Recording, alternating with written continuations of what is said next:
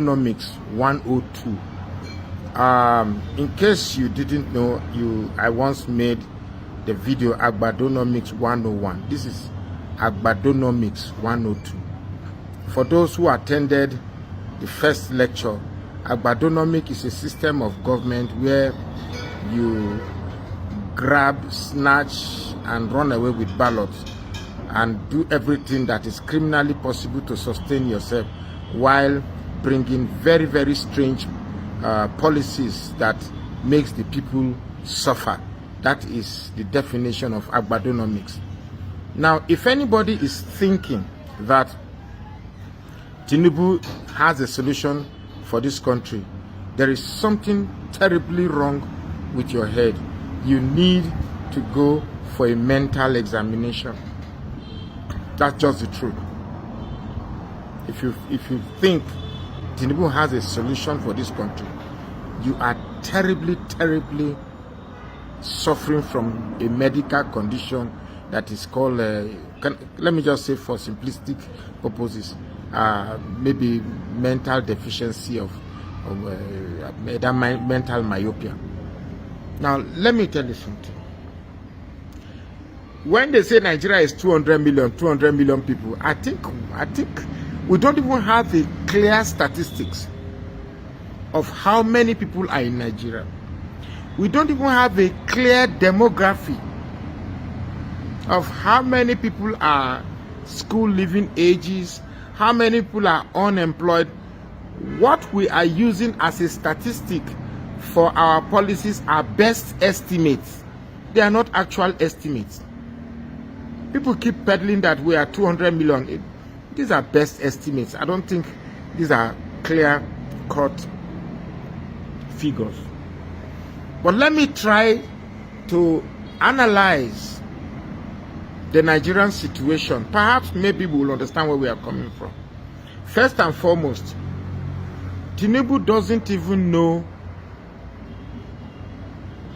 Nigeria as a whole. I think he is just a man encircled by the knowledge of Lagos, and he's trying to use the knowledge of Lagos to come and lead Nigeria.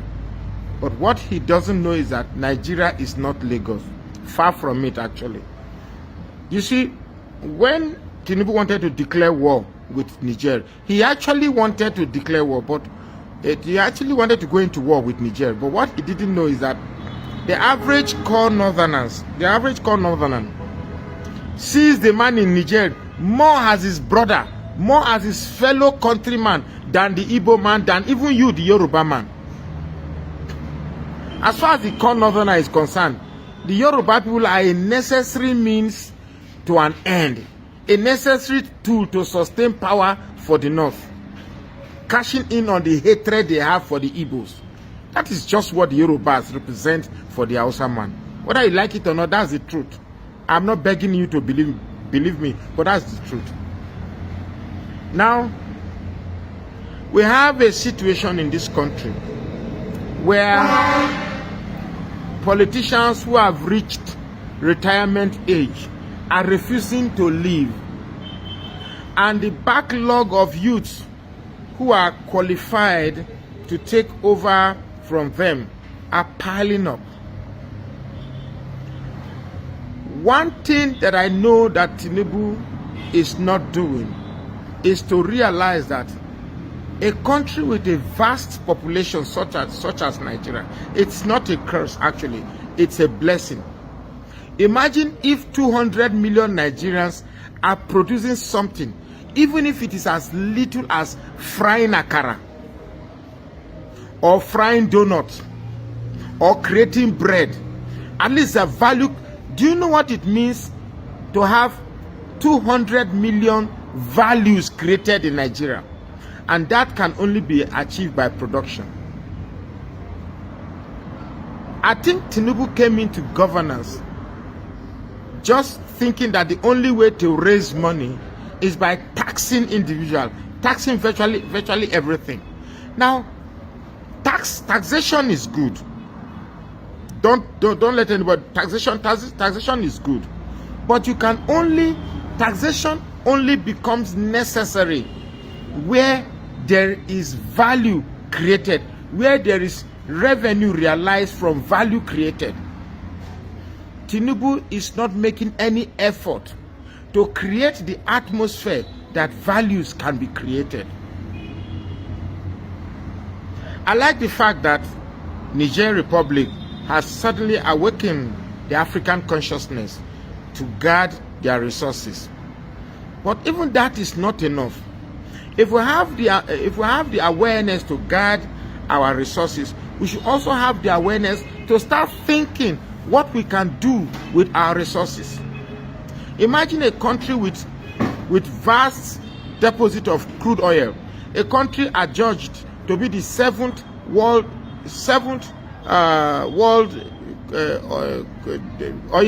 crude oil producing country, Nigeria. Yet we still take this crude oil out for other people to refine and sell it back to us. The implication is that, of course, what is refined will be more expensive than what is raw. So when they pay us crumbs for our resources, they refine it and sell it back to us. They take back what they have given to us, and we pay more for them also. If Nigeria must develop, we must begin to create a consciousness where we produce. Now, all this idea, of course, our naira will depreciate with the dollar because we are not producing anything. We are not creating the demand for the naira. And the only way we can create demand for the naira is when we create products that the world needs. We create products that we export. Right now, we are not creating anything. We are only buying and buying, consuming, buying and buying. Of course, when you are going to buy anything, you are going to buy it at the rate of the country's currency you are buying from. And once you are the one buying, your currency becomes less strong, than the currency of the country you are buying from. That's simple. If I'm going to buy something, the person who has what I need has more power to determine the price. I can only negotiate.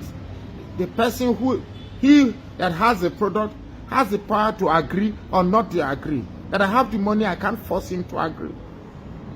So we must, as a matter of certainty, understand that Tinubu does not have any solution for this country at all. The ministers he has appointed are clearly favoristic appointments based on what you have done for me. Scratch my back, I scratch your back. The fragility of Nigeria right now does not have room for these nonsenses that this nonsense we are seeing around. We don't have that strength to accommodate this rubbish. So when we are saying that a new Nigeria is possible, it is not with the likes of this Tinubu. This one is a criminal. This one has no solution.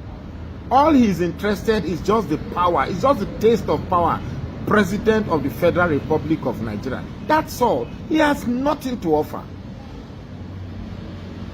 And when we do this, you think we are doing this because Peter Obi is not there. No. If this man had surprised us, bringing policies that alleviate and ameliorate the sufferings of the masses, we might perhaps be having a second thought. However, we know that if the process that brought you is not excellent, so you cannot end the word excellence. Clearly, Tinubu didn't come with a plan. He came to just become the president of the Federal Republic of Nigeria. And then he is currently rewarding the people who made this possible. But in his arrogance, he will still be the same one that will bring himself down. Most dictators, that's how they bring themselves down. I'm sure rather than face the challenges of governance, he's busy plotting how to strengthen his stay in office, using his legal counsel as Minister for Justice, making sure he goes to war, because if he goes to war, the tribunal cannot remove him, and all of that. How can we as Nigerians sit back and watch a criminal, a drug lord, become the president of this country? If you are not ashamed, I am ashamed.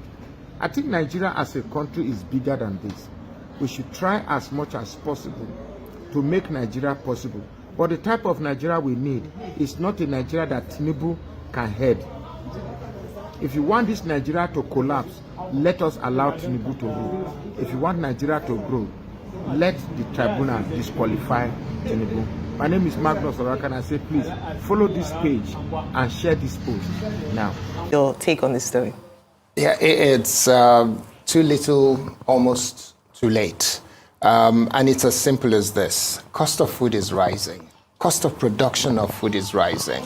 Just a couple of days ago, farmers in Ogun State decided they were going to demonstrate in Yewa axis of the state, and they went out to demonstrate to say that we are struggling.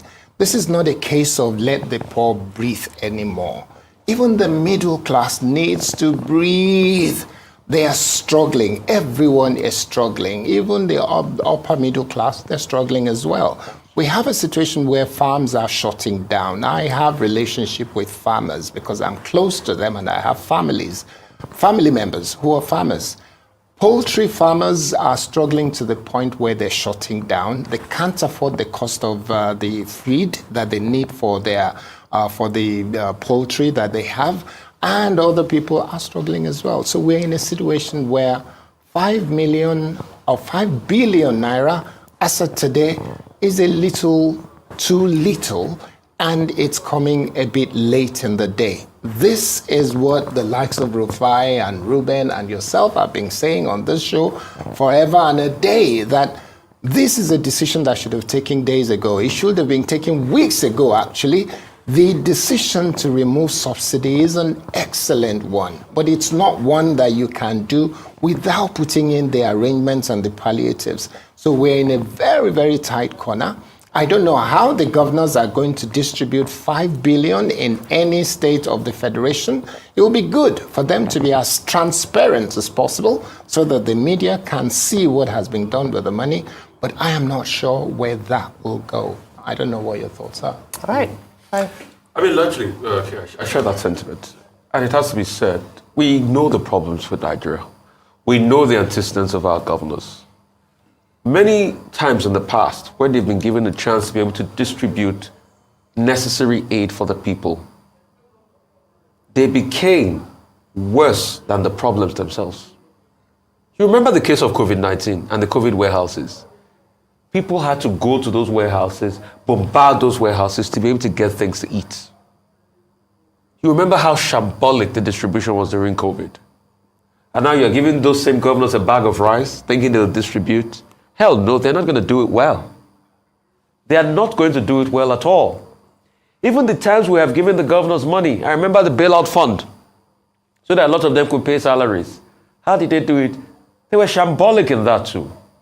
So we're not expecting anything. I think the only thing that'll cut the chase for us is if we put in a specific layer of accountability as regards how the distribution is done.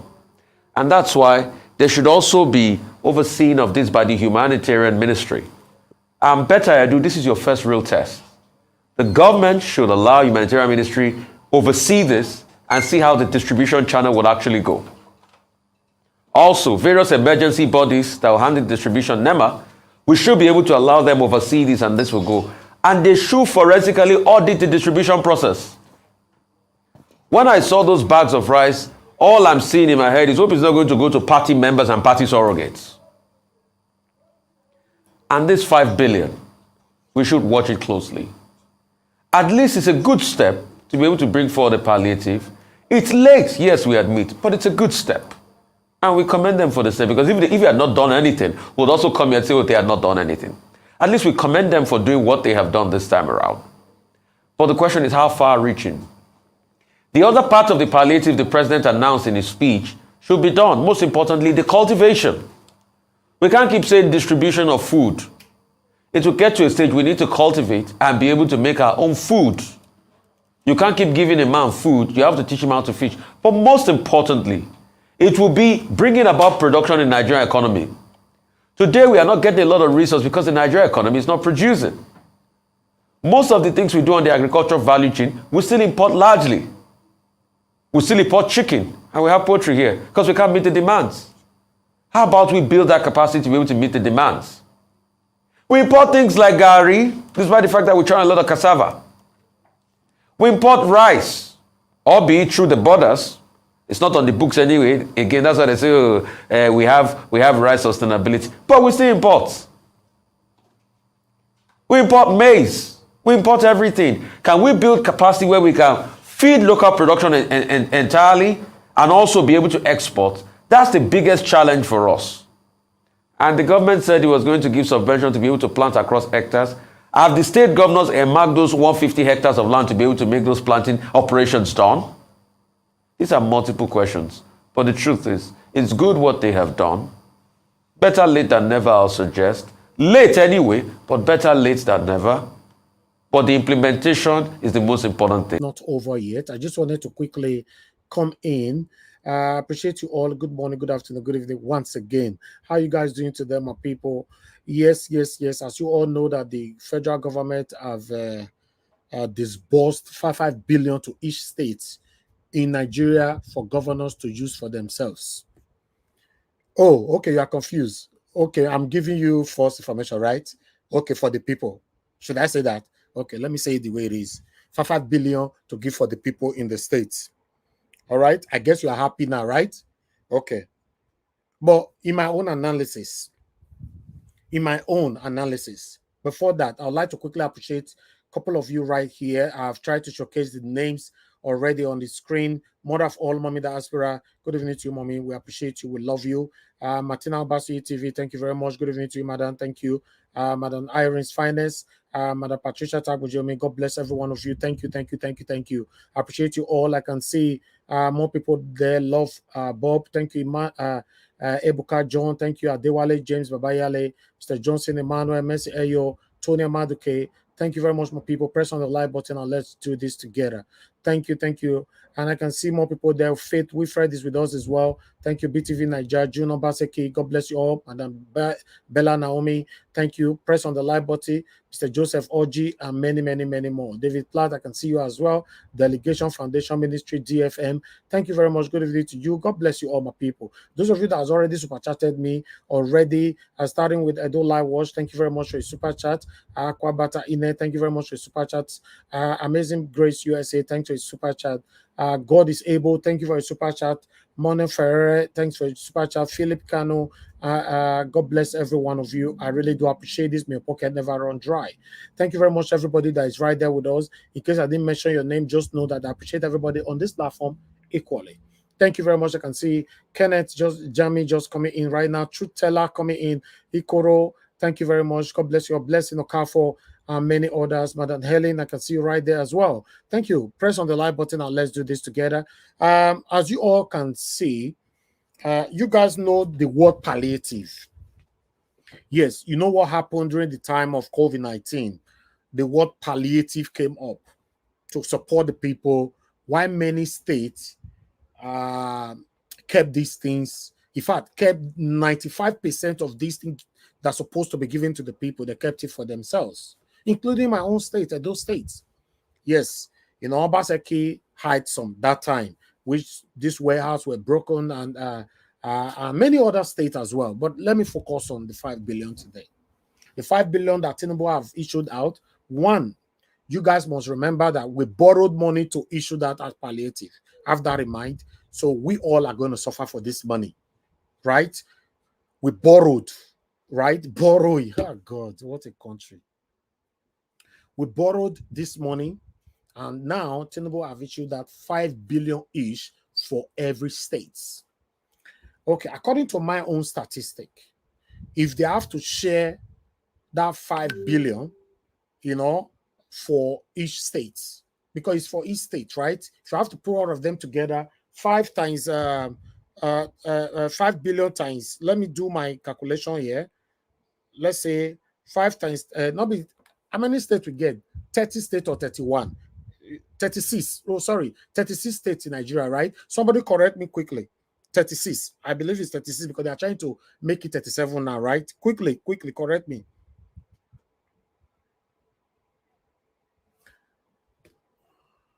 Okay.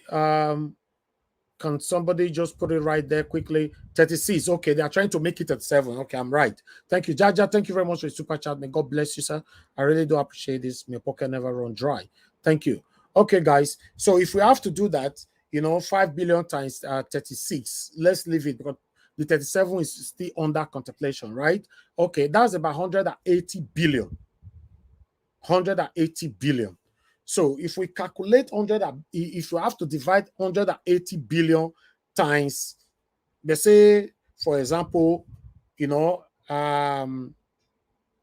Nigerians, we are 200 million. That number don't they do? I don't talk. I don't they tell before they born you and I. But let's leave it like that. 200 million. And according to my statistic, from that 200 million, if, for example, both me and you, wait there abroad and all of us, they want to share that money, that 180 billion, they say me they give you and I, each person will collect 3.6 million naira. That is including you and I with there abroad. Each person, 3.6 million naira go reach our hand. If this government mean well for us, that's what they're supposed to do. Use your money for what you like. You give it this money to governors. For example, let me start from my state, for example.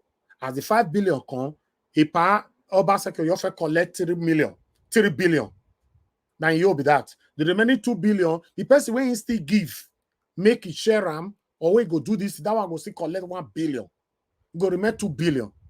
That 2 billion, people when they put the contract for you, go buy all the bag of rice and rubbish where they want share, that one go still collect like 300 million for inside.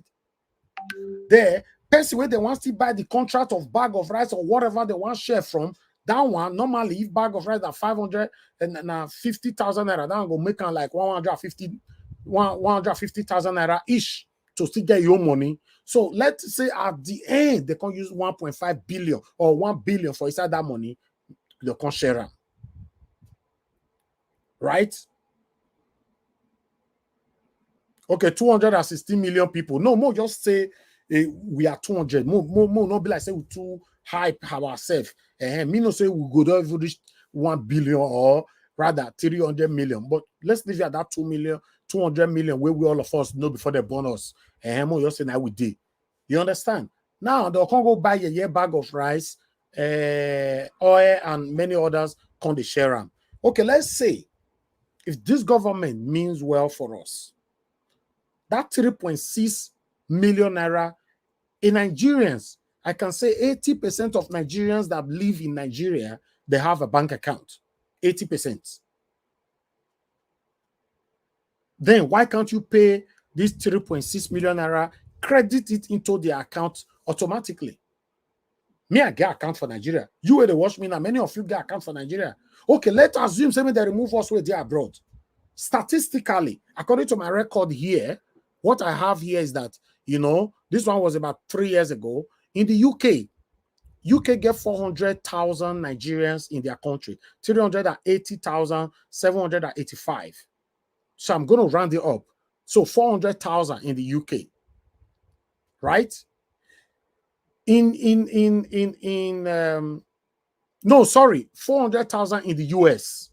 400,000 in the US. In the UK, 190,000 in the UK. In Germany, 56,000. Right? Then Italy, they have 71,000 Nigerians there. Canada, they have 51,000. France, 30,000. South Africa, 30,000. Ireland, 17,000.5. Why? Netherlands, 10,000. Many, many more. Continue like that. Okay, let's say if we remove more by your say, can somebody give me estimate of Nigerians in abroad, outside Nigeria? Let's work with that. Since we don't work with fact now, let's work with estimates. Give me anybody, just put it right there. I know we have smart people on the comment section. We are getting somewhere quickly. Quickly, just put it there. How many Nigerians is outside Nigeria? Because for me, I can say the Nigerian that is outside Nigeria, if you ask me, I can say 10 million. 10 million Nigerians are outside Nigeria. You know? So, okay, let's work with that. Let's say 10 million. Right? Let's say 10 million. 180 billion. Okay, 15. Okay, 15. Okay, somebody say, let's work with your 15 million. Let's say 15 million Nigerians are outside Nigeria. Okay, now 180 billion. Tinubu give out now, made a share, made a say buy a bag of rice for us. For us. So if in case you know, say you need your bag of rice, buy ticket, call Nigeria, come collect your bag of rice, oh my brother. Because now all of us, you know, as a Nigerian, all of us, now we will collect the ororo and bag of rice and the maggi, spaghetti and all that. They feel me so. Okay, let's come to reality. 180 billion. So Nigerians,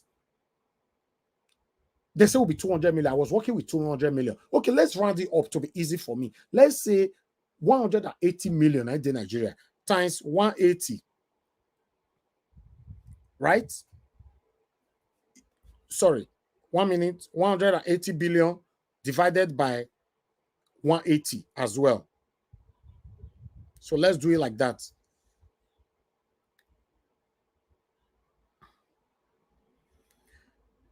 According to what I have here, 5.1 billion.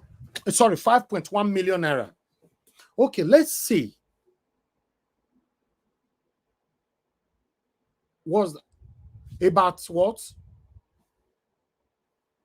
About 8.5K. I don't understand that, Love Bob. I don't understand that figure. What do you mean?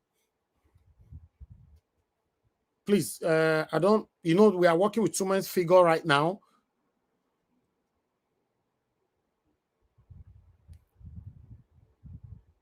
Yes. Okay, let's say 5. Let's, you know, for us not to sleep here, let's say 5 million naira. My people, you see what they tell you now all the time.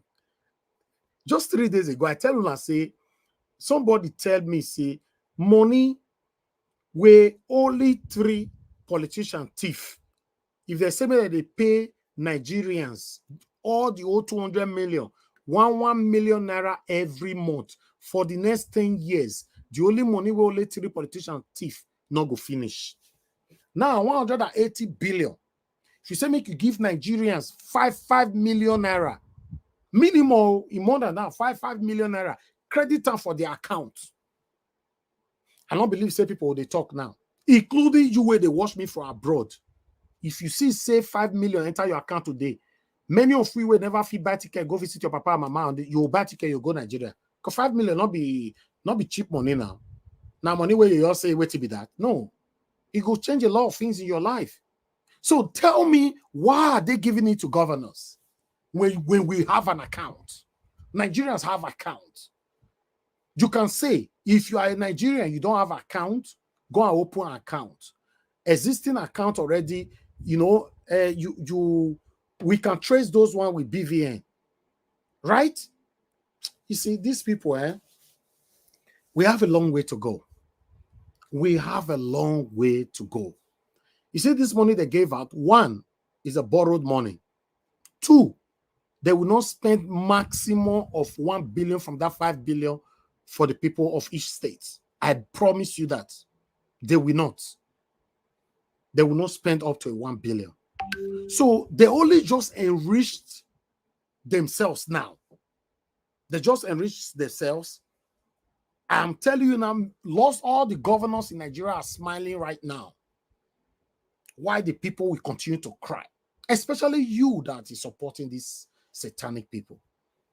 You that is always countering us, insulting us, that we don't know what we are doing. Oga, if you know, say you don't insult us and Tinubu you dey support, once you receive your support from that 5 billion where they take go to your state, come tell us how much you get for inside. Come tell us. If you get, now you get 1 small bag of rice where they can't use machine to sow again. Not be the big bag of rice, so don't look that one. Oh. Get the pour for, get the way they say that they pour for base, they come arrange them again, can't use machine, sew them again. They give people, can't write Tinubu for top. Hey God, can't give you one ororo. I don't want to call it oil. They call it ororo. Can't put one onions, put one Indomie, Dangote Indomie, and they'll come put, who do us this one? Some of you will be expecting me now to be saying, Tinubu trial, because you are gullible. And that is who you are. Nothing can ever change that. We can't continue like this. It's not working. Judiciary must do the right thing to remove these people. Nigerian judiciary, do the right thing to save Nigeria. Take us out of poverty. Take us out of this present excruciating suffering. You can do that because you have the key right now. If, for example, the same way Tinubu allocated 180 billion for the states, for the whole country, and he also allocate 100 billion for your account, you might decide to say, maybe people will want to die, may they die, not concern me. After all, my children, they are abroad. Judiciary, if you do that, don't worry. The blood of the people will ask you. Do the right thing. No amount of money you have today that will live with you forever. The day you will die, you'll be buried like that without nothing. Just do the right thing.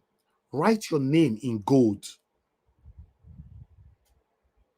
Give us the reason to start trusting our judiciary all over again. Because for me, I've never trusted you. And it's not a good thing. I trust my judiciary in the UK. I trust them 100%. Even though nothing you can give 100%. But for me, I'll give them 100%. Or let's say, to be fair, let's say 99.9%. That's 100%. I trust them. I trust UK government. Why can't I trust my own government? Why can't I trust my judiciary as well?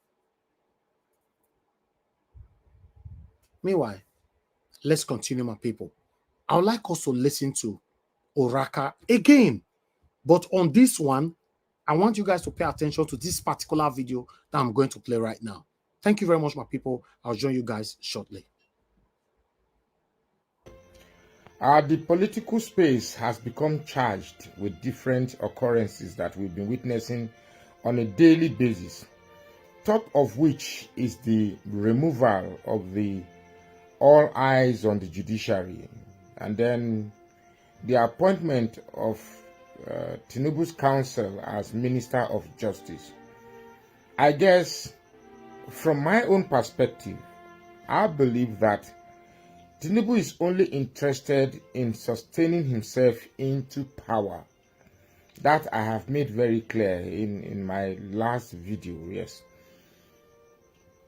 And something also tells me that if it costs the blood of Nigeria to sustain Tinubu's ambition, that's okay for Tinubu. I don't think Tinubu has the slightest form of empathy for Nigerians. I don't think Tinubu sees or feels the sufferings of Nigeria so long as his power is sustained. I don't want to go about answering the question why Tinubu is feeling so entitled about becoming the president of Nigeria, but I'm more interested in asking the question, what happens if Peter Obi is not made president? Or what happens if Peter Obi does not become president? Well, I'm asking this question because I think it's time we stop pretending to ourselves.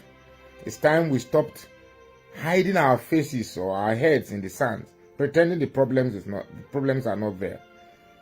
Nigeria is at its worst critical state. If we do not approach it with the most sensitive approach, we might have an implosion that will make Nigeria become the center of attraction to the world, on the negative sense, I mean. Now, if you've been following me, you will know my stand on Biafra. A lot of you will know that I've not pretended about it. I have some very, very good Igbo friends, fantastic Igbo people, but you know my stand on Biafra. I have weighed the Biafra of the future, and I see that it doesn't fit to my perspective. I'm not, and I won't pretend about it. It's my opinion anyway, and I'm entitled to it. However, what we will learn, or what I've learned, or what I will learn from a future without Peter Obi as president is simple.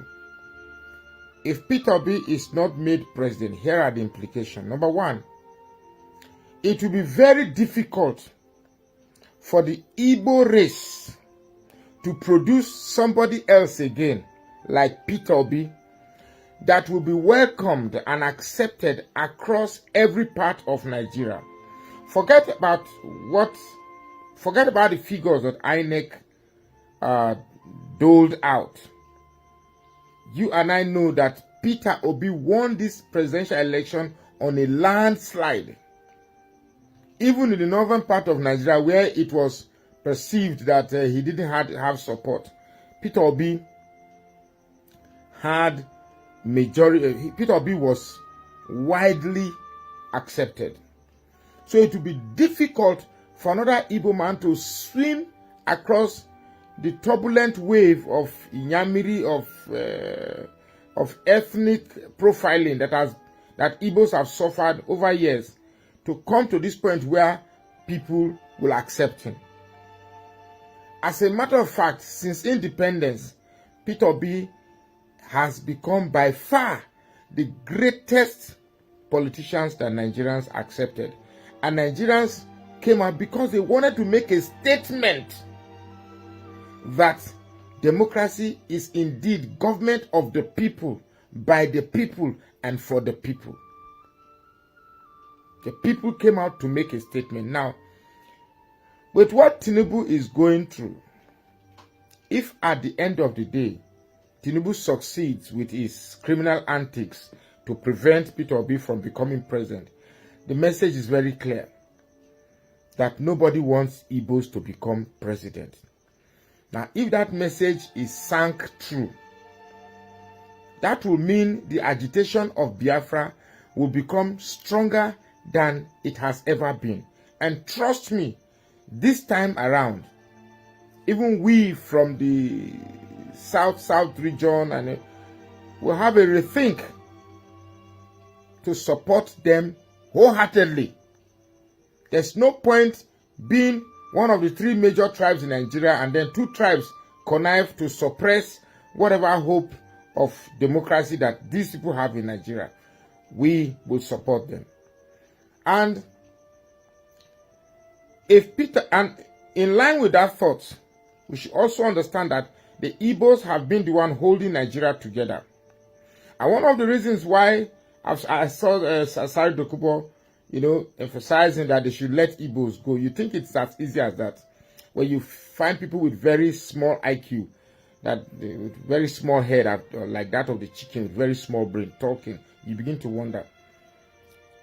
Igbos are the one holding Nigeria together. And let me tell you, if Igbos leave, it will catalyze a cataclysmic chain reaction. You think if Igbo leaves, the Urobo will stay, or the Isoko will stay, or the Calabar will stay, or the Ijaw will stay? If Igbo leaves, it will only catalyze a chain reaction of other people to want to leave. And let me use this opportunity to say that the destiny of Nigeria remaining together is hanging on a thread. And the only thing that is threatening the strength of that thread holding Nigeria together is Tinubu's ambition. Tinubu doesn't care about the Igbos. He has made that very clear. Tinubu doesn't care about doing things right. He has made that very clear when he said, you must grab election, you must snatch election, you must run away with it because it is not served a la carte. If Peter Obi does not become president, it clearly shows that truly there is a concerted effort somewhere to ensure that an Igbo man never rules this country. And therefore I ask, if an Igbo man cannot rule this country despite their recognizable population, then what is the fate of the Urobo man, the thief man, the Ijo man, the Anaguta man, the Birom man, the Bachama man, the man from Biu? Nigeria cannot be honestly termed as belonging to a few set of people who have the mentality of entitlement. That's not going to work. So Peter Obi is a strong catalyst that will determine if Nigeria will remain one or if Nigeria will disintegrate.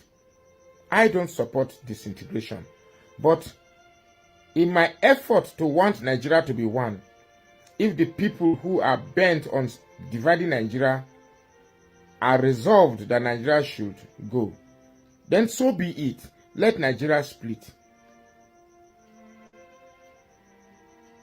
How can a system designed to design leaders, a leader for Nigeria, promise so much of fairness, equity, and justice and transparency, end up being the very institution that deceived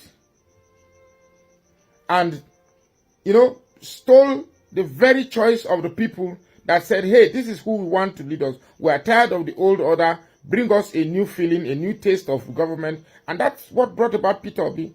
It's not as if people love Peter Obi that much or something. People just want to have a taste of a new way of doing things. Let's try Peter Obi. And if Peter Obi does wrong, we'll give him the same treatment. So, Peter Obi, that man, you've probably seen that he's just an ordinary picture you hang on your phone screen. I can assure you that I am not threatening the Presidential Election Petition Tribunal or the judges themselves. It's not a threat. Nobody has said in all this while that we are saying all eyes on the judiciary, you must declare Peter Obi as winner. Nobody has said so.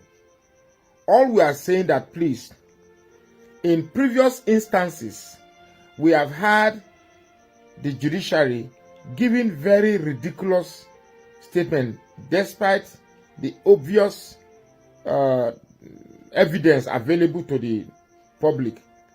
You may say that, well, as a citizen of Nigeria, I don't understand the dynamics of law. But one thing is clear, no matter how complicated you want to define law, law, in whatever guise, emanates from common sense. The law cannot be stronger than common sense. If I pour petrol in this house and I strike a match, the house will be engulfed in fire. It's common sense. There's no law that said, okay, did I strike the match with my left hand or did I strike the match upward? No.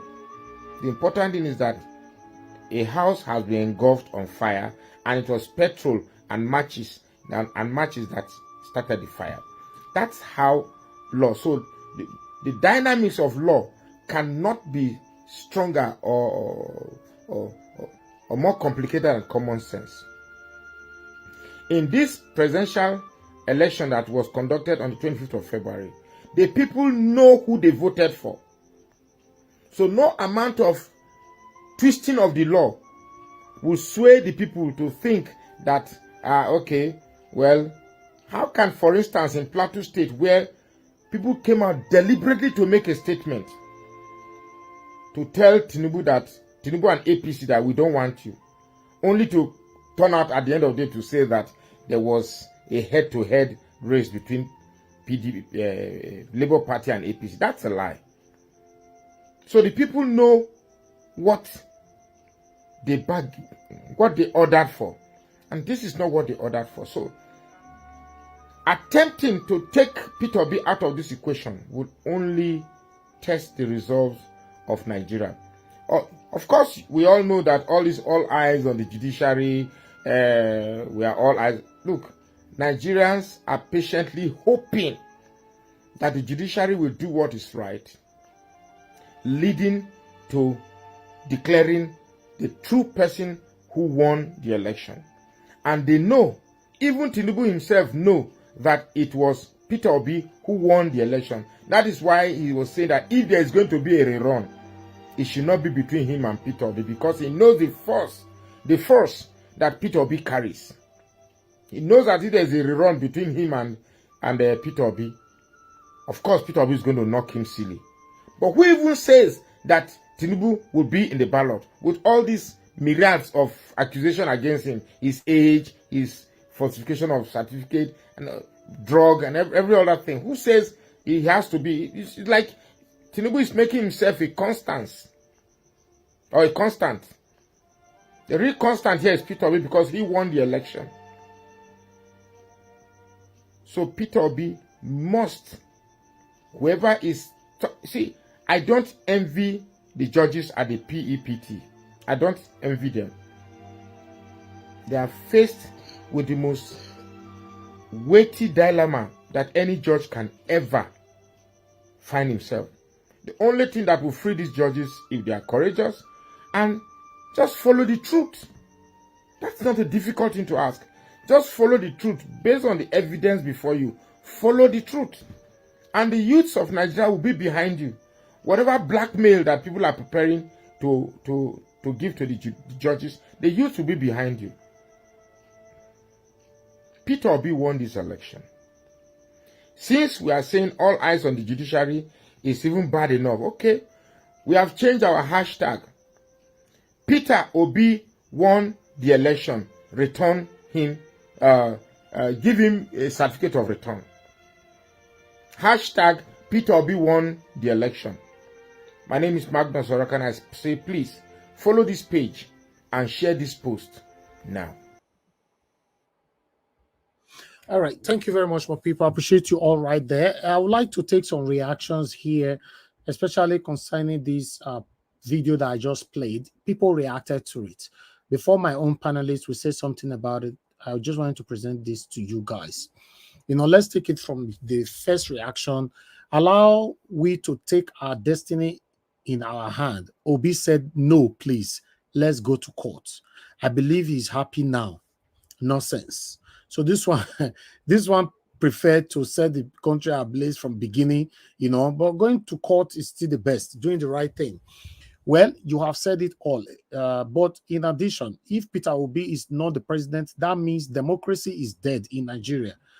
And secondly, every Nigerian will go their different way. And finally, the military will take over. All right, we have Martin here. He said, if Poe is not made president, it then means that we don't have constitution, as Tinubu didn't meet the constitutional requirement, hence the possibility of anarchy. Also, criminality, corruption, and other vices became the order of the day. With Escobar president, who everything around him is corrupt, fake, and illegal. All right, I have another reaction from here. Let me remove this so I can see properly. It said, even in football match, when an opponent complains about a penalty that is supposed to be awarded, the referee goes back to the VAR to check and make a good decision. And a whopping 30 billion naira was spent. That 400 billion, say plus, okay, wonderful. 400 billion was spent in an announced a rigged and fraudulent election without even taking a second look or think about it twice. Even when the result was being contested, all those Agbado supporters, may the Almighty God allow others to take your right, no matter how many times you protested for fairness. In Jesus' mighty name, amen. We're going to talk for that one, because they pray for Agbado supporters, we see they support what is wrong. So that one a prayer for them right there. But meanwhile, let's move on. You spoken well, sir, and by God's grace, Peter Obi will be emerged as president of Nigeria. God, please hear our prayers. While I have another person here, I'm beginning to think that our patience of keeping peace for the tribunal to do the right thing is being overlooked. Anger, they said, don't have respect for personality. Okay. Kingsley said, the only thing that is making me happy is more than 80% of Nigerians have known that leadership is the only factor keeping this nation in a mess. And we know who we voted for. Why the country is at peace is because of the judiciary. I want to state it categorically that the failure of the judiciary in doing the right thing will cause something that will be recorded in the history to all nations. Okay, I have another one here for Okena. He said, if Peter Obi is not declared president by judiciary as he won the election, that means Nigeria is not one Nigeria anymore, and democracy is not working for Nigeria.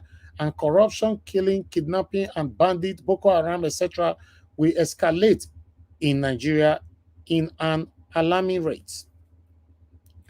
Nigerians now they talk so because now my platform just now, I don't they say my panelists. So I got to protect my panelists by always bringing other people's reaction from another platform to do comparison with what we say here. So we have another one from here saying that you said it also. If the decision is not in favor of Peter Obi, wanted to say there, which is natural justice, let the Igbo prepare to exit Nigeria. We can't take it no more. Okay, I have another one here from Prince. You made a mistake. The word is not that nobody wants the Igbos to become a president, but the ruling class does not want the Igbos to become president, because you just say that he won with a landslide, and that was widely accepted in the North. That is true. Not Nigerian that doesn't want the Igbos to be president. I'm not an Igbo man. I want Obi to be president. Many of you here right now, 80% of you guys listening to me, you want Peter Obi to be president. It's the satanic leaders that have been ruling us to date. Now, they don't want Peter Obi to be president, not Nigerians. Okay, Samuel said, if Peter Obi didn't win the president of Nigerians, forget about Nigerians. To start again, someone who can bring Nigerians back again in life is very difficult. Okay, now so that person right hand there. Okay, we move on. Eze Shuk said that when I see some people's comments, I begin to wonder whether they are not Nigerians. When I look at their names, all I see is tribal sentiment. Even in our present condition, honestly, we need to go our separate ways to save lives. Okay, I have two to go. Ohanaeze said, if judiciary decide to enthrone impunity, then nobody will have the moral right to prosecute corruption. All one need to do is to go and steal, wait for 10 years and apply for elective position, or forget about going to school, just forge one university certificate. If anyone talk otherwise, take him to court and jail him. After all, the president of the country ruled with forged certificate and it was sanctioned. Okay, the last one is here. Enokela Emmanuel said, if Peter Obi is not made president, then the hope of the common and poor Nigerians is forever and end. And it end the future of Nigerians. Okay, that is the reaction of the people right there. I thought I should bring all this to you because remember, I never post link yet. So my own panelists never can talk their own. I always like to do comparison for you to know that Nigerians that is crying right now for a better Nigeria is not only from my platform. It's not only from my platform. Other people are grieved right now with the way the country is going. Judiciary, do the right thing. Because I know you are listening, you are watching us right now. Just do the right thing. Philip Kanu, thank you. God is able, thank you. Thank you very much, every one of you that have supported us today. Guys, we need to do this right now. I have some articles to take. As you can see, the title right there: Nigerians prepare for shocking miracle judgment. Ohanaeze message to Nigerians. We're going to be taking that one shortly once I bring in people in. But meanwhile, I'd like us to listen to Mr. Peter Obi here. Before that, oh, okay, we'll take that last. We'll take that last. Okay, let me accept the people in now. Mr. Edwin, yes, I don't see you, sir. Thank you very much. God bless you, sir, for coming in. In case you want to turn, Williams Winner, yes, I've seen you. In case you want to turn your camera off, anybody want to turn their camera off, that's fine. Thank you, my people. Yes, yes, Connor. Now, you I never see, but I know. I don't. Okay, that's fine. That's fine. Thank you very much, my people. Morgan Felix, yes, that's fine. I don't see you. Thank you, Dr. Ken. Thank you, sir. I don't see you already. God bless all of you. You know, let me quickly welcome the people right here before I take on this. Mr. Edwin, sir, good evening to you, sir. How are you doing today? Yeah, good evening, Niger Watch. I'm grateful. We thank God, and I greet all of you. Comment section, I greet you. Panelists, I greet everyone. And I hope we have a good deliberation this evening. Niger Watch, thank you very much for your job. Thank you, sir. God bless you. Congratulate you for your good, for your honesty, and for trying to carry Nigeria to the light of the world. Thank you very much. God bless you, sir. Thank you very much. All right, Williams Winner, thank you very much for joining us, sir. How are you doing today? Good evening to you. Good evening, Mr. Elvis. Are you hearing me, sir? Yes, you are good. Oh, good evening. I'm happy to be back. Thank you very much, and thank you for all you have been doing. I welcome all the panelists and everybody around. I'm praying that God will continue to strengthen you, sir. God bless you, sir. Thank you very much. God bless you too. Thank you. Yes, Connor, thank you very much, my staff, for joining us. Good evening to you. How are you doing today? Fine, thank you. Good evening, Mr. Elvis and everyone. Thank you. God bless you. God bless you. All right. Oga Felix, how are you doing today, sir? Good evening to you. I'm fine, my beloved brother. I greet you specially. I greet all the panelists, the comment section of you worldwide. Thank you, sir. Thank you very much. All right, Dr. Ken, thank you very much, sir, for joining us. Good evening to you. How are you doing today, sir? Thank you very much, Elvins. We are here and we're going to keep the pressure on every necessary sectors that needs to hear us. Thank you very much. Wonderful. Thank you very much, my people. All right, before we would take on these articles right here, let's listen to recap back on what Mr. Peter will have to say here. Then I'll come back. Thank you. If Iranians can protest, Iran has a GDP of 400 billion. With 79 million people, their per capita is 6,050 naira, $50. And they're protesting. Nigeria per capita is 2,000. So the person with 6,000 is protesting. We're not. Iran generates 74,000 megawatts of electricity. We generate 4. And they're protesting. Iran has the unemployment of 11% and youth unemployment of 25%. We have unemployment of 19.8 and youth unemployment of 61%. So those youths will protest one day. Those of us who happen to be lucky to live in Ikwe and Victoria Land, I say to them every day, if we don't look for food for those who live in Ajegunle, one day we will not be living. Nigeria has become a case of where lunatics took over the asylum. And we don't want lunatics do when you want to take anything back from them. They create a thing as if there's a war. So you run away. If a madman comes there, you say, hey, everybody say, I don't want to touch this madman. That's what they're doing. We need to take it back. We need to become as mad as they are and take it back. You have a situation today where people are owing salary for 7 months and they're celebrating their birthday. How can you say a thing like that? How can you be celebrating when you've ruined people's life? People are dying and you're celebrating and people are watching it on TV. It's a crisis. And the only people that can stop that crisis is you. They can't stop it. Telling people in lunch that when I found it amazing that even people in America I'm part of the problem. As governor, I come here, you know what people tell me? This man bought this house, this man bought this house. Where are you going to buy your own? Why will I buy a house in America? I don't live in America. I have nothing to do with America. It only cost me $200 to come here and go. Why will I buy a house? Americans should live in America. I'm a Nigerian. I live in Onitsha. That is where I should live.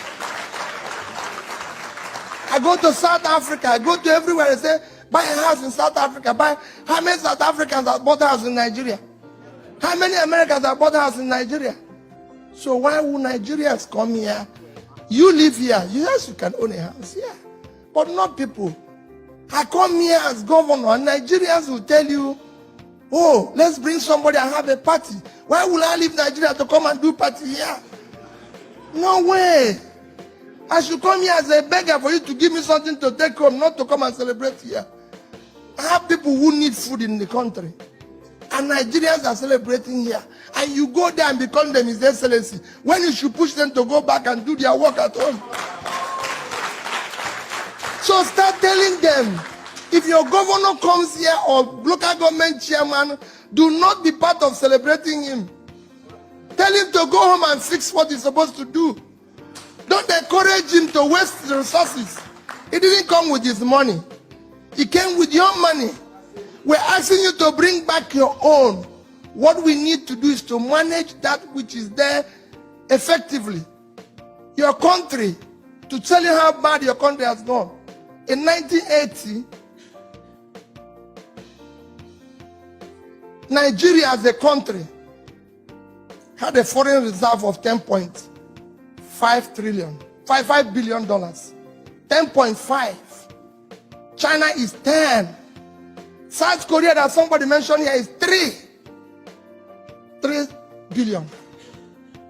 The country was far bigger than South Korea. It had more money than China. China had a population of, today, China population is 1,317,000,000. Nigeria is only 186 million. But what is happening?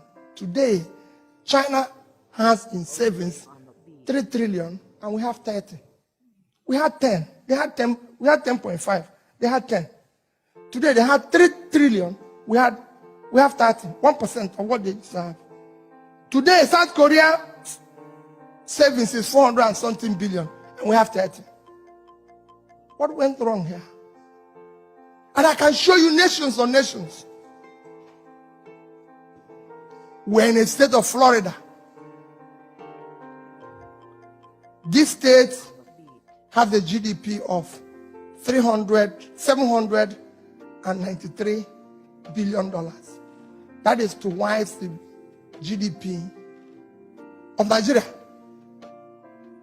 Your richest state in America is California, with a GDP of 2.6 trillion, 6 times Nigerian GDP. With a per capita of 50,000, Nigeria is 2. Can governor of California drive 5 vehicles at a time? No, I'm asking you people a question. So we need to fix it. Can governor of California use 5 vehicles at a time? In your place, they use 30 and call it convoy. If it's not madness, tell me what it is.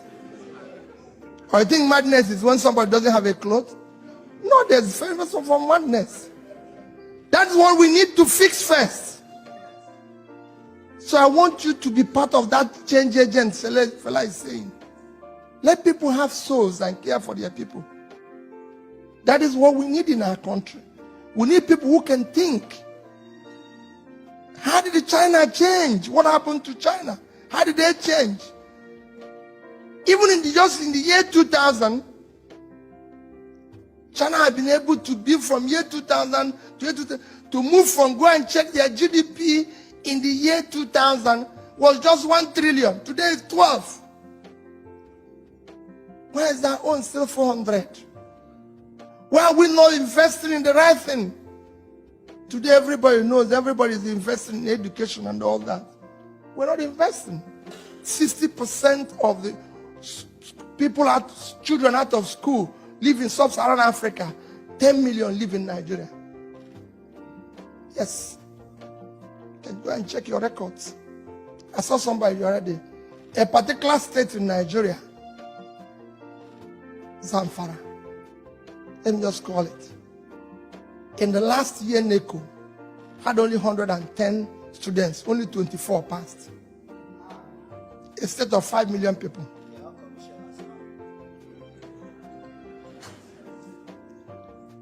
"24. When our state had almost 200,000 for the same exam, it won't work. It's Nigeria. Every part of Nigeria is important to us. People ask me now while we're eating lunch, what is the problem? I said, the problem is the people. It's only in Nigeria that you elect people. They don't have car, they don't have anything. 6 months, they build a house, buy 20 cars, and call it for Thanksgiving, and people will go there. And they will be praying in the church, telling God to bless them. And the bishop will preach in that wherever they got the money, should give them more when they have to call police. Because they know where the money came from. Everybody knows where the money came from. But they are still celebrating it. He comes to America and buy a house, and they said if you see his house, and it's in choice areas. When he's in Washington, they tell you this place, this man owns the house here. In New York, this man owns the house here. With whose money? Let him show you his business. His daytime job. That earn that money. In which is, if Shobanjo, who is doing of advertisement, wants to buy a house in the best area of the world, let him go and buy it. But for God's sake, why would Peter Obi come and buy the choice area in Washington when he didn't own it before? A governor built a house that is unbelievable, and they asked, he said, I used to have the money. Why didn't you build it before? Hey, wait a minute. What are you telling us? And you're owing us salary. Even if you had the money before, you would have kept quiet. The rascality must stop. That's what we need to do first. Let's deal with this rascality first. It's when we stop this rascality that we can now. There's opportunities in Nigeria. That is what I was talking about, and that is what I've been talking about. You know, for you guys that be following us, remember a couple of days ago, I think I referenced to a similar thing that Mr. Peter Obi just said right now. That when the Yahoo boy a thief from other people, when they come to the community, they'll give him name, Odogu, and different names. Why their mama go say, oh God, you do well for my body, oh my pikin don't make him. That's the same thing right now. When politicians steal from us, they go to the church. Pastors will pray for them. Pastors will say, God will continue to elevate you. Elevate from where? That is what we are saying. Where do you want God to elevate him from? Because like Peter Obi just said that we all know. We know where these people, they see this money. We continue to loyal to them, pledge loyalty to them, continue to pray for them. We can't continue like this. You know, and the reason why UK is better today or America is better today, because the community, the citizens are helping the police. Anything they find unusual circumstances or unusual things in the community, they call the police and inform them. But in Nigeria, no. You will not say your neighbor take person life. You cover up for and say, my friend, tell no, no, I go tell police, say my friend do something. That are not good now. What are friends for? Friends for waiting. Like I said before, we have a long way to go. It's not just the government. 2 days ago, I also said on this platform that it's not just the government that is our problem. We ourselves, we must work on ourselves. I don't know how we'll do that. To be honest, I don't know. Maybe somebody else might have a better idea than me, but I know a lot of things is wrong. You know, we are citizens, our biggest problem of ourselves. We are full of hatred. We are full of jealousy. We are full of, I don't know. I don't know how to describe us. We don't like our people grow. Nothing is working amongst us. Look, religionism is one of the things I've talked about so many times as well. Thank God now my own principle, I just talk them again. This is a long-time video anyway. You know, pastors are part of the problems. Most pastors are part of the problems we are facing in Nigeria. They applaud the criminals. A Yahoo person thief money, con 1 or 2 persons to death and collect their money, go to church, pastors to bring them to the front seats. If politicians steal from the people like the 5 billion they are about to share right now, any politician that steal from me and go to church, they will take them to the front seats.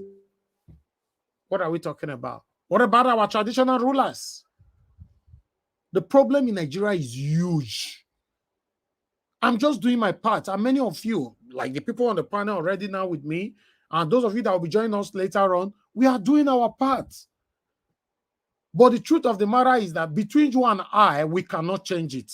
We can only do a little. In our time, we can't change everything. That's obvious. Because our expectations are high. If you ask me now, what is your expectation, Elvis? I'll tell you, I want Nigeria to become like UK. You see, that is high. So there's no way we can achieve that in my time. I'm not sure it's possible, except miracle. So when you are expecting something, don't put too much, how do I put too much a percentage on it, so that when disappointment come in, not hit your head, Boza. Put a little bit on it in case there's any kind of disappointment. You're not going to feel the pains that much. But when you put huge percentage, 100%, I go do it for him, he go do it for me, then when they fail you, becomes a problem. We need to start from somewhere. And who is that person? It's Mr. Peter Obi. That's why you and I, we are here. For any reason, Mr. Peter Obi cannot be sworn in as the president of the Federal Republic of Nigeria because he won the election. For any reason, they manipulate this. They oppress us and suppress us and intimidate us, including Mr. Peter Obi and all that. Then Nigeria is done. Yes, it's done. Don't tell me to speak positive, for example. Some of you might say, no, don't stay negative. Listen, this doesn't have anything to do with negativism or positivism. If Peter Obi cannot be sworn in, Nigeria is done. And it's going to continue to get worse. That's it. It's going to continue to get worse.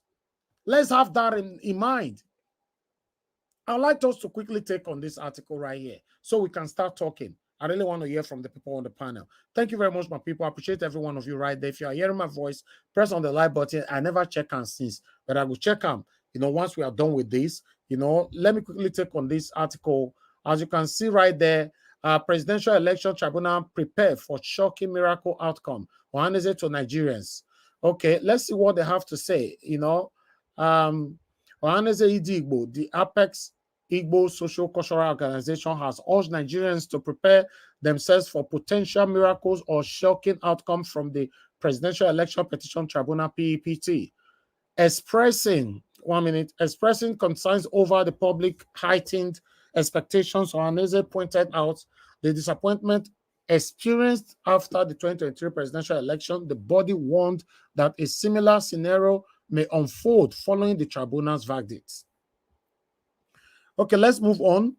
A statement by the Ohanaeze Factional Secretary General Okechukwu Isigozoro reads partly, Nigerians are urged to ready themselves for conceivable shocks or miracle that may arise from the decision of the tribunal judges. Ohanaeze Igbo acknowledges the widespread optimism that accompanied the 2023 election due to the new electoral laws and the Independent National Electoral Commission (INEC) assurance of credible, free, and fair process. The introduction of electronic transmission of vote was expected to enhance transparency and accountability, giving citizens confidence in the electoral system. However, the election outcome left many Nigerians disheartened and demoralized. Unquote, continue. As Nigerians eagerly await the verdict of the Presidential Election Petition Tribunal, Ohanaeze Igbo, as the Apex Igbo Cultural Organization, advises citizens to prepare themselves mentally and emotionally for potential shocks or miracles. Drawing attention to the disappointment experienced after the 2023 presidential election, Ohanaeze Igbo emphasizes the need for resilience and realistic expectations. By doing so, the organizations hope to foster a more stable and peaceful environment as the nation awaits the tribunal's ruling. Okay, that's it. Yes, that's a strong word right there, but I don't know what you guys will say about it later on. But I'd like us to move on because I have another article here for you sharply. Bear with us, press on the like button. Let's see what the Tinubu's wife have to say here, because this article has been trending since morning. So I'd like us to let's take it together. I never read them. Most of the article why they bring Konya, I want to read them by myself first. Once I see the headline and it's from a legitimate platform, I just bring it here, mainstream platform. Yeah, I just bring it here. But as you all can see right there, that's Tinubu's wife. Nigerians shouldn't wait for government to do everything. That's Remi Tinubu. Let's see why she talked that one. We can't wait for government to do everything. Mrs. Tinubu said in a statement after hosting the National Council for Women's Societies (NCWS) in her office at the State House, Abuja, on Wednesday. Her statement comes amid severe economic hardship occasioned by the removal of fuel subsidy after President Bola Tinubu assumed office on May 29. Mrs. Tinubu urged Nigerians to be compassionate to others as the effect of subsidy removal continue to bite harder. We must lend, we must lend a helping hand to everyone around us. She added, urging women to instill in youth good moral values. The youth must realize who they are, their true identity as Nigerians, not to the borrowed foreign culture. I remember that growing up, when there is a birthday party, we all as children would eat from the same tray.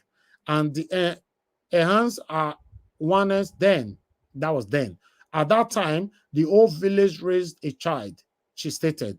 I don't know where she's going, but I'm trying to understand this statement, but I never still get her. Meanwhile, analysts have judged Mrs. Tinubu or Mr. Tinubu, Mr. Tinubu's subsidy removal policy as good for the economy, but the delay in providing palliative to cushion the ripple effect of the policy has left many criticizing it as price of food and other commodities continue to skyrocket. For me, I don't really know why this have been trending on Twitter. I believe because of this headline, Nigerians shouldn't wait for government to do everything. Okay, maybe some of you might have a different perspective, over this. But for me, let me take on the last article that I have for you here. Then we can start talking. Bear with us. Don't worry. Yes, I'll post the link again. One moment. Press on the like button, my people. I never check this like, to be honest. Just the press, I beg, before I come back. Okay, as you all can see right there, that is Cheo. Is it showing? It's not showing. Oh, I think I don't put time on. What did I do? Okay. Okay, yeah, there you go. Okay, it's right there now. Let me take this one quickly. Ministerial list Cheo Sani Nongs Tinubu for assigning defense ministry to politicians.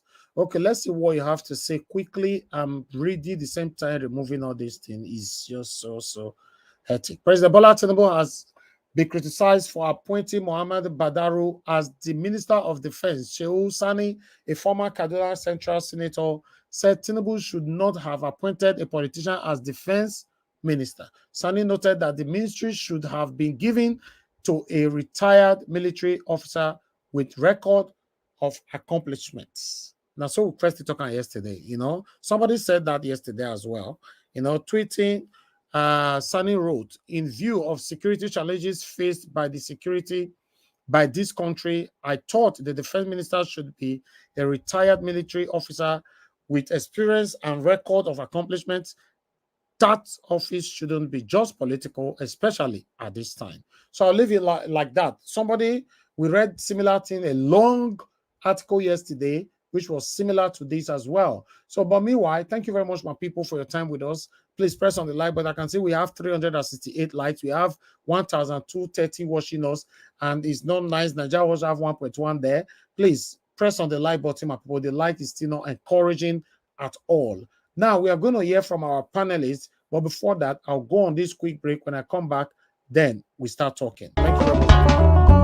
You are the pillar that holds my life. You are the pillar that holds my life. Master Jesus, you are the pillar that holds my life. Lily of the body, you are the pillar that holds my life. You are the pillar that holds my life. You are the pillar that holds my life. Lion of Judah, you are the pillar. Chickadee, you are the pillar. Daddy, you are the pillar that holds my life.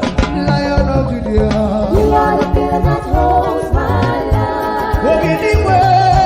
You are the pillar that holds my life. Hey, yeah. Master Jesus, you are the pillar that holds my life. You are the pillar.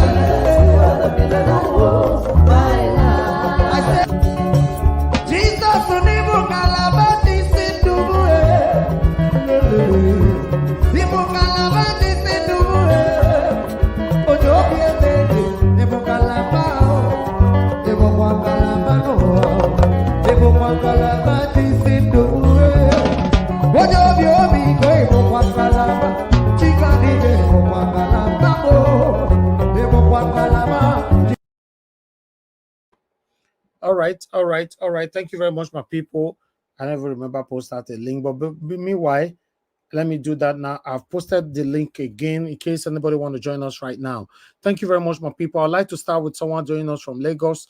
Williams Winner, thank you very much for your patience. I'd like you to speak to us first. Good evening to you once again, if you are there. Hello, Mr. Elvis. Good evening, sir. Thank you very much, sir. Yes, we can hear you. Thank you very much. Good evening. Good evening to all the panelists and all the people in the comment section. It has been a while, but I thank God that I can make it tonight. Thank you very much, sir.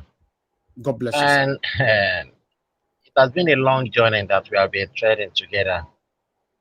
And I believe in that God is still by our side. First of all, I want to talk about what Mr. Oreka said when he was explaining the situation of the country under our principal, the intimidation and the side effects of not making Mr. Peter Obi the president. Nobody, I repeat, didn't want Mr. Peter Obi to be a president, but the people living in that power, the wicked people, because they don't want the light, they don't want the good things for the people, and they will continue to make sure nobody will come and reveal the wicked things they have been doing. That unsettled. And what have been our cry, what have been our lamenting since all these years is the bad government. And we are getting there, I'm telling you, Mr. Elvis. Just at the topic you put this evening, we are waiting a miracle. Why? Because it is only miracle that will change this nation. It is only miracle. You said something that you don't want to be saying, people will saying that, why are you saying negative things? I won't lie to you, Mr. Elvis, from some weeks now, I'll be darkened in my spirit. Thinking that, is it not possible again to have a country that look like UK, that look like America, that look like France, that look at a desert place called Dubai, that the whole world is now running to? Is it not possible for Nigeria to become that way? We are more richer than many countries in the world. Many countries in the world. But still, see where we are. I believe it is possible. So I now have hope that this country will be great again. It is not a cursed country. It is not. And it is going to be great again. Just imagine what they were saying now, distributing 190 billion or what the amount you are distributing, you can see how ridiculous it has been. They have turned us to be a beggar. We are now like Alumajiris, the beggars. Someone did a calculation in the comment section that 190 billion or amount they are spending, if we distributed the money with the total of 200 millions in Nigeria, it's going to give us less than 1,000 naira. Less than 1,000 naira. Is that 1,000 naira we are going to use in the name of palliative? That is the situation they brought us to now. And they are saying they were now sending five trucks to state, rice. Even in the environment, in my locality, 5 trucks of rice cannot even work. You can see the situation they put us. And I want us to know something, sir. These people, they are not human beings. You may be thinking that they were human beings, but no, they are not human beings. You may be hearing their name. This one is this one is that. They are not human beings. I will prove it to you. If someone can be in a seat of power that has no empathy, that has no sympathy, that have no compassion for his fellow human being, you are not telling me that kind of people are human beings. No, we have to change our perspective from all these people, those in the seat of power called president, or those people, ministers, or those governors, or those people in the legislative, or those people in the judiciary, some of them, or those people in the Senate seat in service. They were not more human beings. They were demons sucking blood. That's what they are. Because why can a nation as large as Nigeria be in this condition? And they were still estimating of giving them less than 1,000 naira as palliative, giving them 5 trucks of rice. What then remains after eating that rice? After giving them 500 naira, you can see that these people, they were no more human beings. Life of people didn't concern them. No passion for the people that are crying every day. People don't even go out. I'm here in Lagos. I can tell you categorically, people are lamenting every day. People don't go to work again. Even the work, nobody, you have a shop, nobody is coming again to buy things from you. I sent a message to you on my Twitter, on the Twitter. You can go and check it. What the African people are passing through, what I too personally are passing through, and African Nigerians. As yet, these people don't want to do the right things. We don't expect them to do the right thing. So we should lower our expectation, just as you said. We should lower our expectation about them. Something miraculous is about to happen. I must tell you, things is going to happen that is going to pull them down. The way God is going to do it, because I have known it and I believe it, that there is no way darkness will overpower the light. Many people are going to rise up to take back their country from these wicked people, because it is now or never. Just think about what the wife, she was saying. I'm almost 50, Mr. Elvis. I've never seen anything government have done for me in my lifetime. I've not seen anything government have done for me. Same here. I didn't know. I don't know. I'm almost 50 now, by the grace of God. I've never seen anything government have done for me. I paid my own school fees with my own labor. I went to school with my parents when many Nigerians going to farm, walking to school with tattered uniforms. Now I have 2 sons. I've been the one paying the school fees for my children. I've been the one feeding for them. And now saying that government should not do anything. Government are not doing anything for us. We are paying Just let me tell you, we are paying. When you get to a community, you want to take a light, you will pay to buy in a electricity pole, you will pay to install the transformer, you will buy the cable, and after installing everything, then the NEPA people will now bring bills on what you paid to purchase. They are telling us government, you cannot expect anything from government. We are the one that tar the streets in my own street, the road on my own street. We are the one that erect electric street lights on my own street. They are saying that government are not doing anything for us. They are wicked. And that's why every people that surround them, they were the same courts. They were in the same court. We didn't expect anything from them. But something is sure. I'm hopeful, the service. I'm hopeful. This country is not bigger and great to fall. It will not be because of them this nation will fall. No, we are going to take this nation back. It is now or never. I believe it. They may be propagating, they may be doing propaganda here and there, saying this, trying to make us to be afraid, but it is not going to work. Before I conclude, just like what our principal have said, he has prepared our mind. It is because we are easily forgetting. How I wish we go back to all the news, all the videos the principal have done before this election. We will be comforted. We will be comforted that, oh, it is the revelation. This is what our principal have said. You have seen it aforehand. He said in the video you play that when you want to collect something from a madman, the madman will react, and that is what is going on. Why are they going against Mr. Peter Obi? Why are they going against obedient movement? It's because we want to take back our country. They have to react.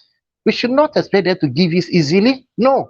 But it is now or never. Whether they like it or they didn't like it, we are taking this country back. We are the side of the light. They are not going to overcome. So I'm talking to everybody that is hearing my voice tonight. Let us be hopeful. Don't let us look at the negative side. They are just bullying. They were shadows. They were toothless dogs. Everything they have is just shouting. The office of the citizen is more greater than the office of anybody in the state, in the country.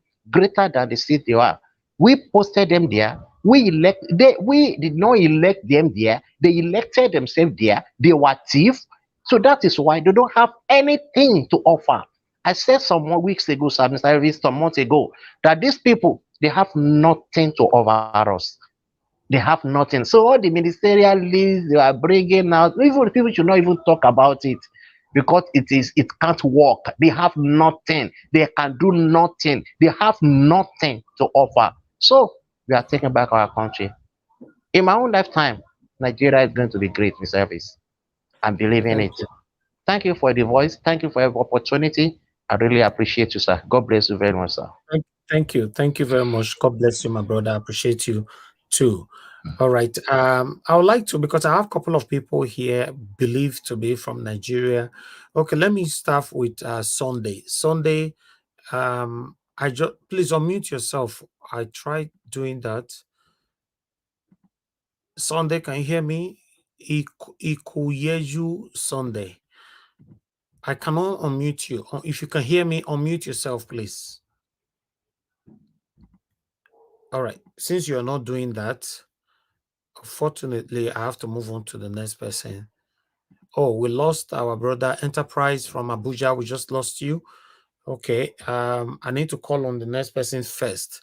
Sunday, until you unmute yourself, I can't really do anything right now. I could hear you Sunday. Believe this is your first time on the panel. But meanwhile, let me move on to thank you very much, Williams Winner, once again for your wonderful submission. Yes, I said earlier on that same here. I cannot see anything that the government, Nigerian government, have done for me particularly. And I need to speak for myself because you can see on that Nigeria might come in now to say, no, Nigerian government have been the one sustaining my living and all that. So that's why I'm speaking for myself. So as a Nigerian, I have not seen anything Nigerian government have done for me. They have not actually done anything that I can be proud of. Then what about the judiciary? I've never trusted them. So this is the first time I'm even focusing on the judiciary, and I believe they're supposed to do the right thing so that my trust can begin to grow with them. But what do I know? Let me move on to Mr. Edwin. Mr. Edwin, thank you very much, sir. You are the first today with us on the panel. I only prioritize those from Nigeria. So please talk to us. A good evening to you once again. Yeah, thank you very much, Naija Watch. Thank you, fellow panelists. Comment session, I greet everyone. I think with what we have been discussing and what has been happening continuously, it's a total affirmation that Ebola Tinubu is not aware of the standard of economical situation and social impairment of the Nigeria as a nation. Because for me, he has seen Nigeria not to be different from Lagos in entirety. That's the way he operates, and that's the way he has been doing things. And again, for you to know that he doesn't really know and he does not know what's called administrative policies, you will understand that at this point in time, he arrived to be an opportunist by taking Nigerians into a proxy war in Niger. And any leader that always supports a proxy war is a sign of a loss in leadership and in direction, no matter the way you say it. Because most of them are trying to declare this war to the best of their selfish interests as leaders who has lost the confidence of their people. So we should also see it that way. But thank God, Nigerians rallied up, spoke up, and make him to realize that we are not ready for that now. For the state and the nation of Nigeria is bleeding. They told him to his face the way it is. And this thing has weighed him down. Immediately after that, he now decided to now pull back and start to look for every other options. And our great brother Araka was talking about the issue of Boko Haram and the North. Yeah, for me, insecurity of the Boko Haram coming into the existence in Nigeria was volumed by the Northern Cabals to carry out the organized crime, like e.g., running into kidnapping, by why they steal our natural resources in their various areas, what they have in their states. These people, they are just doing those things, and they are just like an agent that is used to disturb and distract the attention of the gullible Nigerians from knowing exactly what they are set of mind and what is in their mind. That is exactly what I have seen that thing to be. And the copy of that act, this crime that is now in the North, has now also lingered to other parts of Nigeria, like states of Nigeria, like the South and the Southeast. You see, those ones that are happening there, for me, I see them as the frustrated armed robbers that resort to kidnapping and then alternative to their crime, as Nigerian banking sector was now refurbished and reorganized. So Nigerians no more carry cash. And this now became their new directives. I mean, they pick up this direction to now copy what was happening in the North, because criminals always copy the best side of a crime for without seeing what might be the entail of the situation. While other crime cells were those talks that were being used, or that are always being used by the politicians during the election period, they use them against their fellow political opponents, use them to commit havoc and destruction. Immediately after the election, they dump them and they become redundant. And what else? They now become a feud in the society and in the environment where they dwell. That's another problem of the crime that has refused to come and go. Now, in the other way around, they now also engage our young youths under the principles of courtesan to use them to commit the unspeakable, and at the end of the day, they plant hatred within them and they turn them against themselves, narratively to destroy themselves and kill each other. This is exactly what I say about the crime that is taking place in Nigeria. My take is that the people has changed the election narratives when Araka said the election of 2023 was as a result of some principles. Me, as a person, and as for one, the people has decided to change the election narrative in 2023 because the Nigerian youth decided to answer the call of election civil responsibility by taking the bull by its horn. And that is why the election has become a different story today and a different reasoning why we are trying to smile now. Because the youths of Nigeria decide to engage in it fully, like I would say. And when we now live there, then what we are trying to say now about the judiciary, they should go there and do the needful, do what is right to save Nigeria as a country, save us the entirety, save lives. Let not be the red tomatoes everywhere by trying to do what is right. Nigeria has a constitution. And I want people to understand that the idea, people keep on saying, we are not judges and we never read law, or some of us never read law, and we don't really know. They would always say we don't know what we are talking about.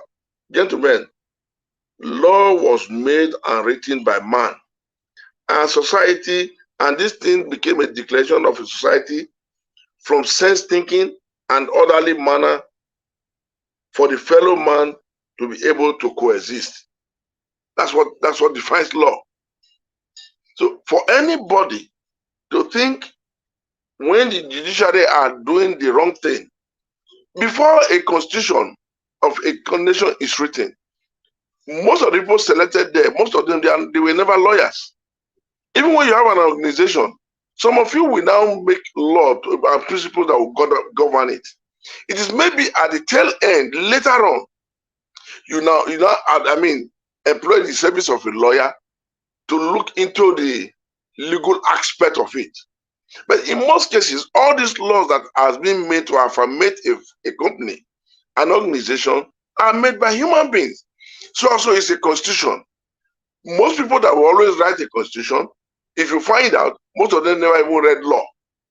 But they think, because from the 10th commandment, that is the establishment of the first human constitution on earth. It came from God Almighty. 10th commandment was not established, even through the Bible we know, we read, and it started expatiating by now, opening up and giving branches to all other reasonable aspects of life.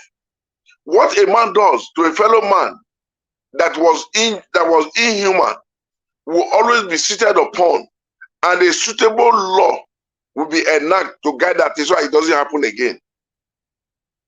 So we can all coexist and have peace and harmony in our midst.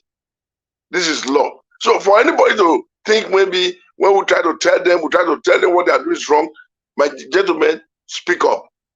Telling them is wrong is wrong. It's only a madman that cannot write a constitution. It's only a madman in the street that cannot come and write a constitution. Every other normal human beings can write a constitution. And constitution and nothing organization, they always tell the public, suggest, write, and give us information that we can look into. So let nobody think telling the judiciary to do the right thing. They might doubt you, they might not respect you, they might not see you as somebody who have idea about the law. No, that's wrong. Nigeria has suffered enough. Nigeria Watch was never a lawyer. He might be from there, it might be in his DNA. But there's one thing you should understand. He was able to know that this thing is not proper. And if I bring gullible Nigerians and intelligent Nigerians, loving Nigerians together, we might be able to speak for people to understand. And most of these different platforms speaking today, they are one of those people that has been contributing immensely to give peace to Nigerians for till now. Otherwise, maybe Peter Obi would have been able to quench the situation, because it's bubbling, it's boiling, it's rising. We should all please understand that whatever we say now until the judgment, we all have a right to say it. Nobody will tell you because you did not go to law school, you didn't read law. Some of us, when you even go to your high institution, in your preamble courses, there are some part laws that you read. So at the end of the day, you will understand that a law is for everybody. And we are all lawyers and we are all judges.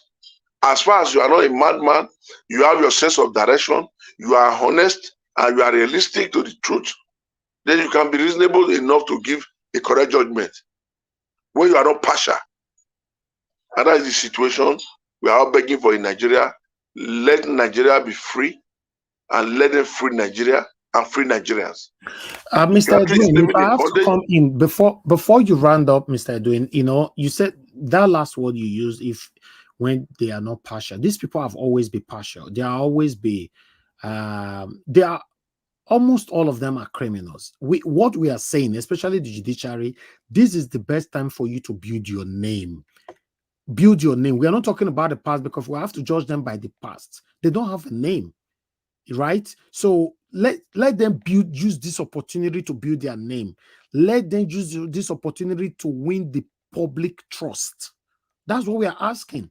Peter Obi won the election. Declare him as the president of the Federal Republic of Nigeria. That's all. Thank you, sir. Thank you, Nigeria Watch.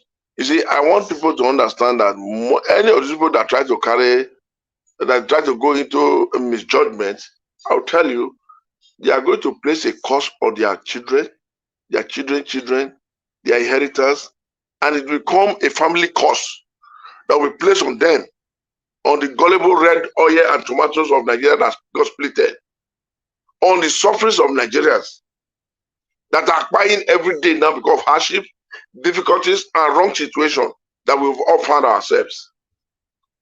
I don't want anybody to understand, to get it wrong. Like you've just rightly said, yes, they've all been biased. That is to tell you some of them are mad. Some of them are mad, but they are on uniform, they are on clothes, they dress. But only they've not been diagnosed mentally. This is why you see them to be a complete man. But in reality, they are not human beings. Okay, now, with the way situation is now, the truth has been spoken. The voice of the people has been heard. And at the end of the day, those people that are involved, criminally intended-minded people that are involved, otherwise in the other side of the channel, they are trying to turn it from what the people say it should be. And then you now, as a judge, you want to partake and coming to the winning side of these criminals. Are you not a madman? Which is, you went to law school to go to read law, you went to university to read law school to perfect your law and have your license to become a madman in the street. There's no two ways about it. There's nothing we can do about it. That is the gospel truth. So we might see them, it's not all of them that is that's not unrealistic, but some of them are not unrealistic, but because they are not more human beings, their sense of direction, their mental balance is all gone. Because maybe because of the past crime they've committed, wrong judgment they've carried out before, by not honest. These are part of the things that we are facing. And we are now saying they should not please realize. Some of them should go and check themselves. Check themselves. They should make sure they are okay. So Nigerians are waiting patiently, but all they should know, the nation is sitting on a keg of gunpowder. Let it not erupt. Let it not explode. And let nobody fume it up. That's my begging. Do the right thing. Give this mandate to the rightful owner. Follow what is put in the Constitution. Interpret it. Tell Nigerians what you found and what you know and what you saw. Tell Nigerians what the Constitution stipulated and said. Say the way it is. Give your judgment upon that. Is that too much to ask? I'll yield. Thank you very much. Thank you. Thank you, Mr. Edwin. Thank you. Yes, it's not too much to ask if we have to follow it like that. But the reason why it looks like it's too much to ask, because we'll be asking forever in this country. You know, these guys, it just looks like, I don't know. Judiciary have to do the right thing, because we can't continue like this. We cannot continue like this. It's not working. Thank you very much, my people. Enterprise, turn on your mic. You're going to be the next to speak to us. If not, I'll move on to Oga Felix. Turn on your mic. Before that, let me quickly appreciate Sue Berry. Thank you very much, Sue Berry, for the super chat. He said, well done, Elvis. Mr. Elvis, keep up the good work. The Lord is your strength. Amen, amen, amen. Thank you very much, madam. I really do appreciate your encouragement. Guys, press on the like button, please. Currently, we have 416 likes. If we can take that like folder, take it to 500, press on it if you can hear my voice right now. We still have over 1,000 people watching us across. So Nigeria Watch have about 900 there watching us. So if we can take the likes folder, that would be nice. Thank you very much, my people. So let's hear from Enterprise. Enterprise, it's good to have you on the panel again this evening, sir. How are you doing today, sir? Happy weekend to you. Please unmute yourself. Enterprise, can you hear me? Okay, I believe you are facing a network issue. You need to unmute yourself because we can't hear you. Okay, Oga Felix, please talk to us. Good evening to you once again.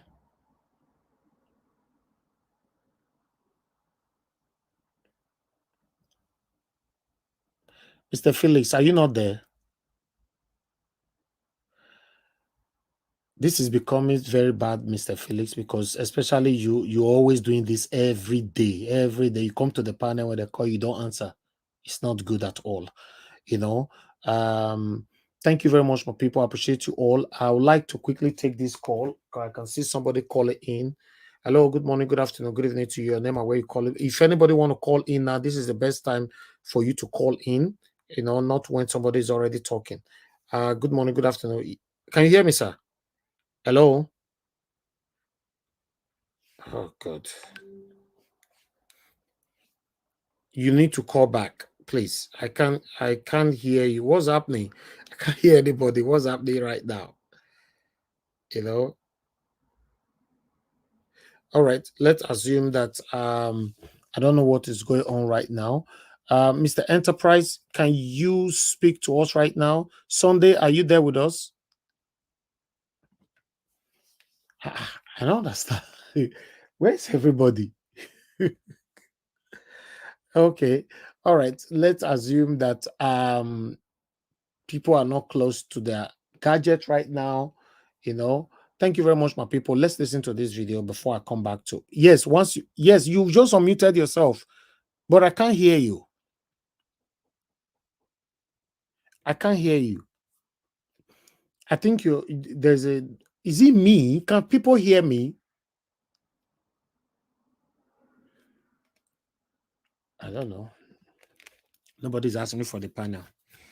I don't even know what is happening anymore. Mr. Edwin, can you hear me at all? Yes, I'm hearing you clear.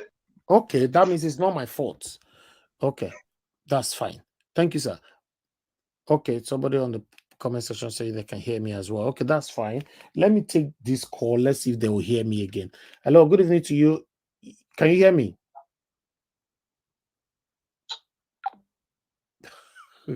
What's happening? Like I say, everywhere is frozen. What's happening? Callers can't hear me.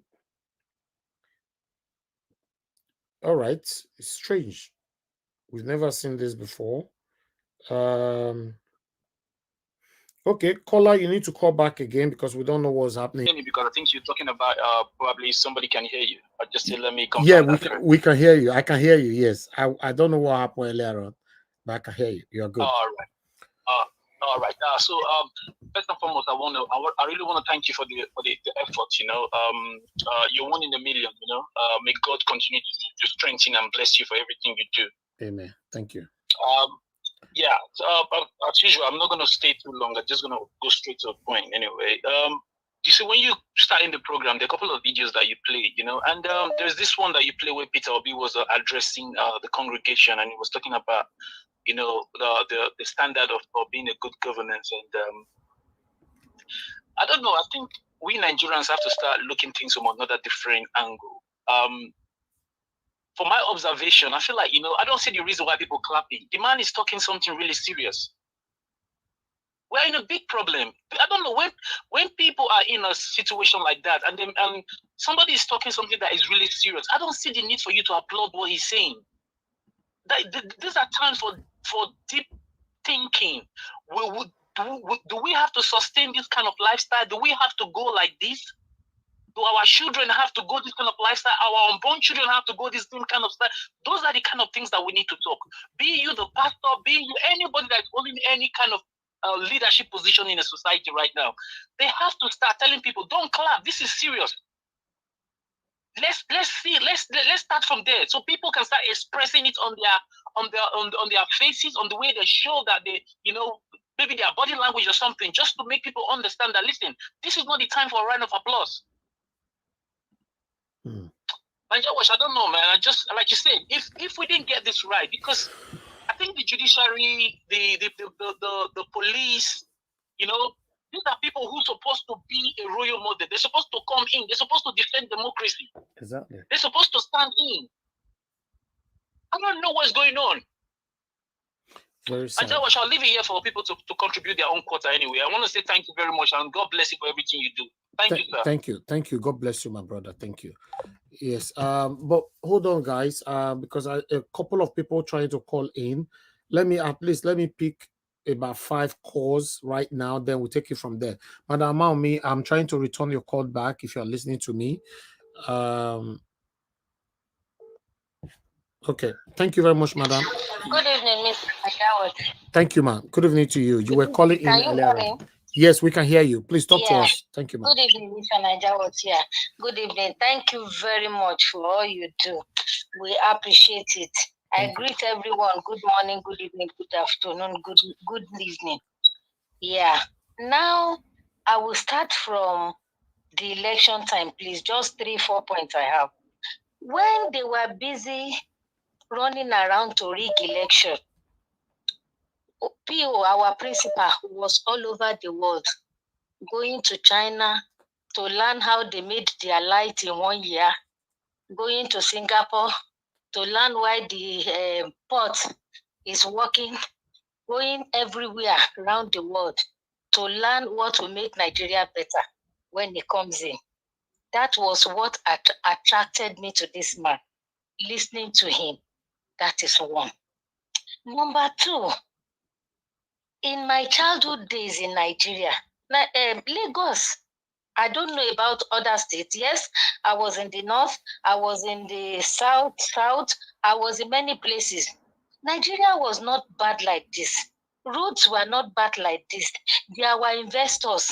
Shops, big shops like we are in UK, Leventis, Bodesins, UTC, you know, Dunlop. I can't even remember. All those factories were in Nigeria and we were doing well.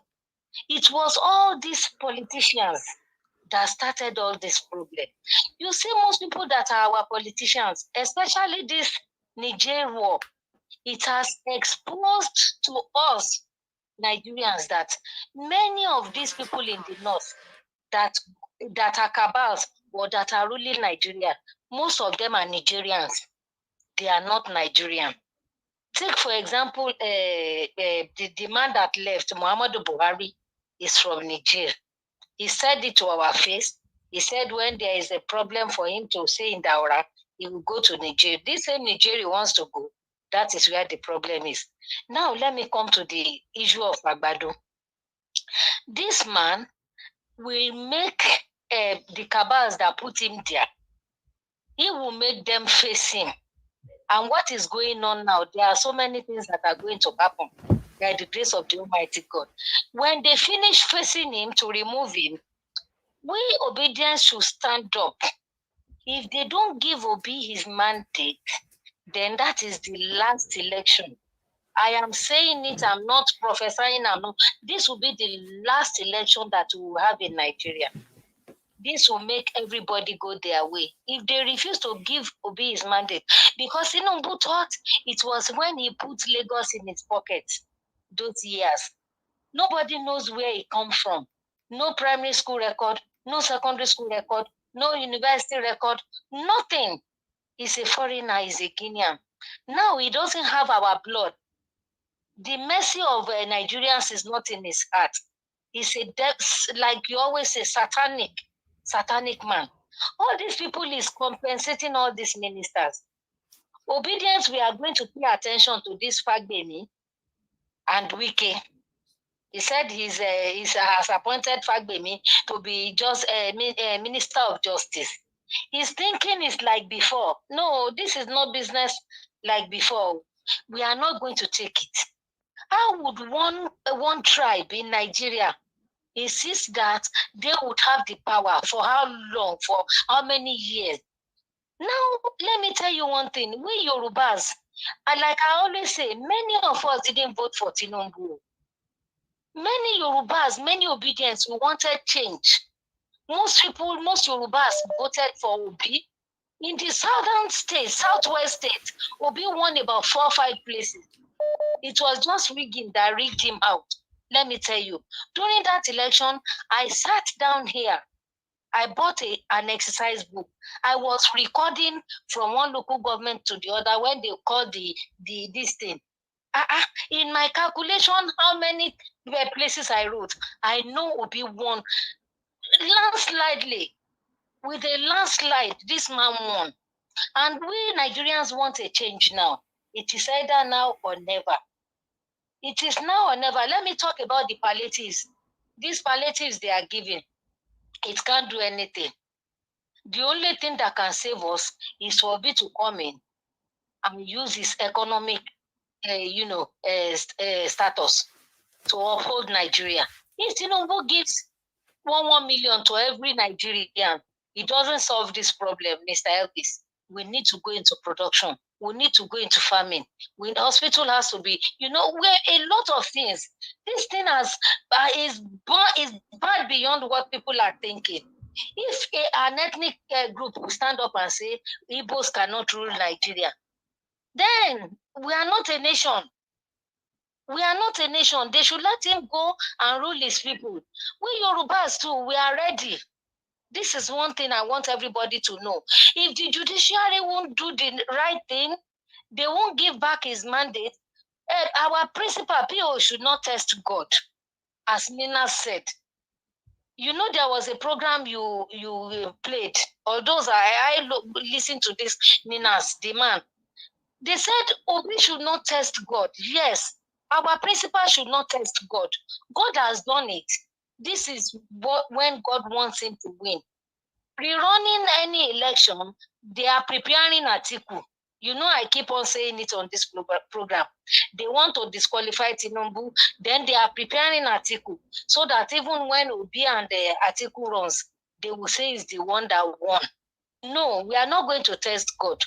God has done it, and this is the only time. If they don't give us that mandate, then let Igbos prepare to go. Then we Yorubas, many of us are preparing to go. We have Yoruba nation. It was this same Tinubu man that scattered everything. He sent some people to come into our midst. And these people received those people thinking they are for good.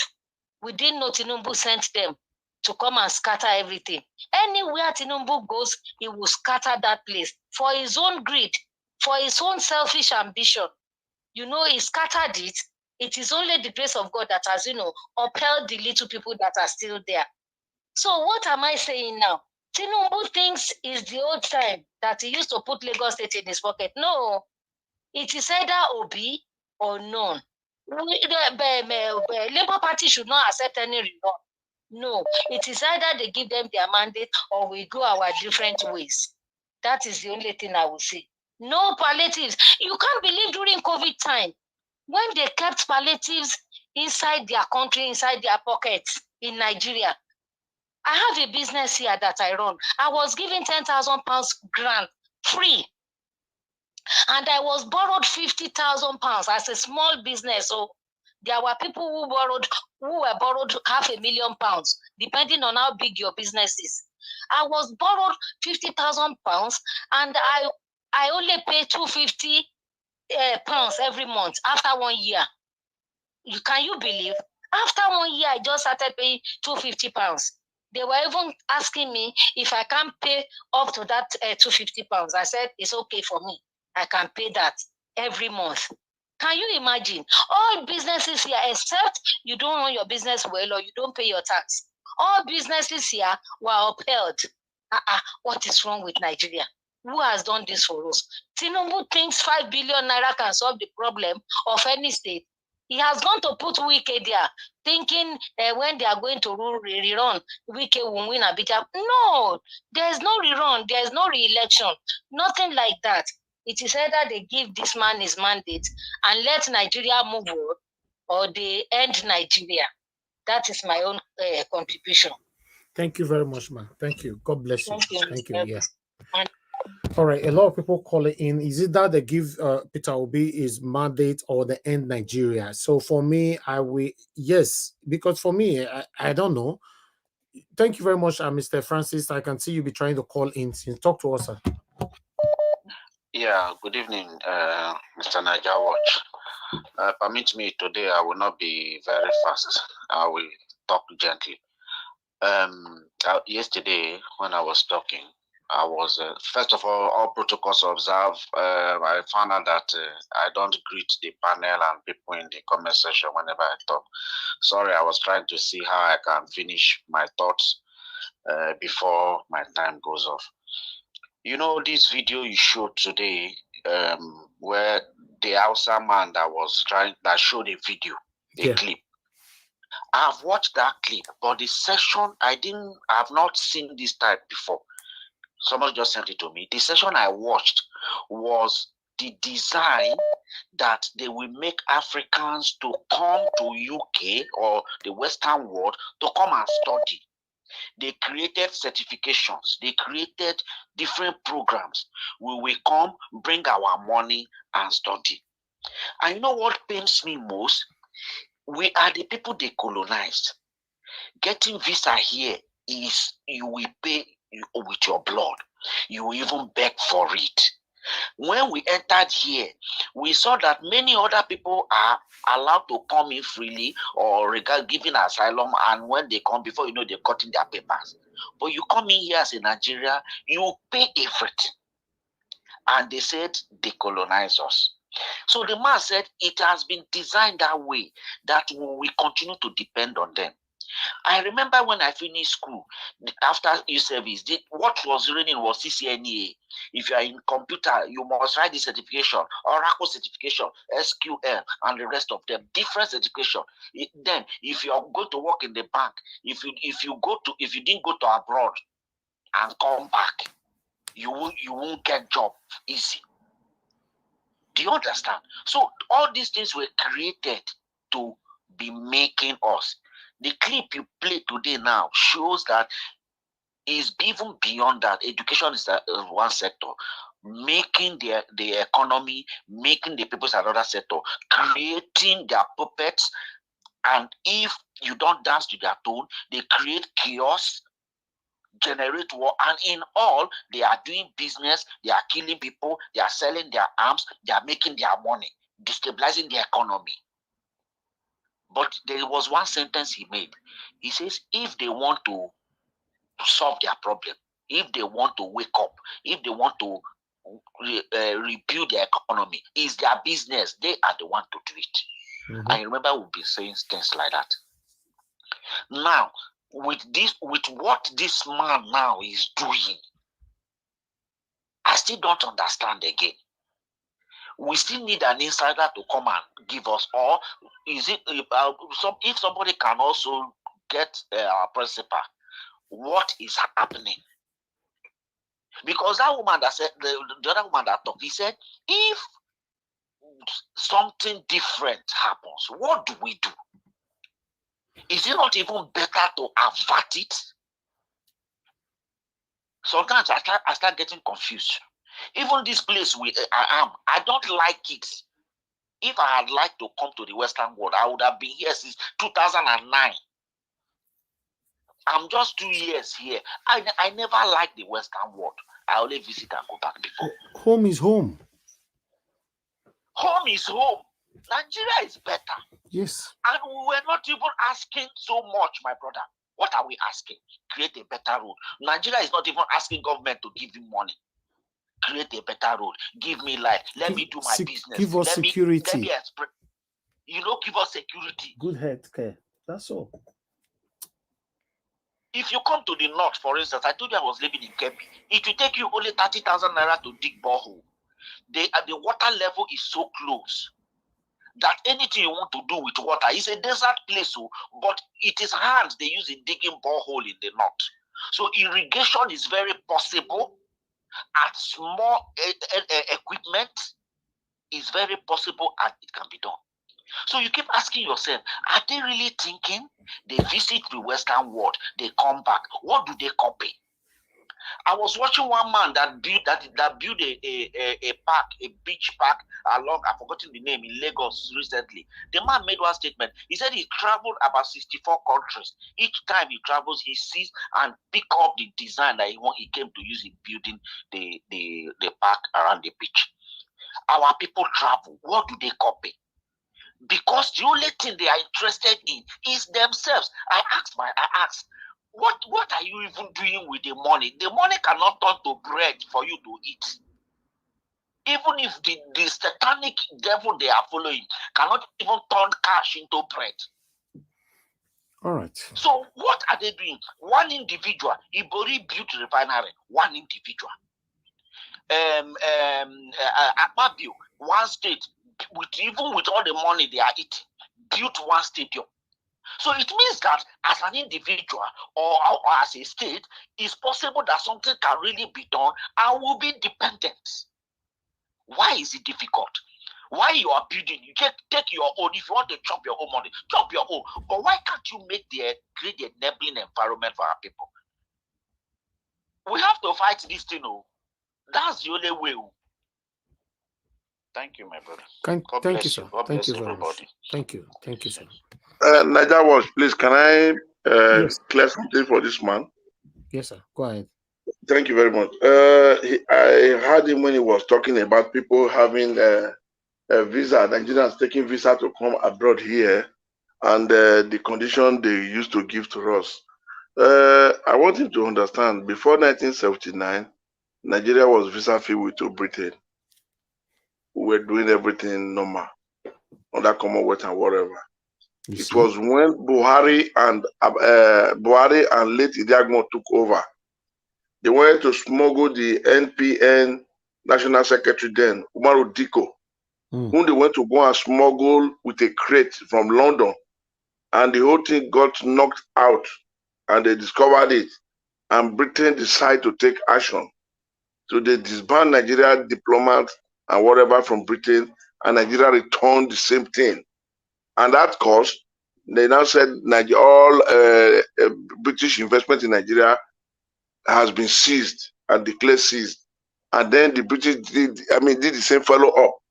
And later, it now dragged to the extent of, okay, you people not come to this country anymore without visa free. And without visa. Now we are introducing visa, and Nigeria did the same thing. That was how the issue of visa between Nigeria and Britain started coming in. I want him to know that. It was not like that right from time. It is this same Buhari, this destructive element, this animal. It was during their time that thing happened. Thank you. And it's like a continuity now. Thank you, sir. Enterprise, can you hear me now? I can see you came back. Unmute yourself, sir. Yeah. Good evening, sir. Yeah, good evening to you. We'll be calling you. Were you hearing me that time I was calling you? No, it's network. I'm having network issue. Oh, okay, sir. That's fine. Talk to us, sir. Good evening to you. Good evening. Good evening, everybody in the panel. What I want to say this evening is that Tinubu should resign. Let him resign as a president of Nigeria. He should resign from that position. The policies he's making is not favor of people. Nigerians. Nigerians go through pain. They go through suffer. Look, Nigerians cannot eat again. They cannot eat 1 square meal in a day. And that's why they are going through hardship. They should resign. Since you come to government, Nigerians are going through pain. Look, in Kaduna today, a lot of people died because of hunger, because they can't eat, they can't feed themselves. They die. He should resign because his policies are wrong policies in making. It's not fair for Nigerians. It is resign for his position. We didn't vote for him at the first place. He forced himself to get there. Who did not vote for him? Ohanaeze, you see what you cost Nigeria. A lot of Nigerians are going through pain in the north. They are going through pain every part of Nigeria. In Kaduna today, 4 people died from the same mother because of they didn't see anything to eat. You see the problem you are causing for us? We do not vote for this man. You brought this man. You regulation and bring this man against the wishes of Nigerians. And next year, I may see exactly what you are causing for Nigerians now. Nigerians are going through pain. Things are very cost in the market. Petrols are very cost. They cannot buy a petrol. And Nigerians are going through agony. And who caused it? It's Ohanaeze because of one policy making just to bring people to the power. You see the problem it caused Nigerians? Ohanaeze, whatever you are, God will judge you. What Nigerians is going through, your children will go through it. What Nigerians are going through, your children will suffer it. And I say, teenager, because of policies you try to bring people to Nigeria, what Nigerians did not vote for him. And you are bringing this pain upon Nigerians. God will punish you, whatever you are, Ohanaeze. The day you decided to bring black people to power, God is against you. Allah subhanahu wa ta'ala is against you.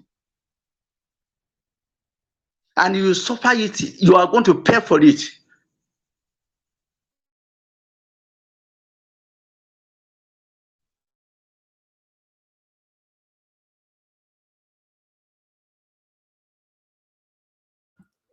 I think we lost you there, sir. Oh, Enterprise, your network again. That's fine. We'll come back to you. Your network failed again. Pro Delivery, thank you very much, sir, for joining us. Good evening to you. Thanks for your patience. I'd like you to talk to us. Yeah, good afternoon. It is afternoon here in the US, and I guess it's evening in Nigeria.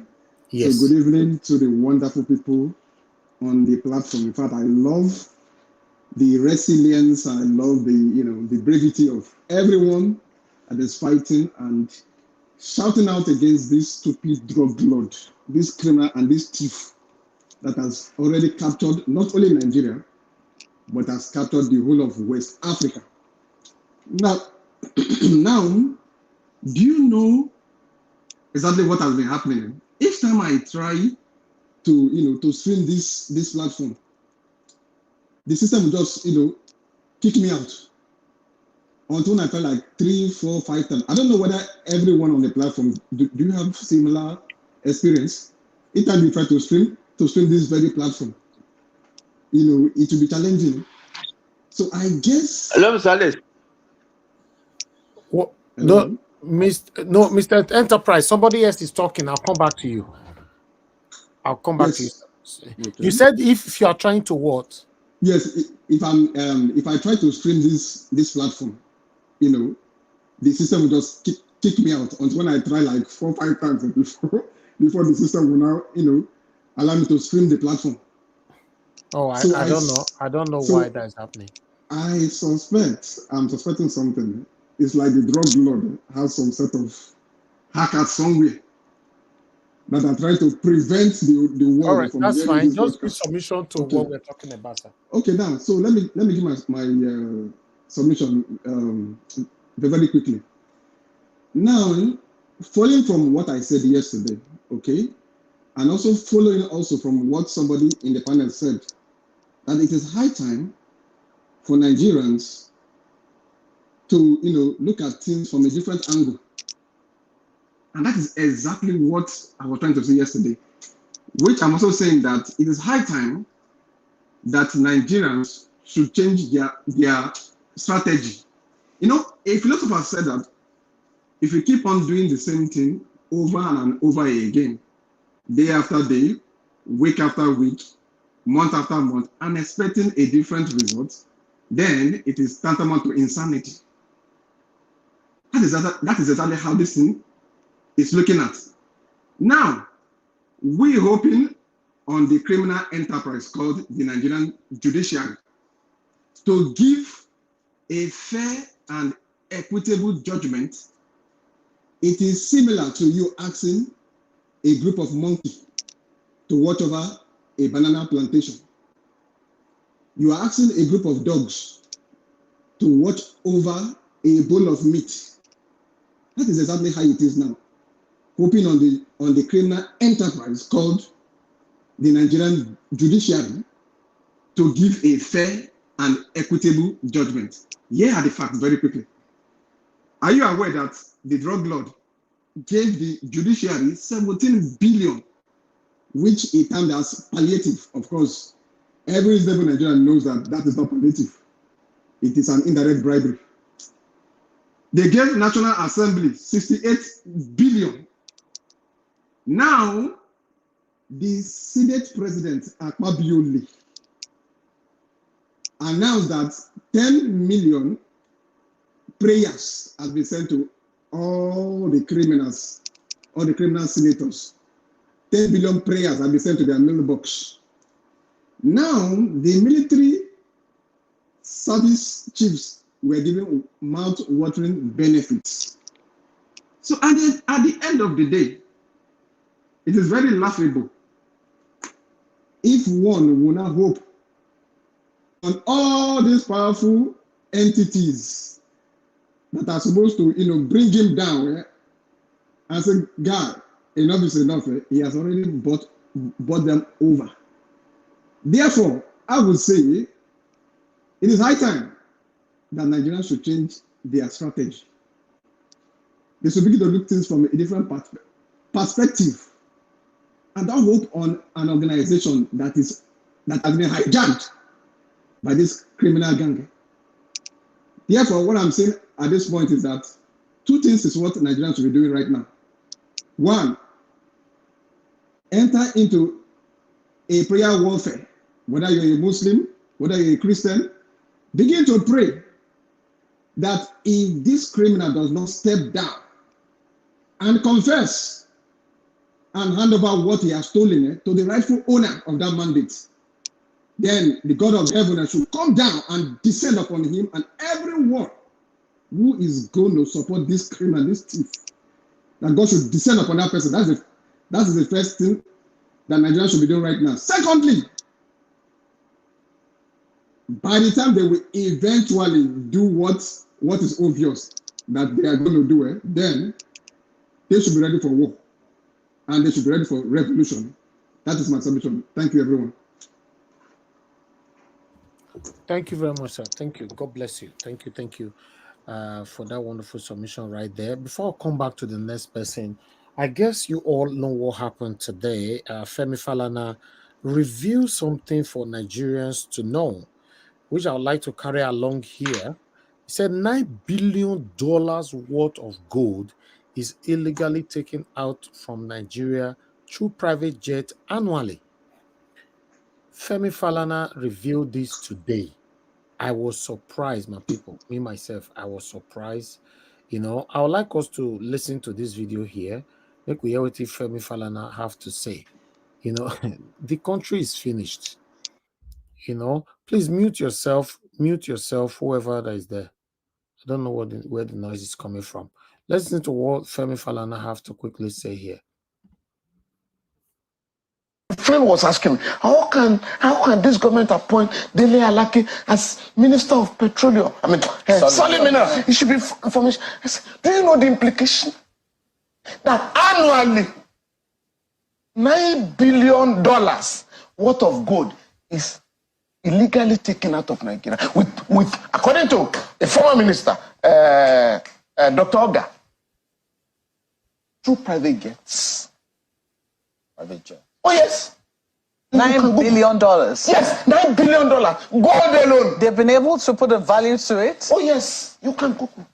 Jesus. I'm not talking of lithium. I'm not talking of other resources. I just handle a case in Osun State. You know, under our Minerals Act, if you are mining gold or any mineral, solid mineral, in my farm, in my land, what does the law provide? 100 naira per acre. An old law. So you are moving me out of my land. I'm a farmer. This is where I farm. But you said, no, get out of the place. The government has taken over your land. We'll pay you 100 naira. So they were going to give our client 150,000 naira. And they came to us, what are we going to do with this? I said, don't worry, we'll go to court. So we went to court in the Federal High Court of Osogbo.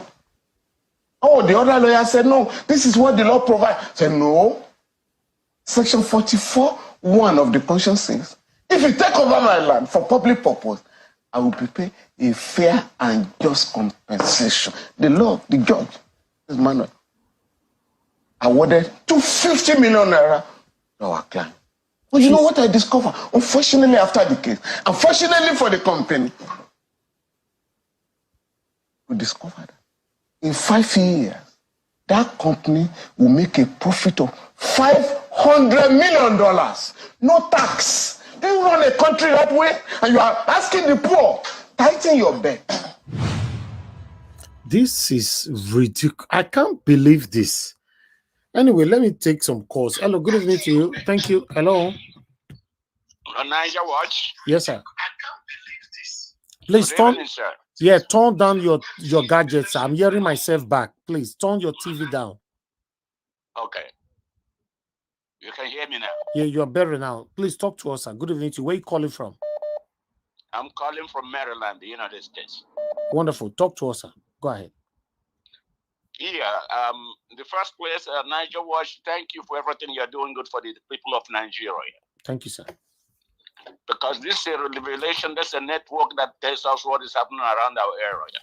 I was listening to Mr. Falaya. I think it's high time, like the first guy talked about. Nigerians already know what is happening to them, but we are very inactive because of that lack of unity in that country. Exactly. The Yorubas, the Hausas, the Igbos, the Fulanis, and still the guy who was showing the field, who was showing us what the white guy was talking about. If all the nations of Nigeria knows about it, why are we so dumb to let our leaders, like you know that, I know that, I have lived in America for 42 years, and I know that Tinubu is an agent of the CIA.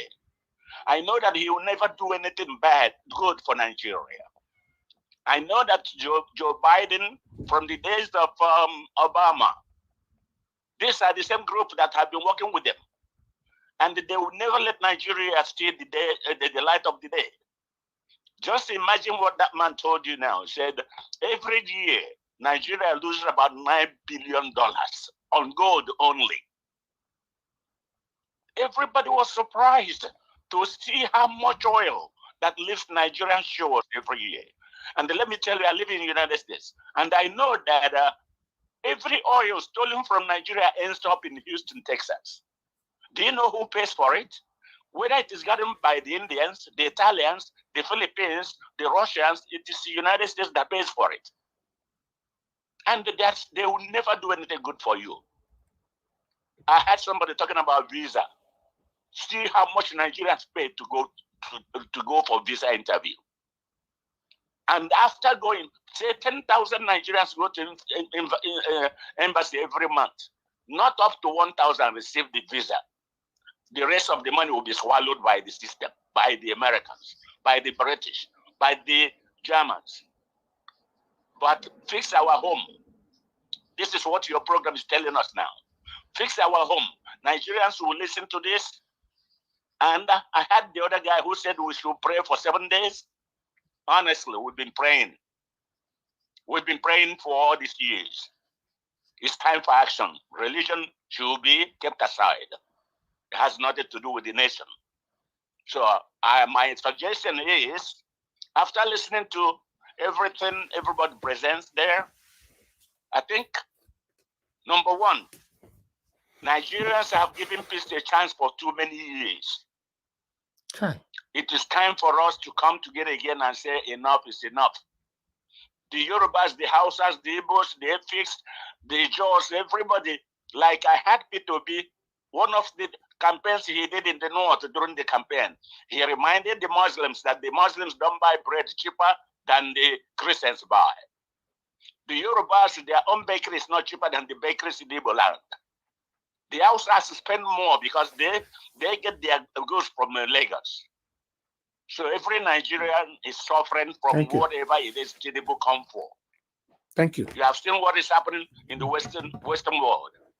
So I suggest Nigerians wake up and be the media, be the line that will inform us what is going on. Thank you, sir. Thank you very much, sir. God bless you. Thanks for your submission. Thank you. Love of God is my strength. Mr. Elvin, sorry. Yeah.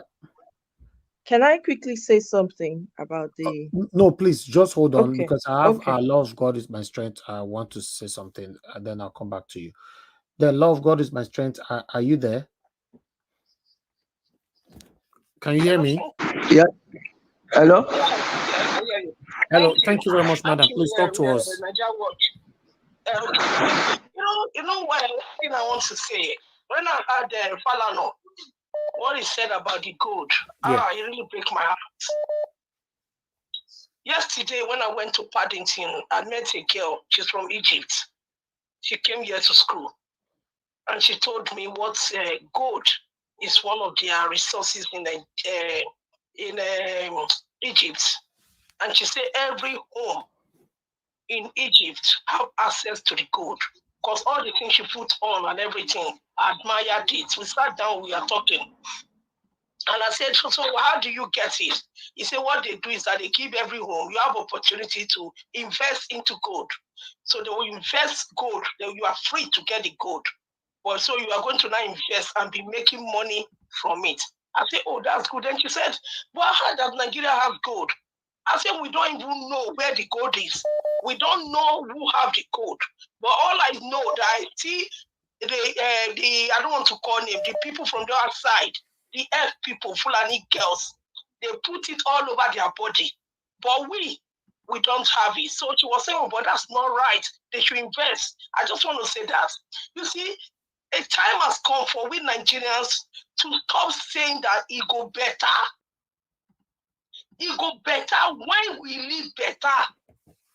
When we live better, let me tell you something. Like I have a problem with my leg. I have a problem with my leg. It's only when I go to Nigeria that I have relief. But I can't go to Nigeria now because of medication and all those things. I can't. I want my country to be good so that I can go home and stay for at least 3-4 months and come back. I'm tired. I don't know. It go better, it go better, it go better. Nigeria will be better. We have prayed. God even is tired of hearing us calling Nigerians. This is enough. It's enough. When they are telling us, I want to tell Mr. P.O., don't tell us that we should not do anything. No. Leave us. Go on your own. Yes, if you want, you say you will tell us to come. No, but we are not going to come. We are not going to come. These people are ripping us off. They are taking everything from us. We have nothing. Our children are not good. They are suffering. They cannot go to school. Are we going to continue like this? The pain is too much for us because all our family is asking us for money, money, money, money. You don't even have any money for yourself. You are still sharing. If you don't give them money, if they ask money, they keep you as enemy. We are tired. We want Nigeria to be good. When will it be good? When we are talking that these people from this our area here that we are, I don't want to call it, they are the one putting us here. Yes, but are we going to allow them to step on our head? Are we going to allow them to be doing this thing forever? Because they have the people they are working with. They have the people they are conniving with to put us in abject poverty, to kill, to make our people. Somebody told me a story today, life story happened. The man went to meet a woman. He has gone to this woman to beg for food. Every time we beg the woman for rice, the woman will give her, we give in. On this day, about 2 days ago, he went to the woman and said, please give me, I will pay. The woman said, no, I can't give you bese again. You collect food, you have not paid. He said, I'm hungry, please help me. Then the woman said, no. The man now went to the other side of the corner and sleep there. One man came and said, what's that man begging you for? He said, he want food. He said, okay, go and wake him. Tell him to come and have food. When they go there, the man don't buy. He don't buy within a minute because of hungry. That's why I'm saying that we need to say no. PO will not tell us, they don't do anything. No, we need to say we want our country back. They are taking enough. Their pocket is full. Let us start to now say we want to build our own country so that we can have a mouth to say. If this country one day they wake up the way they drive people away from here and say that everybody now will now be applying for permission to work. If they say enough is enough, everybody carry your bag and go. Where are we going to enter? Where are we going to enter? We have to say enough is enough. We can't continue like this. We can't continue. We wake up, we are in the same problem. It's enough. Thank you. Thank you, madam. Thank you very much. Thank you. Thank you, Mr. Sir, for calling in. Please talk to us. You have 2 minutes. Good evening to you, sir. That's Mr. Paul, right? Yes, Maz, good evening. Thank you, sir. Talk to us. Yes, yeah, Maz, thank you for the job you are doing for all Nigerians around the world. I'm calling the Almighty to continue to protecting you and give you strength for this job. It's not easy, but no, because nobody is paying you. You are doing it for your country. What I want to tell all Nigerians around the world is that you can see what is happening. The problem we have in Nigeria is the Western world. And it's time for all Nigerians to rise up. Because last time I called and I make it very clear that the problem we have is not Yoruba. The problem we have is not Igbo. The problem we have is not Hausas. The problem we have is we ourselves. We must understand ourselves. We must come together. The youth of Nigeria must come together so that all those people are disturbing our peace. We must acquire them. Because if we do not do so, there will be no peace. We must rise up and do the needful, and Nigeria will be better. Thank you, Maze. God bless you, sir. Thank you very much. Mr. Gospower, thank you very much for calling in. 2 minutes, sir. Yeah, good evening, sir. Mr. Elvis. Good evening. How are you doing, sir? Yeah, we are here. We are here. Thank you, sir. Talk to us. Yeah. I just want to say thank you for everything that you've been doing. God bless you, sir. God bless you, God bless you God too. bless Thank you. you so And much. God bless every panelists and everywhere me fooling Nigerians all over the whole world. Mr. Evans, it's so being clear that right now, these people, all what they've been doing is intentionally. They know what they are doing. And my pain is that we know the truth, but we keep deceiving ourselves in our mind, just like somebody says something. We know the truth. We know that these people, they are not human beings again. Now that be devil. Let me come to broken so that everybody will understand me. I think I will flow in that direction very well. Now these people, now them be devil. That place where Bible they say devil they use people. Now these people, and for we to take our country back from their hand, it's gonna be like maybe red oil or whatever. Because these people, if you check the way they are doing things, they don't care about what people are facing. Like I was talking to somebody today, the person was telling me that we should give him a chance, that the man just go there. I told him, I said, is it until people buy finish before Nigeria is going to good? I said, no, this is bad. This is bad. Okay, I watched the other video there whereby he come out and said he knows that people are going through a lot, and then there's nothing he can do for now. Then his stupid wife come again. No, and no, said don't that, use the that word. he Don't needs use some that kind of word this. stupid. No, no, no. Take it back, please. Okay. I take it back. So his wife come again with such kind of narrative because they are living in flamboyant life on the expense of Nigerians' tax and Nigerians' wealth. I mean, I want to send a message to the obedient. It's high time for us to take our country back from these satanic people or not. If not, we are just playing. I'm telling you, look at what people are going through in Nigerians. People are going through a lot, no job, nothing. The transportations is something else. People cannot move again in our father's land, whereby we are one of the largest producing oil in the world. If you call people back home, they say they don't go to anywhere. Thank you. You know, it's very hacking, Mr. F. It's very hacking. No, I want to send this to the obedient. We are waiting for once the judiciary cannot be able to do this, because I like the way you always analyze things, because a lot of people are still open believing. We have to have a plan B. If the judiciary does not want to declare the rightfully owner of the mandate, then Nigeria should separate. As fair as that. No quarrel, no fight. All right. No war. Thank you. Thank you. Thank you. Thank you, sir. Thank you. All right, guys. I understand the pains is matching up right now. Please, we don't have right to insult anybody on this platform, not our government, not my panelists, my callers, my commenters, my spectators. You can argue, disagree, pour out your plight, yeah, but directing insult to anybody is totally prohibited on this platform. Please, let's respect that.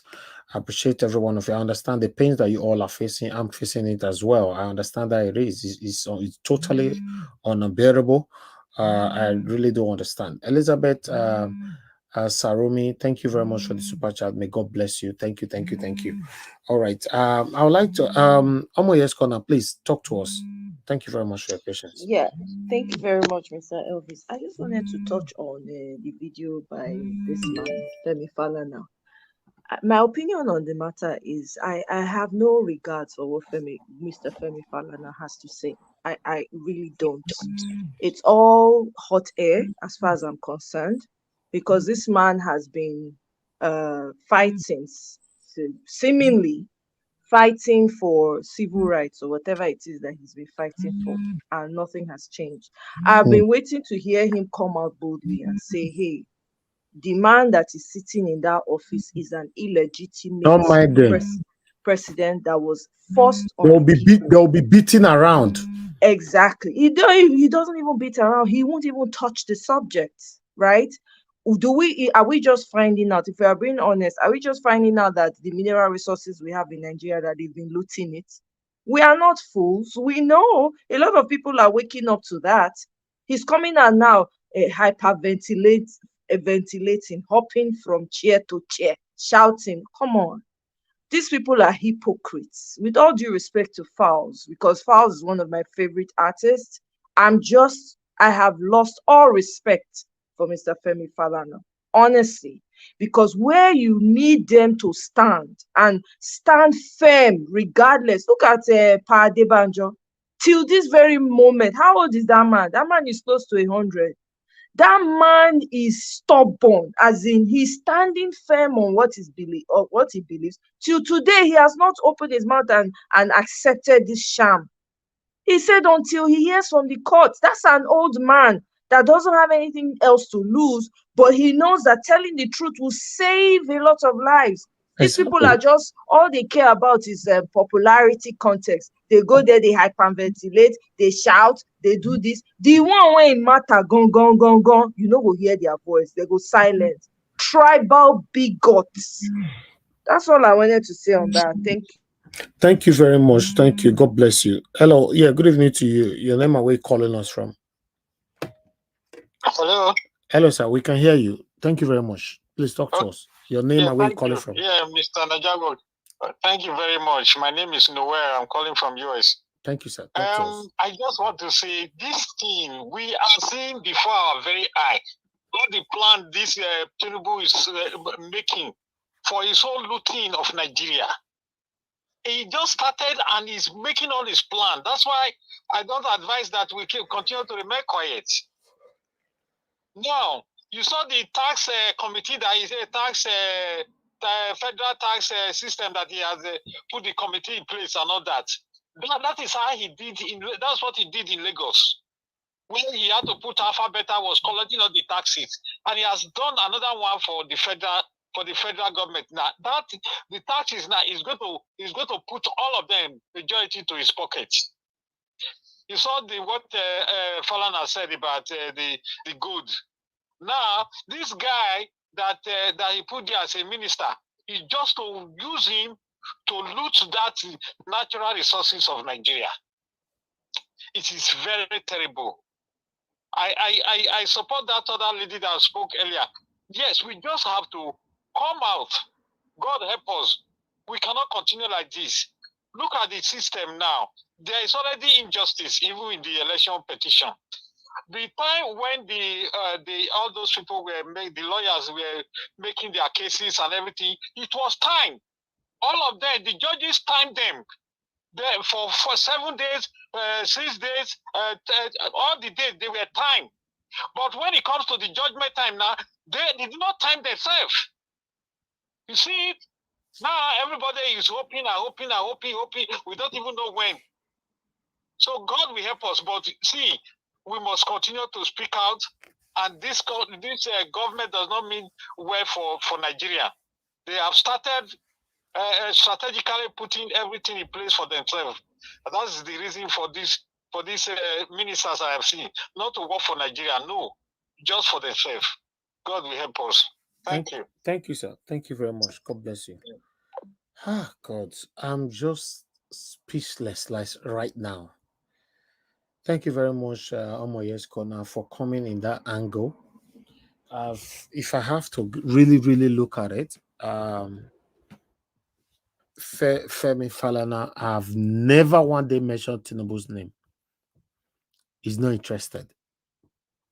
Ah, what a country. A lot is wrong with Nigeria. A lot is wrong with Nigeria. A lot is wrong with Nigeria. Even though Peter Obi, by God's grace, is declared, there is a lot of challenges ahead. A lot of things is wrong in Nigeria. Good evening to you. Your name and where you calling us from? Can you hear me? Hello? Yes. Good evening to you, sir. Mr. Evans. Thank you very much, sir. Yes, Mr. Evans. Good afternoon from from US. Thank you. What's your name, sir? What's your name? What's your name? Oh, this is Prince Akwachi. Okay. Our Akwashi. My comment is well? So that is our Prince Akwashi right there. I know my brother I would have been on the panel, but I'm kind of like a little busy with some clients. That's why. So my contribution, very quick, is about the person that called from Maryland. You know, when people talk about prayer is supposed to be a supplication. It's supposed to be a way of praising God. God cannot come from heaven, okay, and fight our fights. With all due respect, you see, when people talk about religion, they use all these religions to brainwash people. And that is what our government have succeeded in. This is what colonial have succeeded in doing. When we talk about prayer, is China praying? Is China praying? Is India praying? Is Singapore praying? All these things God has given us dominion. He has given us the power. It is left for us to come together and do the right thing. I'm not saying we should go for violence, but let us open our eyes. Let us open our eyes and educate others who might not understand. Thank you. Enterprise was talking about people that just died because they didn't have no food. and they just wanted to drink salt and water, and they are no more. They are no more. What a life. I rest my case here. Thank you. Thank you, sir. Thank you. Let me just quickly add on the back of what Prince Akwachi just said. Do you know that the French military, there's an Indian river where African migrants, right, have been trying to cross over. They sent their military there. So if you see the way they are treating Africans on that Indian river, that Indian Ocean, oh my God. They treat them like animals. There's no way out here. On top of the talk, when we talk, we need to be on the ground. All eyes on the judiciary. Everywhere, the 36 states of Nigeria, I'm telling you, and every other African country, especially for this no war in Nigeria, because this, if we don't put action behind our words this time, Otilo, forget it. Thank you. Thank you very much. Let me hear from Mr. Onero. Thank you very much, sir, for calling in. Talk to us. Hello. Yeah, good evening, sir. Talk to us. Yeah, good evening. Thank you. Let me use my 2 minutes efficiently and very speedily. First, I want to thank you for the continued effort and everybody that continue to contribute and continue to speak up. I want to quickly react to Femi Falana. You know, what he spoke about the gold issue. These foreign companies, in collaboration with some of our northern governors, most of the gold are in the ports. One of the reasons why, as a Nigerian, as a southern Nigerian, as a matter of fact, why I'm angry with the system in Nigeria. The oil from the south, which is some of our place of origin, is shared by everybody. The gold in Zamfara specifically is being allowed to be looted by both terrorists, foreign companies, Chinese companies. That's for gold alone, like Femi Falana said. For me, I don't want to delve into whether I want to support Peter Obi or not. Fact, supporting Peter Obi and joining the obedient movement is enough for me. You know, that's on Femi Falana and the issue of natural resources. Then on the issue of hunger, in recent time, I kind of lay back a little bit. Let some of our people, especially our brothers and sisters in the north, let them feel the heat of what they did during the election. Even though we know that Peter Obi, as a matter of fact, won the election, but people voted for Bola Ahmed Tinubu in the north because of religion. Some voted for him in the southwest because of his tribe.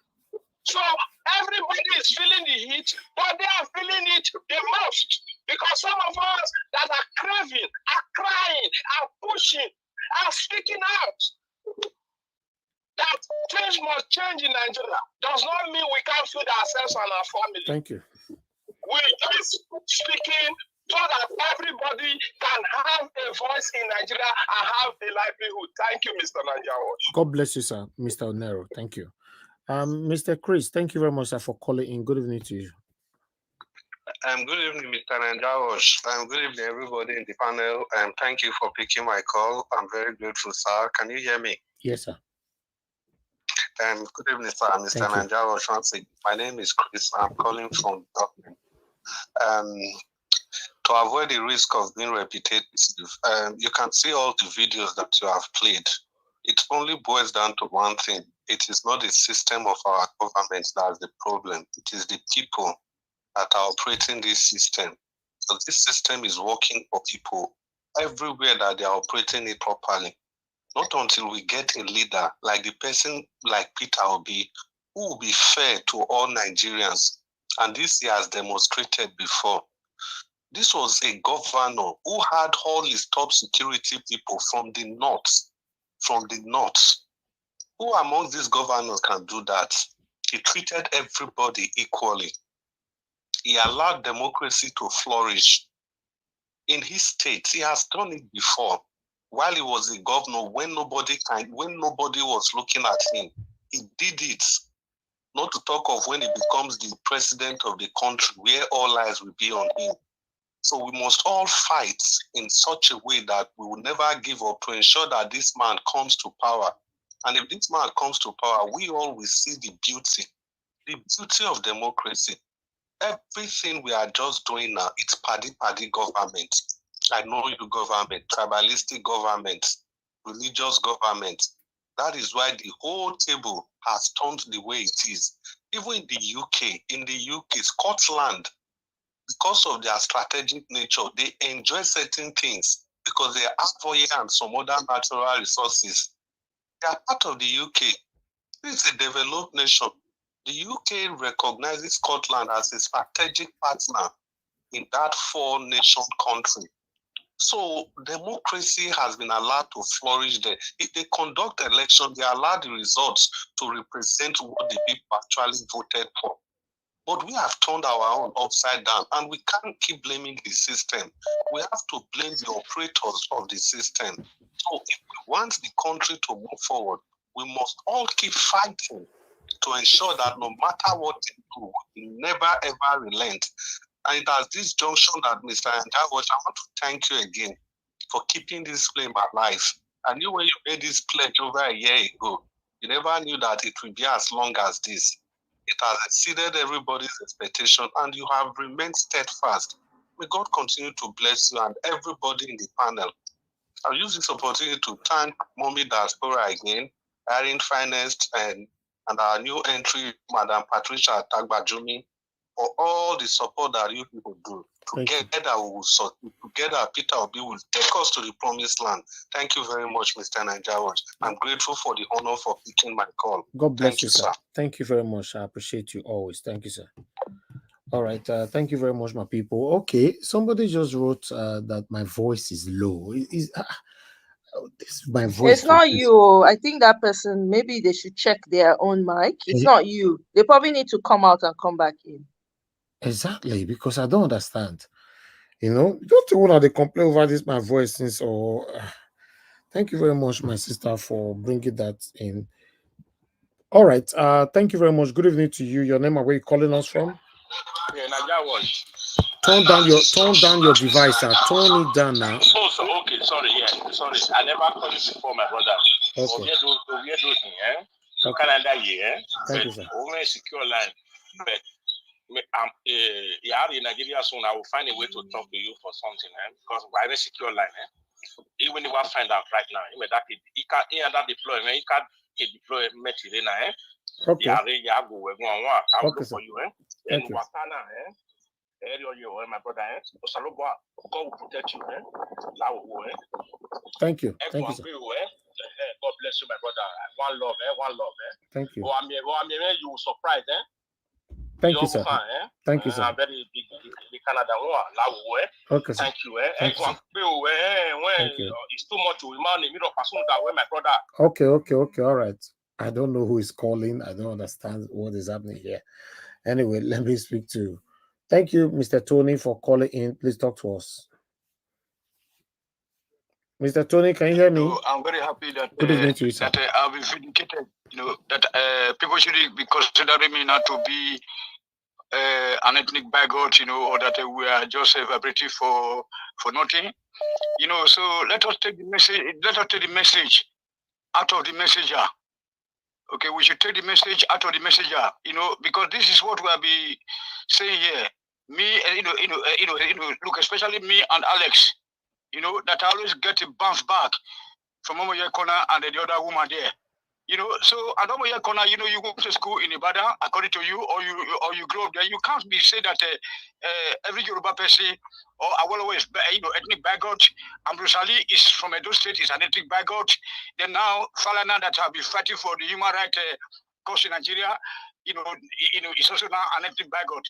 So look, we in every same society, you don't force people to adopt your candidate.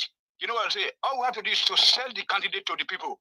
You know what I'm saying? We don't say that, okay, if you are not saying that, okay, Peter Obi is the best, then you are a devil. That's not the way that we should But be looking at that it. shouldn't be the issue, Mr. Tony. The issue here is that you called in yesterday or 2 days ago. You're saying that Tinubu should be removed because the way he's governing the country is not nice, right?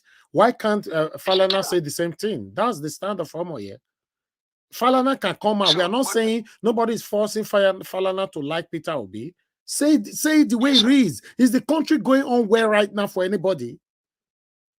Yeah, Oga Elvis, you know that your platform is, an international media, and then it is a platform for everybody, across the world, no matter their political differences or opinions. And then the way you are handling it, I know that you are they handle it like a egg, because you are the number one platform out of Nigeria right now. You know that about this. So what we have to take out of Falana's presentation is that we should reboot. We should see where our root causes are. That is what we are saying. We're talking about. Like the other woman that spoke before, before Moyekona, she's from the north, but she was also very mad at the northerners. That is the owners of the country. So these people, they are the one that have the power to do and not do. So Tinubu is, look, okay, they told you that Zamfara gold belong to the northerners. That the oil in the Niger Delta also belong to them. At the end of the day, they're almost on the oil west. They cannot say that all now. And then we have been preaching this, me and Alice, but people always counter us like, no, let Nigeria be one, So that's what I'm saying, sir. That we should take the message out of this guy by not, not dwelling or not dwelling into the past or whatever. But that guy will be fighting for the cause. If we look at the son also, his offspring. Yeah, the son is doing well. Yeah, the son is doing well. Anyway, thank you. Thank you, sir. I have to respond to Mr. Tony. Oh, please hold on. Not all. Let me tell you one thing. The Arewa. So the guy that also called in. Well, we saw that the white people, our ex-colonial masters, are a problem. It's very wrong. We need to look inwards to look for our problem. That is where we should start from, sir. Because this British or America, they cannot just come direct to come and take our oil without using the northern Nigeria Arewa leaders. That's what we're talking about, sir. Okay. Thank you. Thank you very much, sir. Thank you. God bless you. God bless you, sir. I'm very for those states. Thank you. Thank you. Thank you very much. Thank you. Madam Omoye, I'll come to you, please. Somebody, this person is calling from Africa, I guess, because it's an African country. Let me quickly call back. Please just speak now. Hello, thank you very much. You call.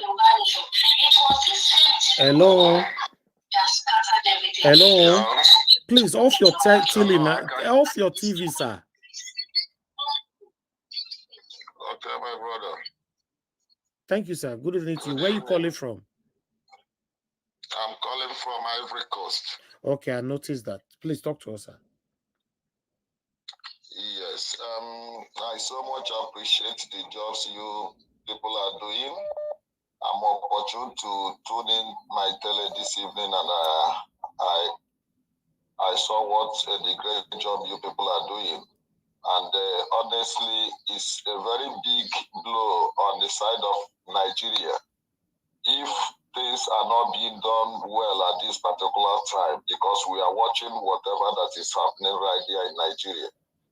And we are not happy because Nigeria, we only big in nature. They always say it by words that Nigeria is giant of Africa, but we have nothing to show about it. And we are looking onto judiciary anyway, because we believe that the time is now for Nigerians to put things in order. Okay. We are here, we will do our own best. But the thing is that the judiciary, since they said the obedience should go to court, and we are already in court, and there is every evidence to confirm that the presidential candidate of Labour Party, the obedient presidential candidate, won the election, Mr. Peter Obi. And beyond all doubt, he is following accordingly. They say he should go to court, and he has gone to court. If nothing is being done about this, it then means definitely they want Nigeria to divide. And I am not happy if Nigeria should divide. All we want a united Nigeria, a new Nigeria as they promised us. Let Nigerian be happy to say that he is a Nigerian. And that is exactly what we are looking for. And we pray that God Almighty will indefinitely mercy intervene and put this in order. Because God himself is not going to come down. A good Nigeria is going to come from us and not from any other person. Thank you, sir. Thank you very much. Thank you. Thank you very much for your wonderful job. And I will stick and keep on watching. Thank you, sir. God bless you. Thank you, sir. Hello. Hello, Mr. F.A. Thanks for calling in. Please talk to us. Good evening to you, sir. Good evening, sir.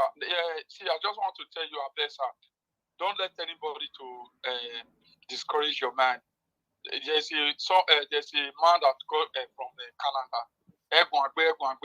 We don't pass that era. The way Nigeria, the way you be like this, so you be like any small thing. Say maybe your roofing where you stay, even though Europe or Nigeria. You just stone for your window, maybe or your on top of your roofing. We know the person who will go ransom. You understand? Don't let anybody discourage your mind, sir. Please. Issue of no, we don't. Whose kind of thing be that now? You don't even introduce yourself. You don't even say anything. No. We are not. We don't pass that era, man.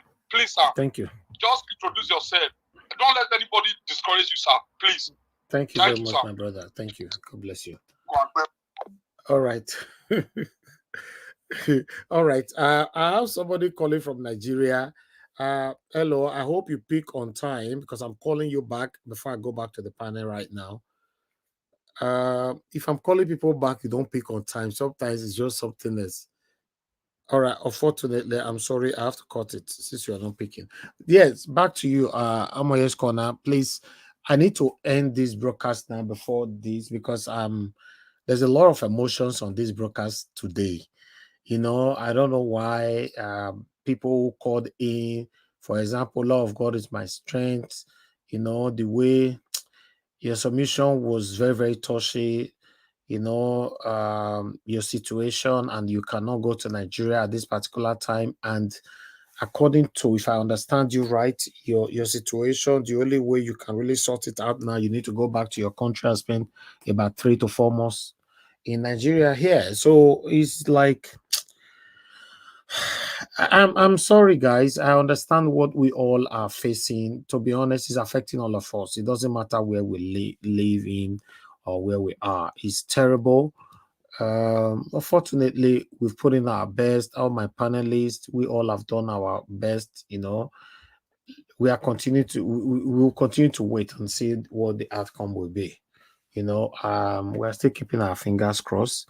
But for any reason, it didn't go how we planned it. Nigeria is done because at the end of the day, nothing good can ever come from the same leaders that have been recycling themselves.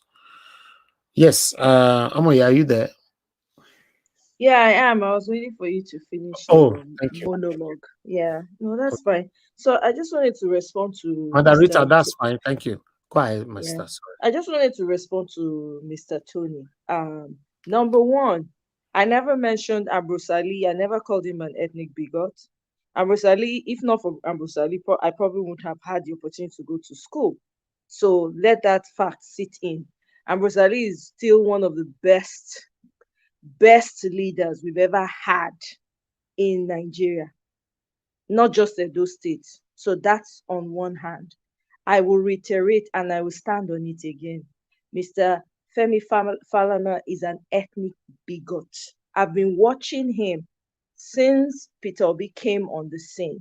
I've been observing his comments. I've been watching his interviews. Now that it is important, none of us here can say that we're strangers to the sufferings and the depth of pains that people are going through in Nigeria. Every day, people are being abide.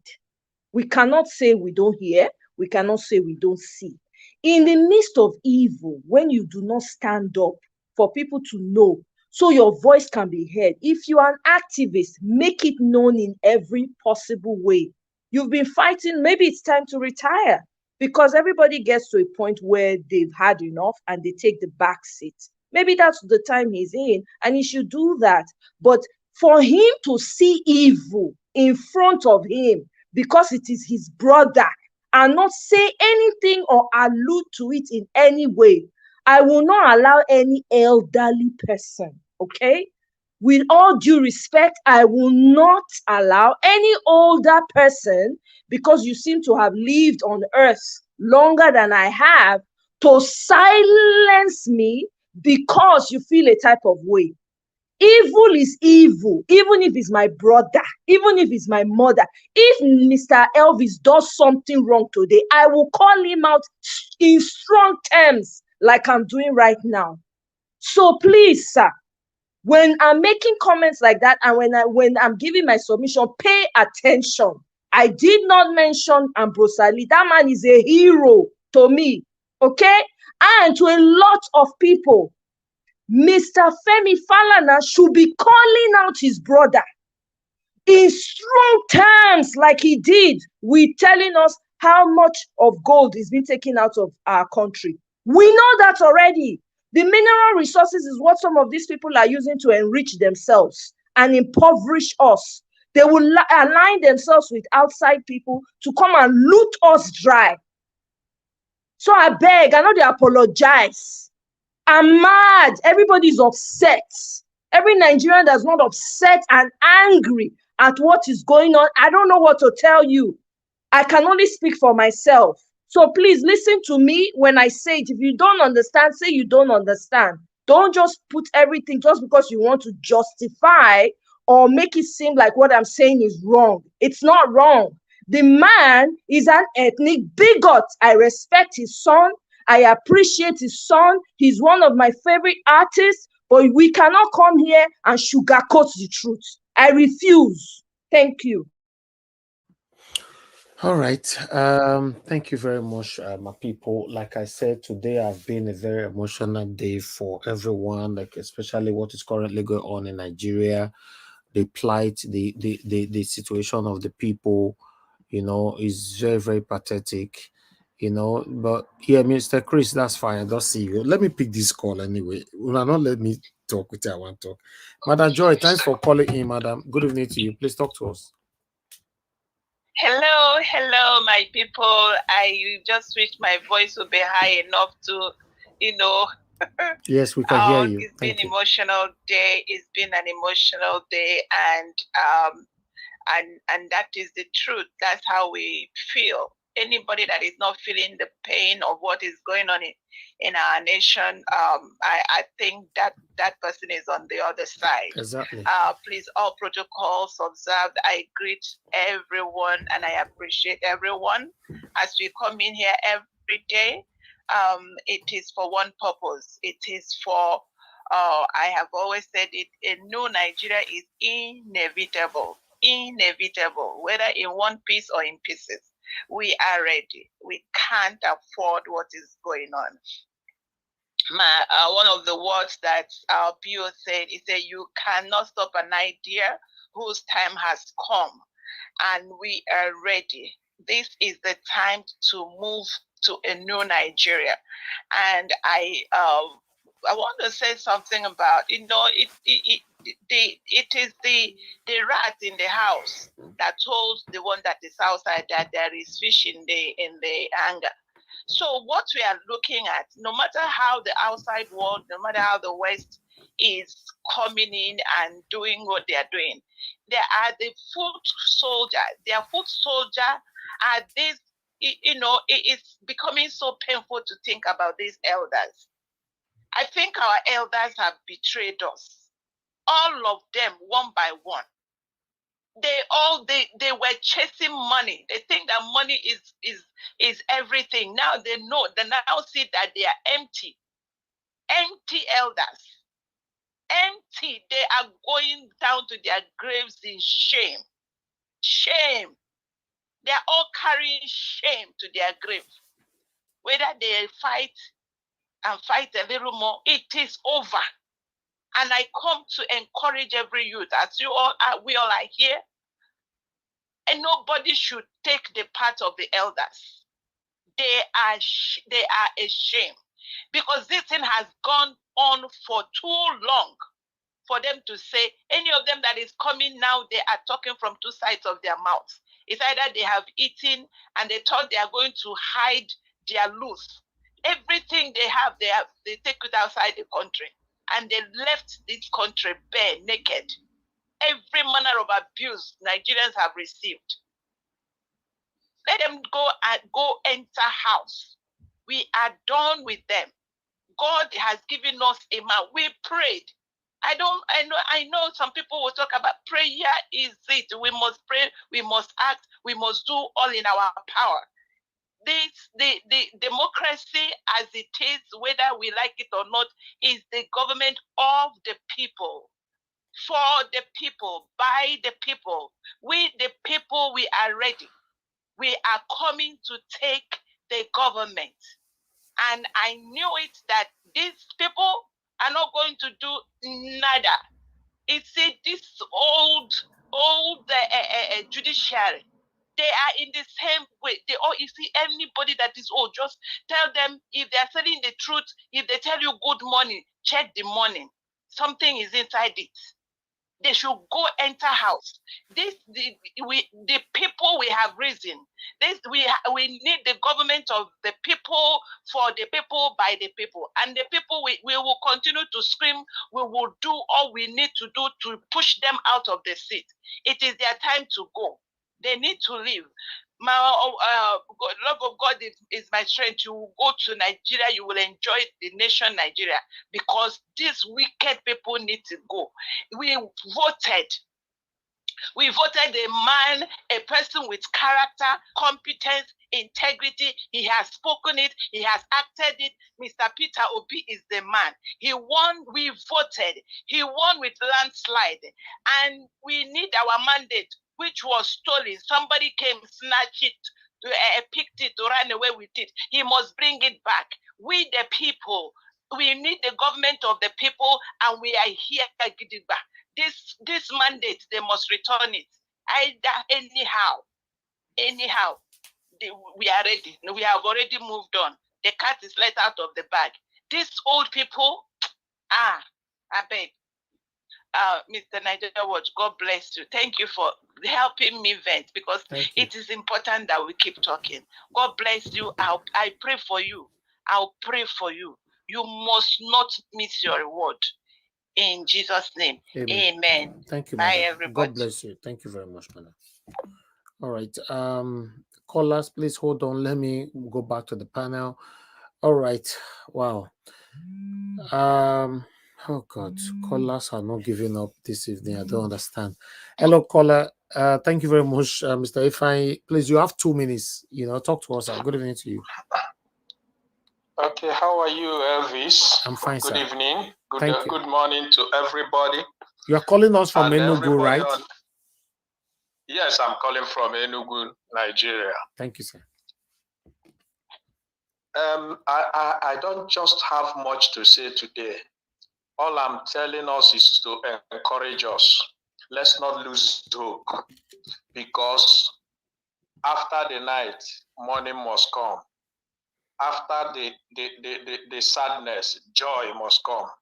So we are waiting for that joy, and we know that we are going to succeed, because we have no other option.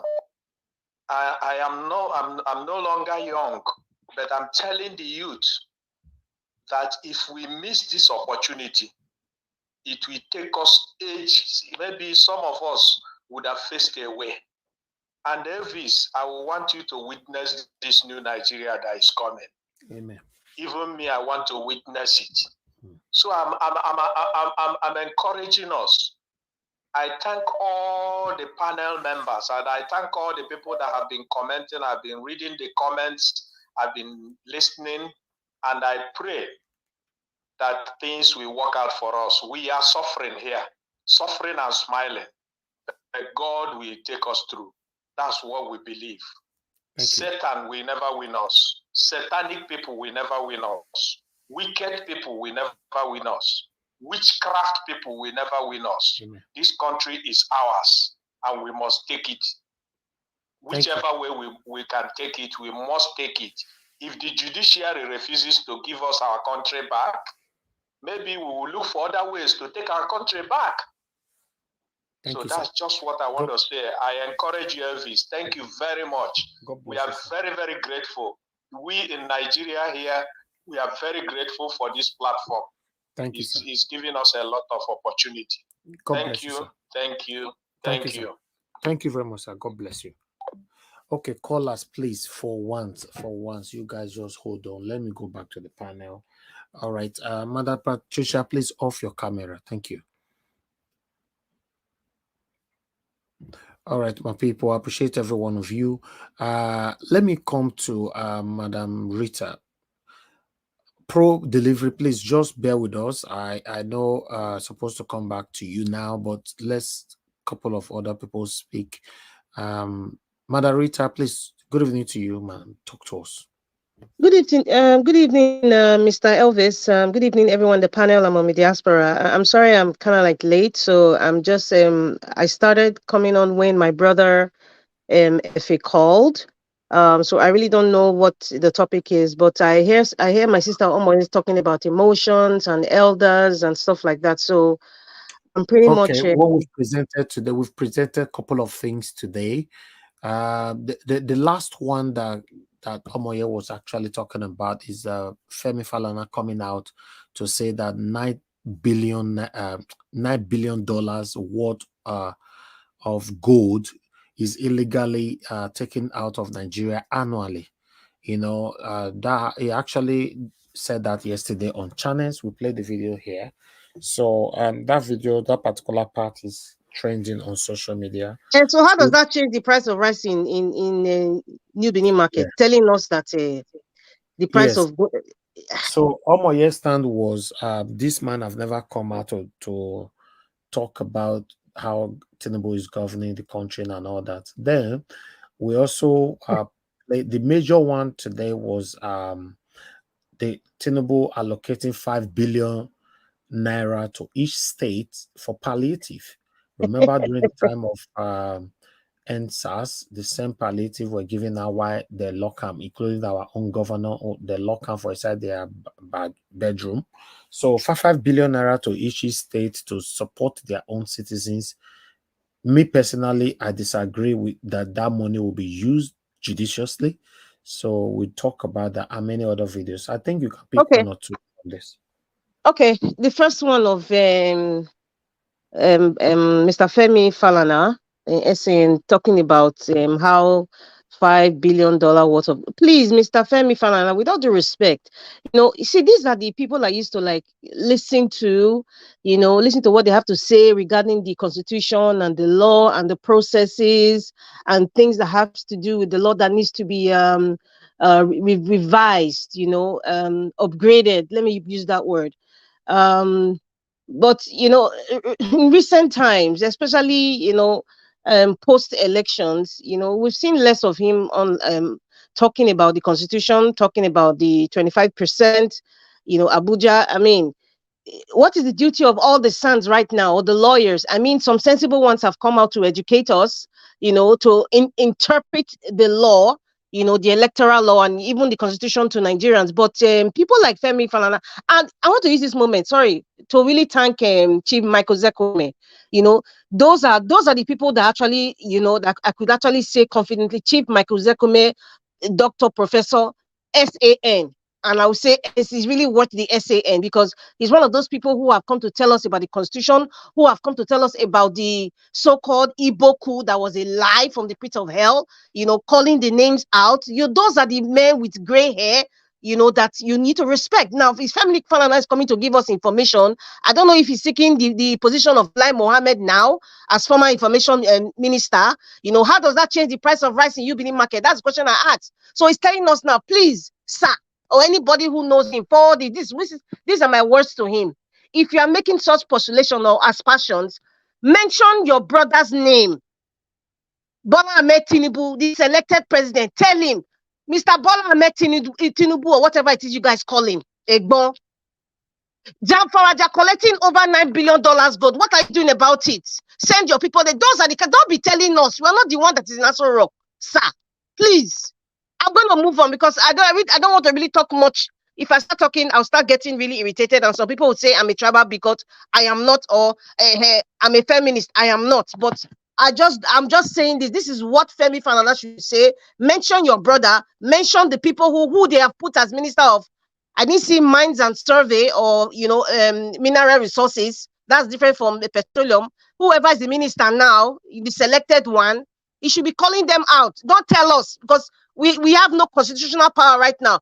Call your brother's name. Stop speaking in the air, sir. Now going to the piloting, the $5 billion. We all know that money is going to voicemail. Definitely going to voicemail. Because we want to see, okay, how are they going to share the money? Okay, are they going to buy rice and beans or salt and then put the face of it's our mandate or Emiloko on the tag? What are they going to do to the woman who is struggling for 5,000 naira or the woman who is sweeping the streets as a way of earning something? You understand? So when this is deja vu for Nigeria. Excuse me. This is Madam Farouk now in a reverse way. Madam Farouk during Buhari's government, the one who was in charge of the palliative and disbursement of 5,000 naira to, I don't know, the ghost Nigerians, she said she shared the money to. So we are seeing another one again. So, as somebody was saying it some time ago, it's a repetition of the Buhari administration. It's just that we are getting the level 5 right now. Buhari was level 3, we are in level 5 and still approaching to a bad level. That is what is going on right now. All the Lagos boys are in town. They are the ones in charge. I remember very well, Agbado called his 1999 governors and he said those ones will help. They will be like sort of some administrators, to the various states where he would probably disburse these funds that you just mentioned. I believe he wants to make each of those people the chairman of disbursing those funds, like Lucky Binejo of Edo State, James Ibori of Delta State, a plethora of them. They're all there. So that money is going to voicemail. Now, I don't know if you guys have done the math. If you that 5 billion, is it 5 billion naira for each state? Okay, do the state House of Assembly now, Edo State now? Let me talk about my state. Do they have the power because they're house boys and girls? Do they have the audacity? I'm going to use the word audacity. Do they have the audacity to ask Governor Baseki to say, how are you going to disburse this money? Do we have local government chairmen that connect to the people? Do we have councillors that connect to the people now? When is the money going to come? What are they going to use the money for? Who is going to audit the money? How are they going to see where this money is actually going to? So by the time Governor Baseki collects it, half of the money is gone already. We all know that. Then it's a food chain. The one that will get the contract to buy the rice, the one we inflate, is a food chain. Then the supplier and then the driver and then the one that will tell you fuel is expensive now, so they will triple the money. So at the end of the day, the last person at the end of the food chain gets nothing. And I'm seriously saying nothing because they will give a household of 20 one tiny 5 kg bag of rice. What is this, man? What the hell is this, Nigeria? Why are we just going through all this nonsense? Seriously, why are we going to do we deserve this kind of pain? Sometimes, like Pastor Chris said, sometimes the people deserve a bad government because they are wicked. The people who are shouting Agbado, Emiloko, it is my turn, it is our turn. The ones who are shouting now, is this what you bargained for? Is this what be honest to your conscience, not me. Because you can't deceive me. Be honest to yourself. Is this what leadership is? Is this the transformation of Nigeria? As far as I'm concerned, Bola Ahmed Tinubu doesn't even know what's going on. His boys are just doing what they are just doing. He has made a deal with the caliphate. God is punishing them with what's happening in Niger. And I want to even say I'm kind of happy this Niger was even happening. Because now we are not seeing that, they're all scrambling and coming on national TV every other day. Every northern leader or a sheikh or an imam is coming, or some representative or some leader of some sect or something coming on national TV and talking about how they are our brothers. We have gone there to solicit. We have done this. All of a sudden, they're all coming out from the ant hole. What about what has been happening in the whole country since? When your brothers were killing people, when I'm sorry for the when your brothers, your cousins from Niger were doing what they were doing in our forest in the south. None of you came out. Deborah, none of you came out. Now you guys are all, in fact, I'm almost trying to say I don't even give a rat's behind about what happens, but it is my country, because whatever affects coming from the north, it's coming down to the south, because we have bad leadership. You know, and you're talking about emotions. You know, I know sometimes some people say, oh, this woman is shouting, or Alex is shouting, oh, stop, you know, vituperating, you are still vibrating. When we're vibrating, when Nigeria was sometimes when you even talk, you're vibrating because you understand the pain. You are connected to the pain. But some people didn't understand then. They say, I bet this one, they shout for this station. Yes, we're shouting, but now you are feeling the pain. Now you see why we are shouting. You see why emotions are coming up. I am not emotional. If I'm talking like this, I know what I am saying. I am very coherent. I'm not using emotions to say what I'm saying. I need to always make that clear. Because some people will think that because we're angry, we're just talking. I know exactly what I'm saying. Because we have been shouting, we have been screaming. Mr. Nigeria Watch has been coming every single day. No holiday, nothing, just because he needs to get this message into many people's medulla oblongata, because some people still just don't get it. Democracy, democracy, democracy. Emiloko, tribe, religion. Gaddafi said, perhaps democratic system of government doesn't suit Africa. And I'm beginning to think maybe, but really and truly, I don't really think personally, it's not really the system of government per se. It's the leadership. It's the leadership, because we need representation. Representation. And what does that representation stand? It has to have competence, character, trust, and particularly love for nations. The so-called leaders or rulers or whatever I call them, or constituted authority, they have no love for the country in which they govern, including the state. Many of the governors have no love for the state in which they govern. They have no love for the people. So that's why they can easily take all the looted money and go and invest in another country. There's no love. So what is the representation? And that's why the AU, the African Union, that Gaddafi tried his best to uplift. They've decimated it right now. And coming down to the sub-region, West ECOWAS, it's a laughing stock. None of them love their nations. Many of them have their investment in the West. The one that is from Ivory Coast, that one that is a dictator, is coming to talk. The man that is 81 years old. And is he somebody like Museveni, the traitor? Who else again?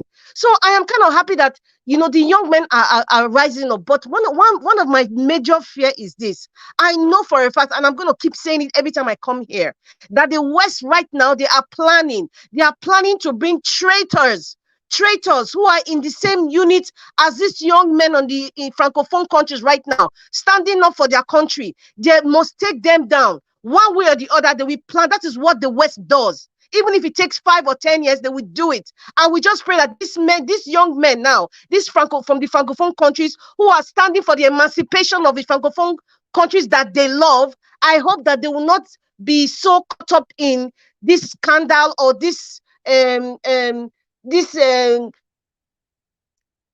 of, you know, getting influenced easily by the riches and the wealth of the nation. Because so far, if you go back to history, many of them start well, but because of greed, they change, and then they start making deal with the enemy. So that is my prayer. All these things we're seeing now, we're all going to be alive to see it. My prayer, these young men, I hope they learn. I hope they are so straight and they know what they're doing, not to change along the line. That is my fear. But however, I know that the West are planning to take all these guys down. It's just going to take some few years. They don't care. They will find somebody that will be a traitor to that country, because there will always be somebody who is a sellout. That is what they are routing behind the scene. It has happened in the past, and that's why I'm saying it. So they should be aware. If you're from all these Francophone countries and you're listening, please send a message to your leaders. They should be very, very, very careful not to be betrayed. They should be very careful, and they should not be caught up in the luring of what the West normally gives them. Please, things have to change. This Niger issue is something that God has brought to Nigeria to give those people who were shouting them in local, those people who were supporting, carrying this baggage from 1960 to this generation about, especially from the north. Oh, we are born to rule. You are born to rule. Yes, you have carried that thing all for years. Now the chicken has come home to roost. Is at your back door right now. You're all scrambling and coming out now. Judgment Day is coming. Judgment Day is coming for every person who does not want to leave Nigeria, who does not want to release Nigeria from the stronghold, from the wicked chains that they've changed us. Please, Nigerians, everybody has to be alert. In fact, nobody should take the 5 billion. Right now, all those groups, all those pressure groups should come out right now. NLC, they should be talking. I know NLC only represent themselves, but at least that's one group, and all those other pressure groups reject the so-called 5 billion, because we know for sure that money is going to voicemail. That money is going to voicemail. Your mother and you being in market selling, she's not going to get anything from them. The least she could get is an apron that they will print and they put Agbado's face there. She will not get zilch, nothing. Why can't they use that 5 billion to do something that would empower people? Why can't they use that money to say, okay, you know what, we're going to reduce transportation, or just give us the money for crying out loud? I've not done the math. You say there are 200 million people divided by 5 billion naira per state. How many are we in Edo State? Let's just say 4 million. 4 million citizens of Edo State minus the ones in diaspora. Let's just say 4 million divided by 5 billion. Can the State House of Assembly go ask Governor Obaseki of Edo State, how are you spending the 5 billion? Who are they giving the money to? We need to know all these facts. As far as I'm concerned, they should just reject that money, because that money is poison as far as I'm concerned, and it's going to voicemail. I will predict it. That money, it has gone to voicemail already. They've already shared it. Thank you very much, Mr. Elvis.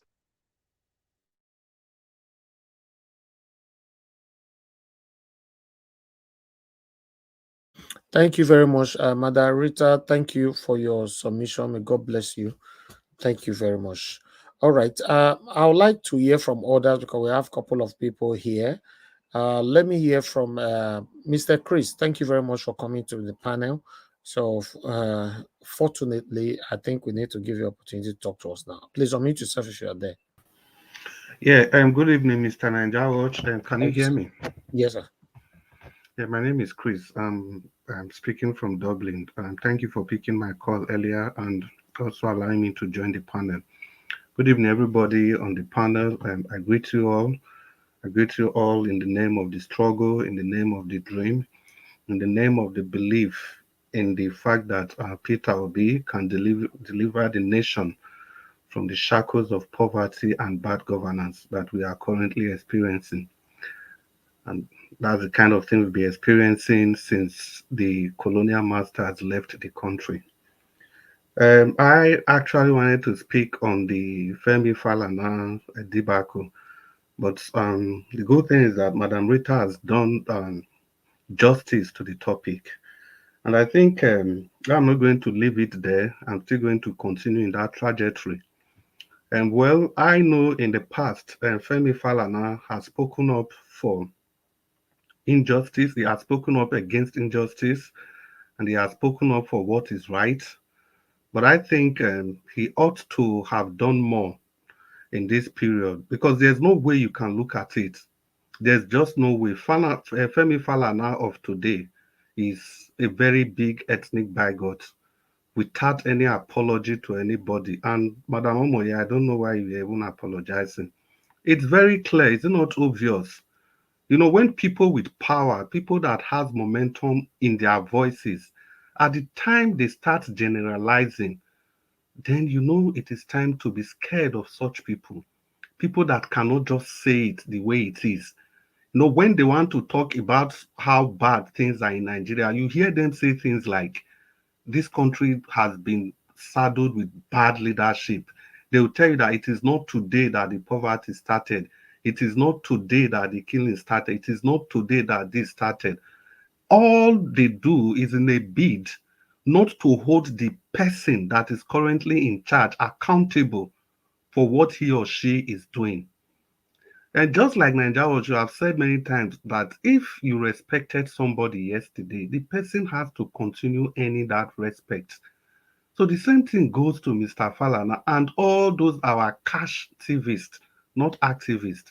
If you were activist yesterday and all of a sudden you change today, I can give you the respect of yesterday, but that does not mean I'll not hold you accountable for what you are doing today. If voices like the voice of Falana and some of them, if they can come out to roundly condemn the things that are going on in this country, I'm very sure we would have achieved more than what we have currently achieved. Can the likes of Falana, can they not even independently sue INEC? Can they not do something more than what they have done? But how come if it is the time, anytime the obedient say anything, everybody will lash on it? Everybody. So can you tell me now that what we are currently facing in this country is better than the things the white bearded professor was talking, the things he was complaining about? No, of course. But why is he quiet? Why is he quiet? Why are they keeping quiet? Why can't they speak up now? Why is everybody just going about as if nothing is going wrong? It is because of nothing but because of ethnic bigotry.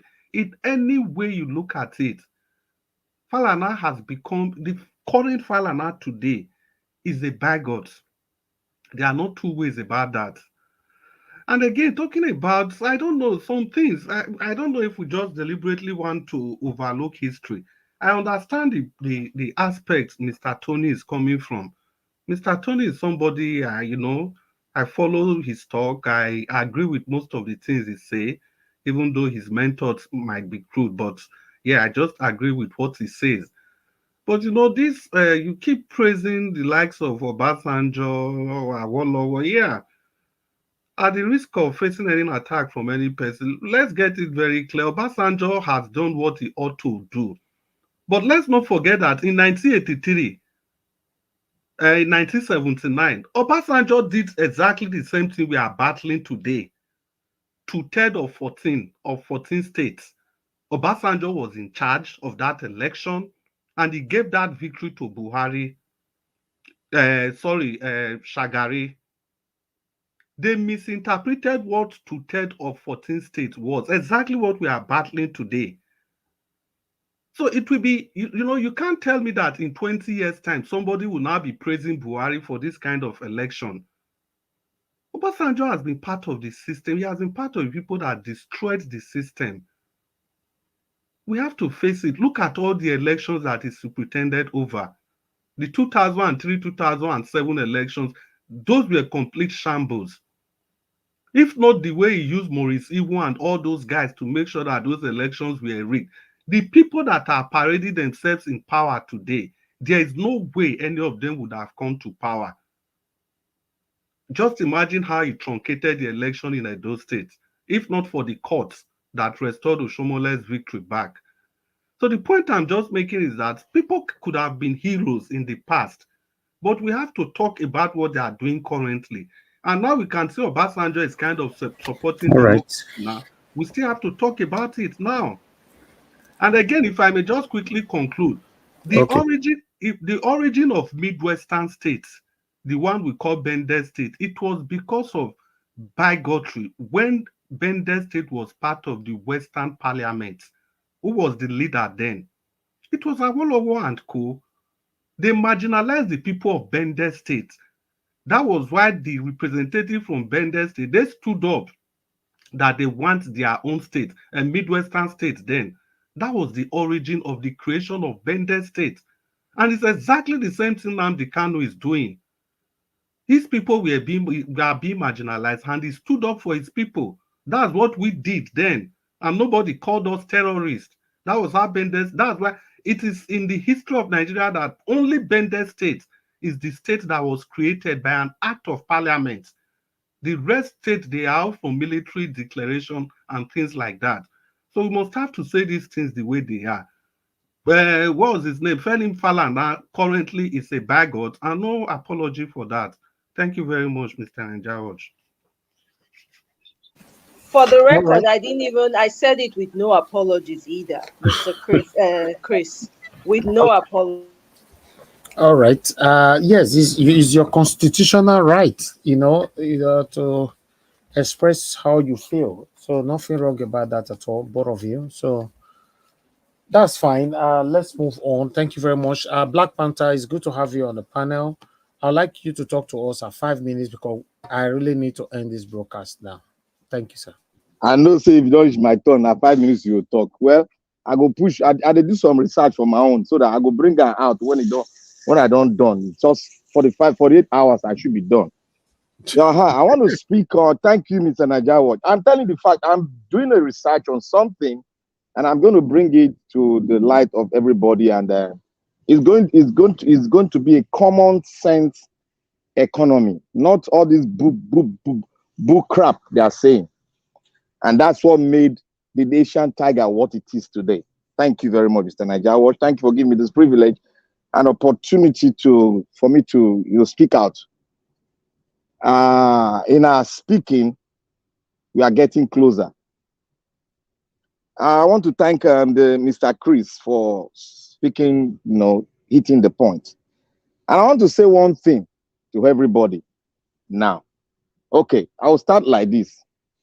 To everyone, we all live in the Western world, in the Americas and the Western world. And we all know that when you say you are rich, the process of which you say you are rich will be well documented, and the government will know through your tax and other things. And you cannot jump from level 1 to level 6. It's impossible. I know everybody will agree with me. It's just virtually impossible.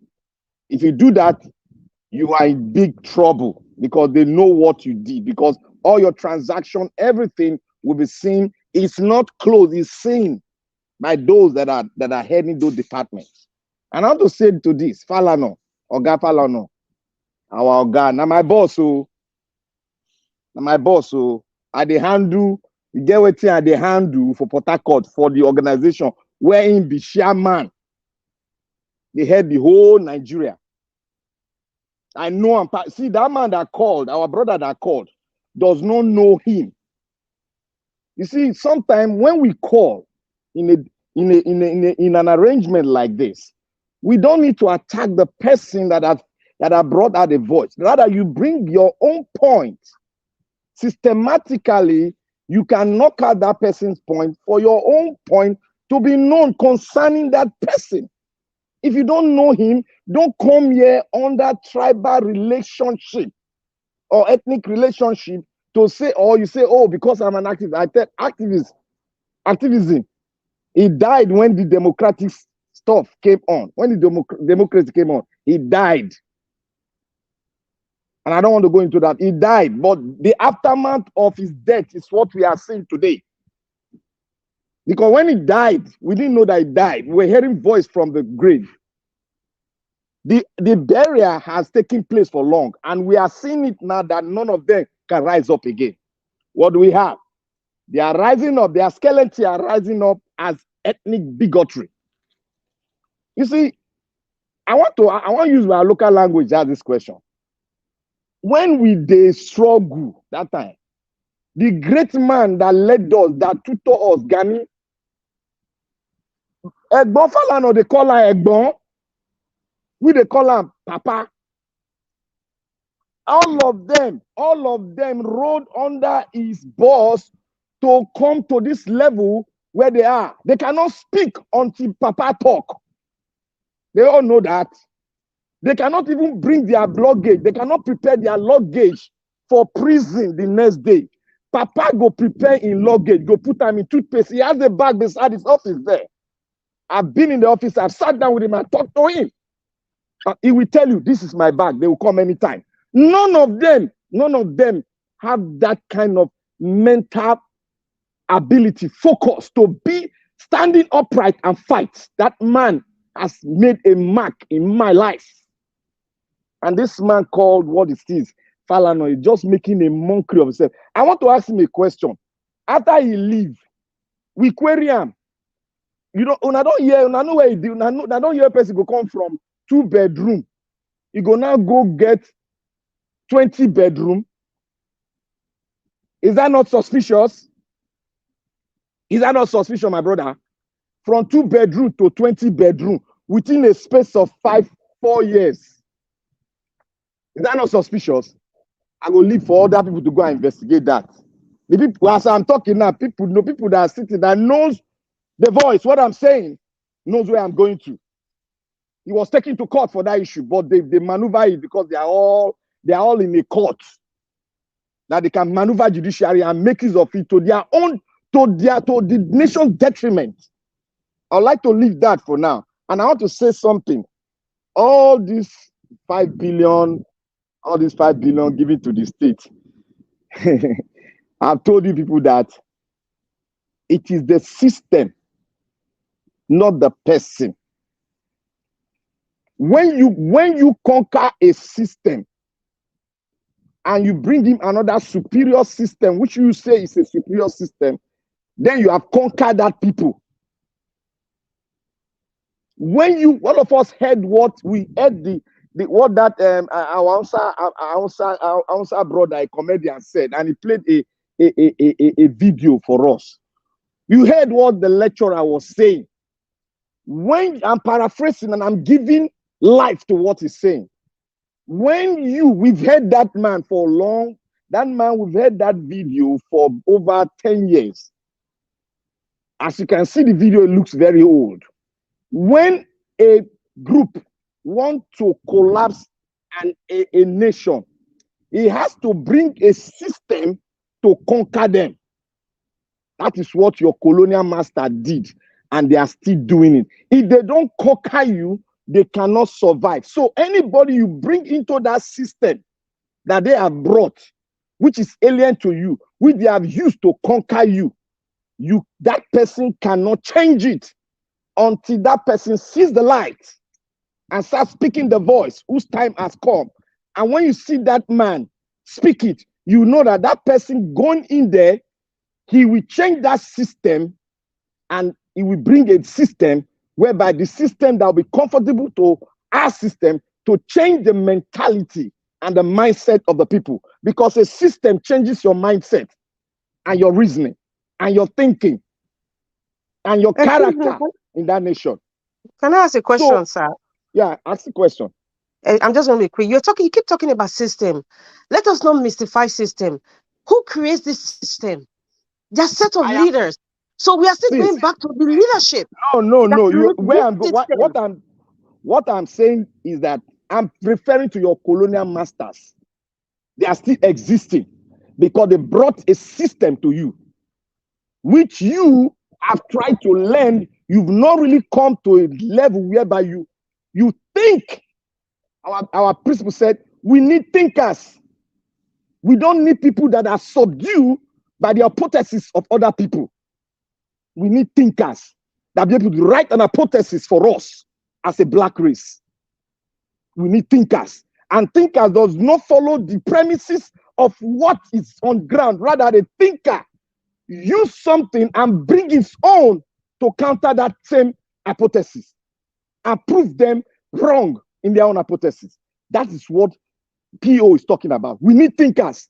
If we keep on thinking on this system trajectory they've given to us called democracy, we are going to linger in this euphoria and in this quagmire until Jesus Christ comes in.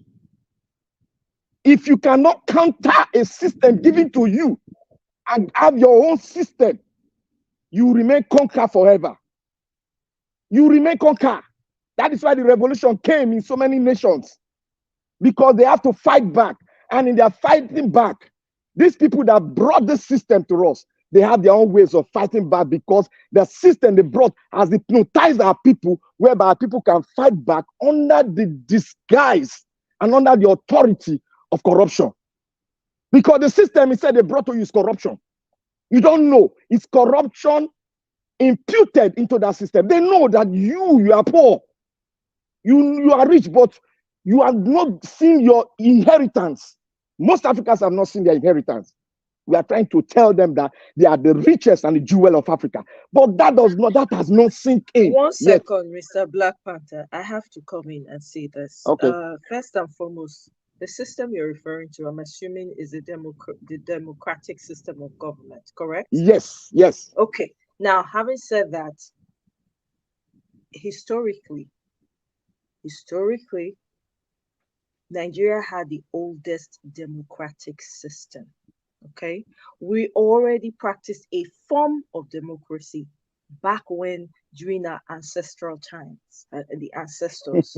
So, one second, Mr. Black Panther, systems can be introduced to you, but if the people that are elected have the minds and carry the people in their hearts, that system can work for them. So the fact that they brought in a system, wait now, let me finish, I beg, no verse. You know, so you said they interject. So me, I'm doing what you do sometimes. So give me that. So if based on that, right, if the people can't decide, if the leader, so for instance, now Peter Obi is coming, is a democratic system is coming to practice.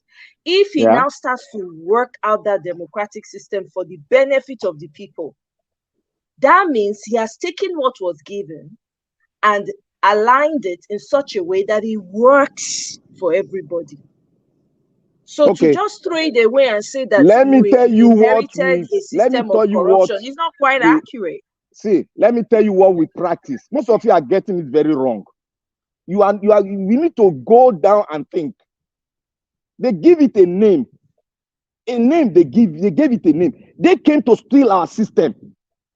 You see the system we have been practicing in Edo State. Let me tell you one thing.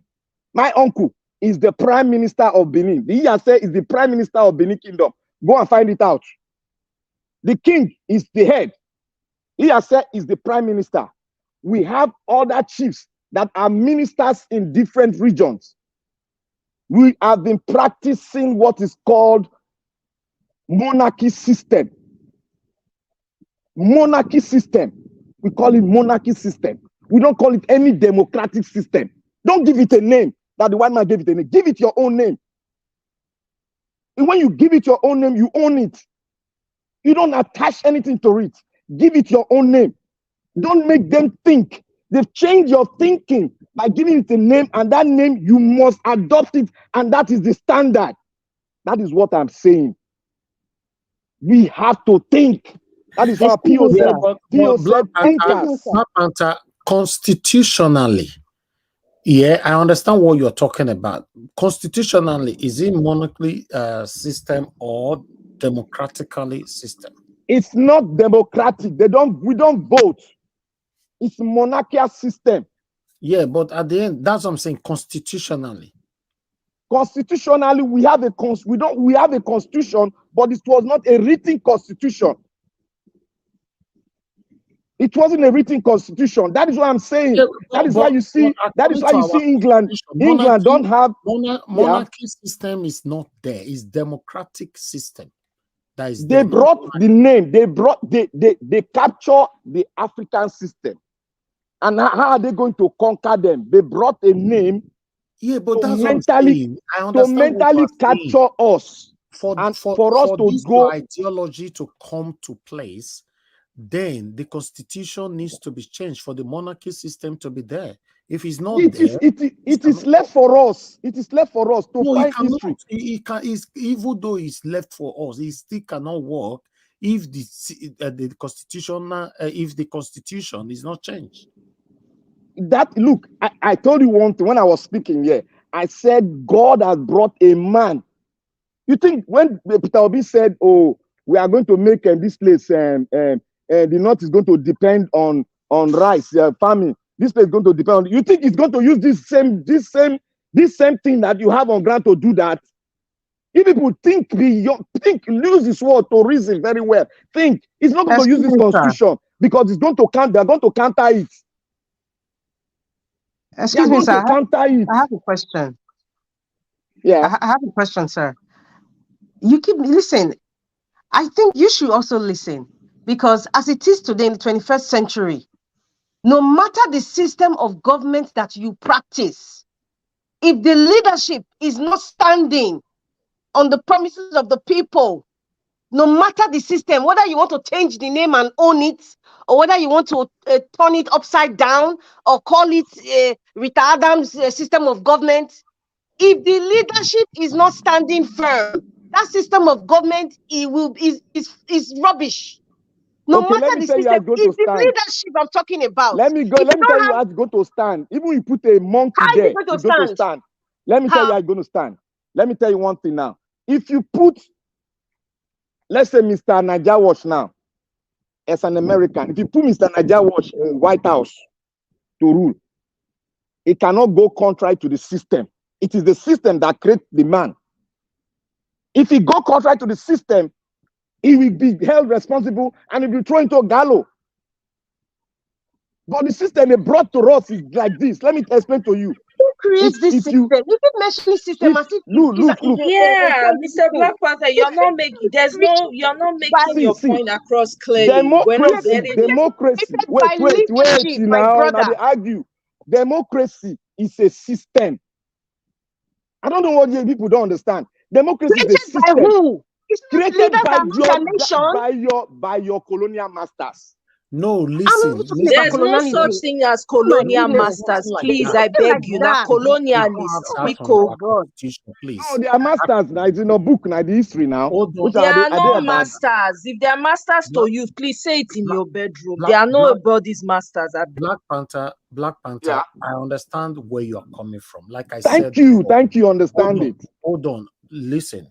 But to bring this to realism, it must be included in our constitution. God bless you, Mr. Naija Watch. It's not there. We don't have anything like federal monarchy system. We don't have state monarchy system. Even in our same point as Mr. Elvis. Sorry, Mr. Black Panther. You're just jumping and see. You're not making the same point. Your point is all polar opposites. Sister Amoye, Mr. Amoye, what I'm explaining, it's logical. To you, but it's not to us. It's not logical to me, at least. It's not logical. Or was it well logical? Or was it well logical? The system we are talking about, even the monarchy, can be abused, and it has been abused. No, so what are we talking about? The only way it can be abused is it has been abused. You can't make excuses for it. Do you know how many lives were died during the monarchy system? Do you know how you were slaving to pay taxes to the king? I beg. Sister Amoye, don't nullify your system, because the system they are practicing now, they've done more. I'm not nullifying the system, Black Panther. I think you should go back and restructure what you want to say, because you have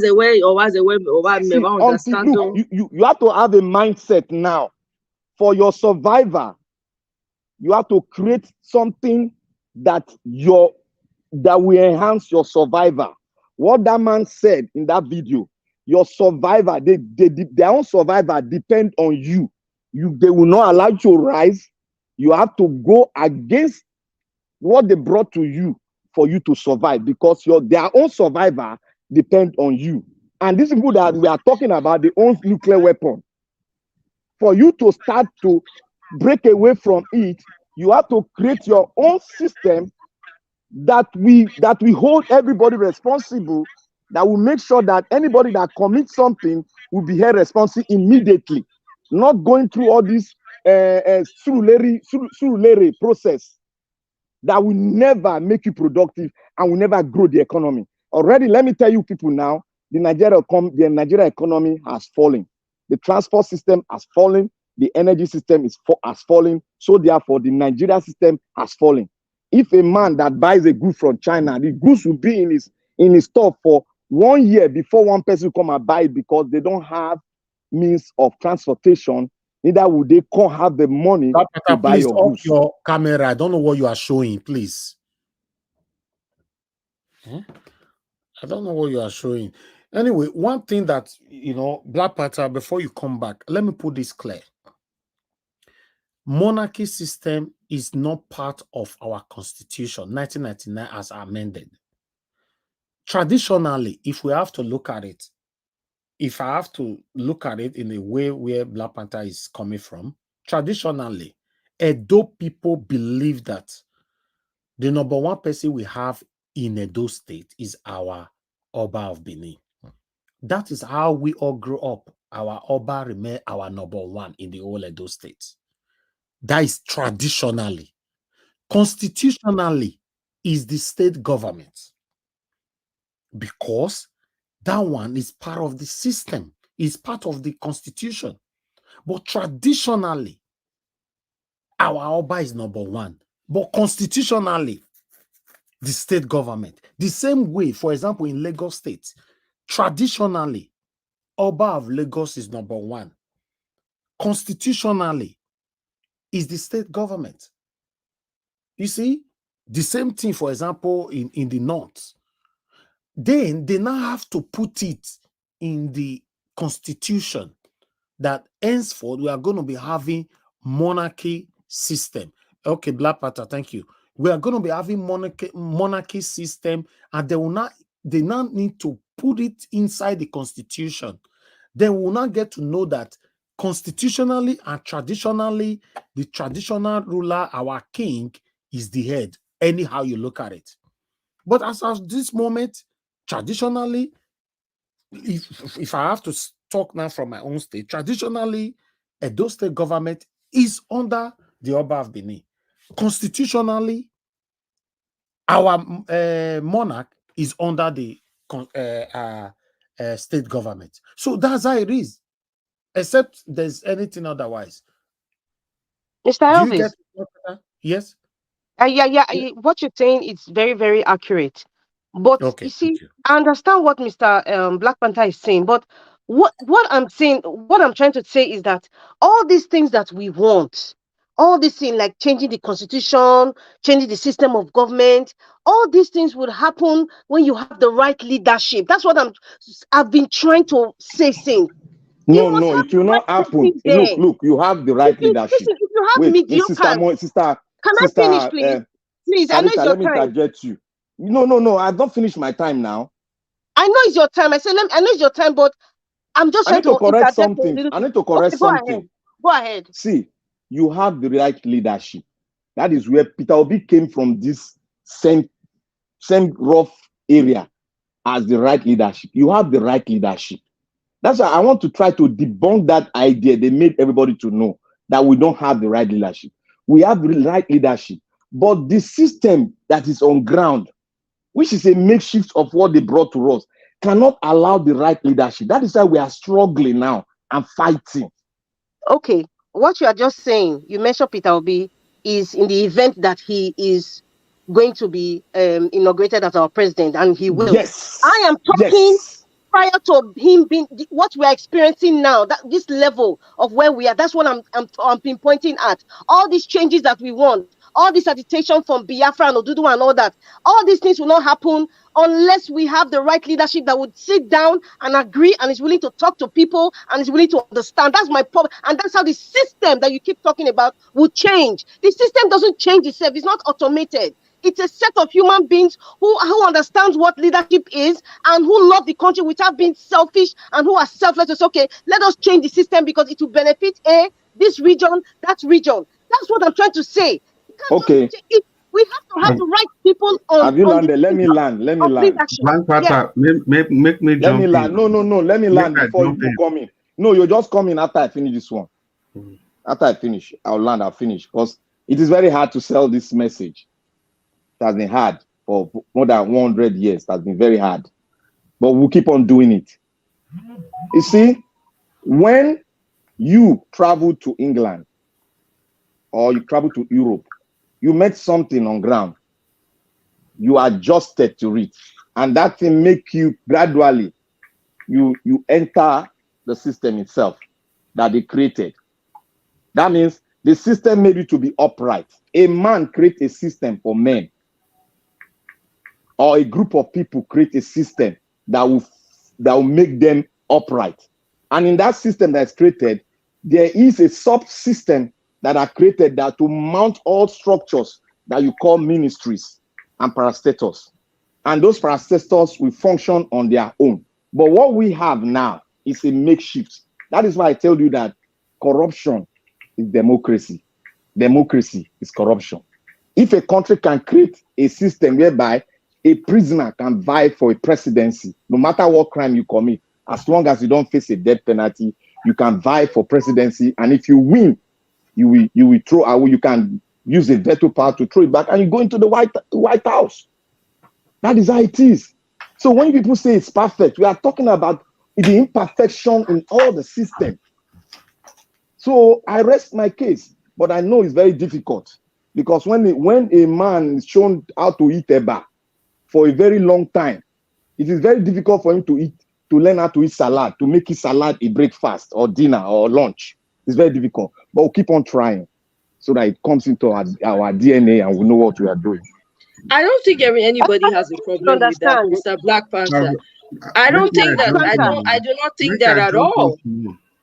Sorry, Mr. Chris, you can go ahead.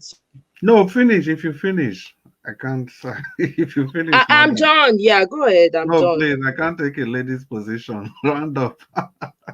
No, I'm done. Thank you very much. I'll just be quiet while you talk. No, because I really want to hear your own perception too.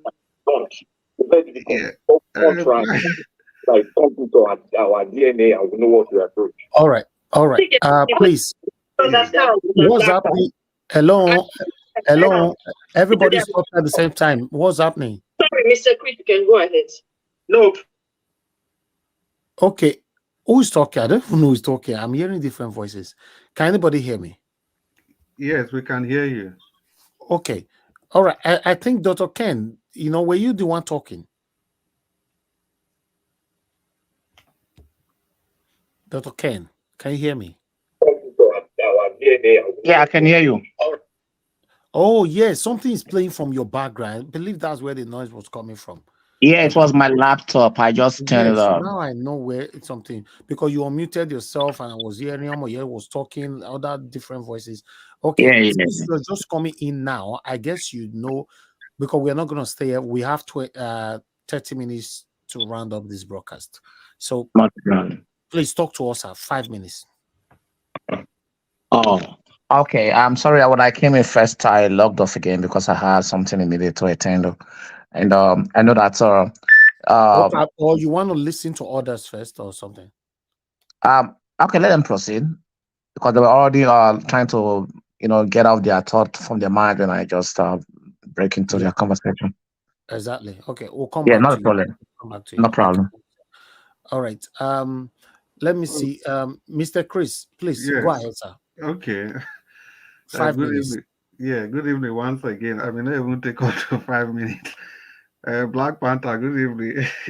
You said you'll be selling some IJs in 100 years. Nobody is buying. It is because it's not sellable. That's why nobody is buying. Black Panther, it is not the system. It is the operators of the system. We have to get it clear and leave it like that. Because it's a very simple thing. If you say it is the system, so you are indirectly saying that His Excellency Peter Obi is not going to succeed because the system is already there. And if he comes, he can't do anything because the system is there that will make him not to succeed. That is why I completely disagree. It is the way you operate the system.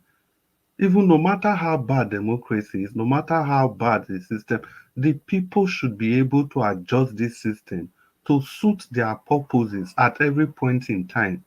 But what you have in your system is that we have refused to allow the appropriate changes to take place because only few individuals, greedy people, they are the ones benefiting from this system. And these are the same people that keep telling the downtrodden to adjust, to be faithful to their countries. And these are the people that can never take the slightest iota of pain.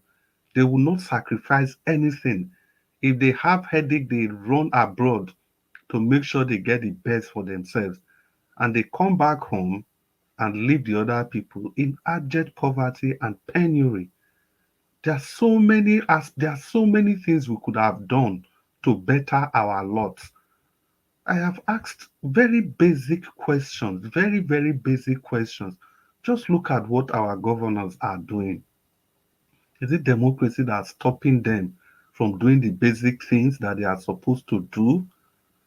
Look at the guys in Abu Dhabi. Those guys, they don't run democracy at all. There was even a time women were not even allowed to vote in those places, but at the end of the day, they were still able to transform their nation. Why?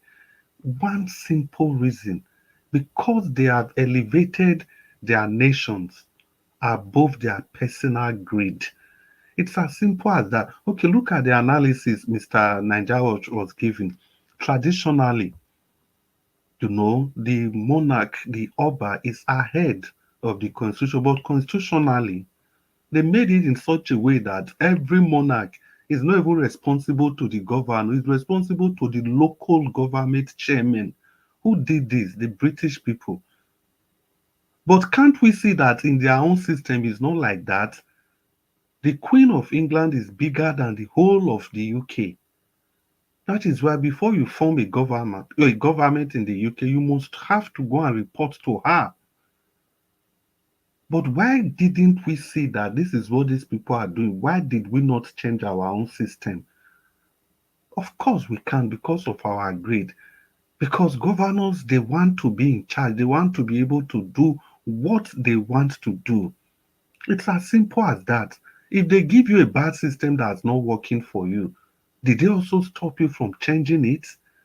Have they also stopped you from adjusting it? Even this quota system that we keep talking about, were they the one that gave us the quota system? Is it not something we did of our own volition? This idea of saying that all you need to do, you don't even need to have 5 credits, just show that you have attended the WAEC or even its equivalent. You can aspire to be the president of your nation. Why? Because some people know that any attempt to raise the standard, to raise the bar, it will automatically eliminate people from their constituency. And the people that would have spoken up against such negative indices, they all kept quiet because of peanuts, because of crumbs.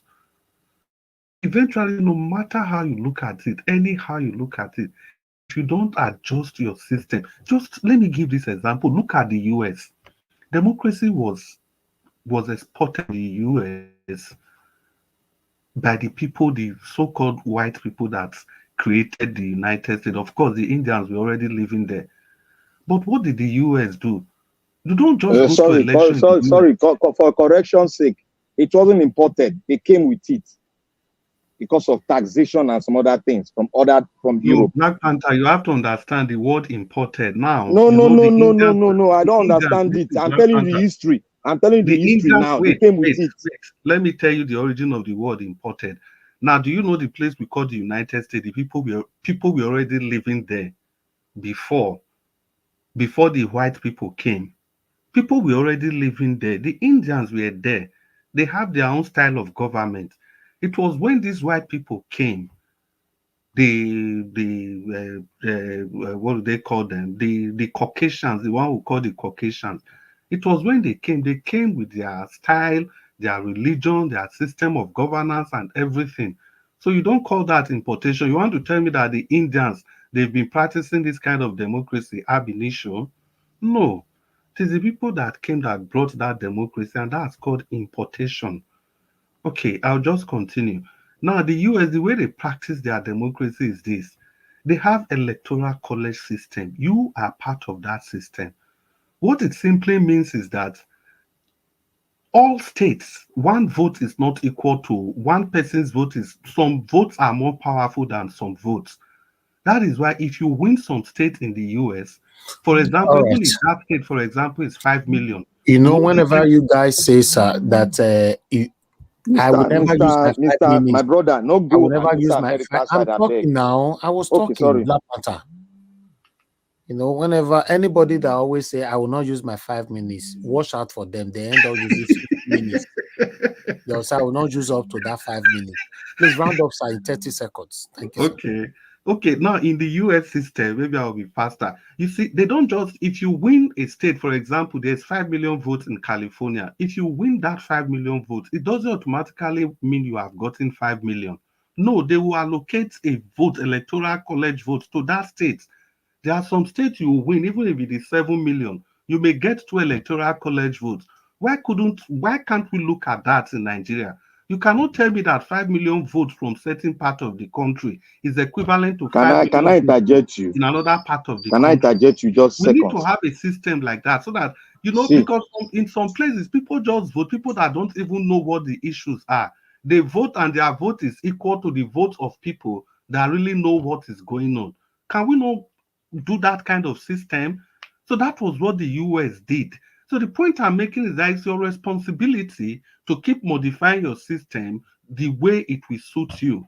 Thank you, Mr. Najawash. I don't want to go can I interject? Because he's going to, I told you, do you live in my house? Black Panther, you I'm giving 3 minutes now to round up this broadcast. Your 3 minutes now. I want to come now, Nigeria. Okay, let me run my own up. Mr. Chris, what did you say? No, I wasn't talking again. No, I say I don't ready. Okay, Dr. Ken, please hold on, sir. I'll come to you after Black Panther. Black Panther, use your final 3 minutes. Stay interject. I use an interject. I go use an interject well now. He made mention when he was starting his submission. He made mention that, oh, I've been selling this. I'm not the only one selling it. The generation before us, the likes of Kwame Nkrumah and others, have been selling this thing to us. But we that grab it, we know what we are saying. You are even selling it yourself now. I made a mistake of saying that it's imported, and you now say it brought in to subdue some people that owns the land. And now they have been subdued. They cannot rise again because they have been disseminated. They cannot rise again. That is the same thing I'm saying here. When somebody brings something that is foreign to you, he's bringing it to subdue you because he survived through you. That is what that video they played to us. I believe most of you did not even listen to that video. And that our answer brother was saying it is going to be a fight. But you people don't understand. Go and watch that video again and what that man is saying. Simple. Thank you, Mr. Najawash.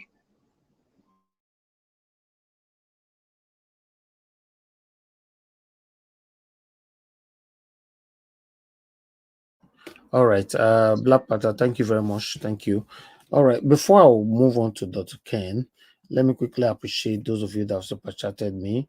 I'd like to appreciate you, Michael Ganamaro. Thank you very much for the super chat earlier on. God bless you. Love of God is my strength. Thanks for the super chat earlier on as well. God bless you.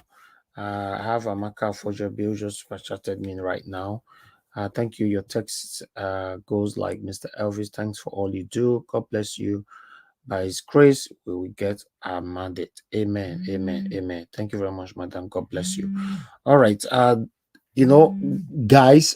you guys on the panel, although I don't want to add another people to the panel again. Do you want me to give you extra minutes for you guys to talk? Because I need to end this broadcast shortly. It just is a vote between us, not on the comment section here. More response depend on what the action will take. Please. Dr. Ken, do you want more minutes? Yes, of course. Okay. Black Panther? Black Panther, are you there? If you want to add, you can add. But I still stand on my premise anyway. I can't deviate. I don't understand. You did not answer the question. I don't understand. I say you can add. If you want to add to us, you can add. All right. What wasn't the question? What? Okay. I don't even know where voices are coming from. All right. I say you can give us. So if you want to give us, we are ready. Hold on. Let me pick this call. 1 minute.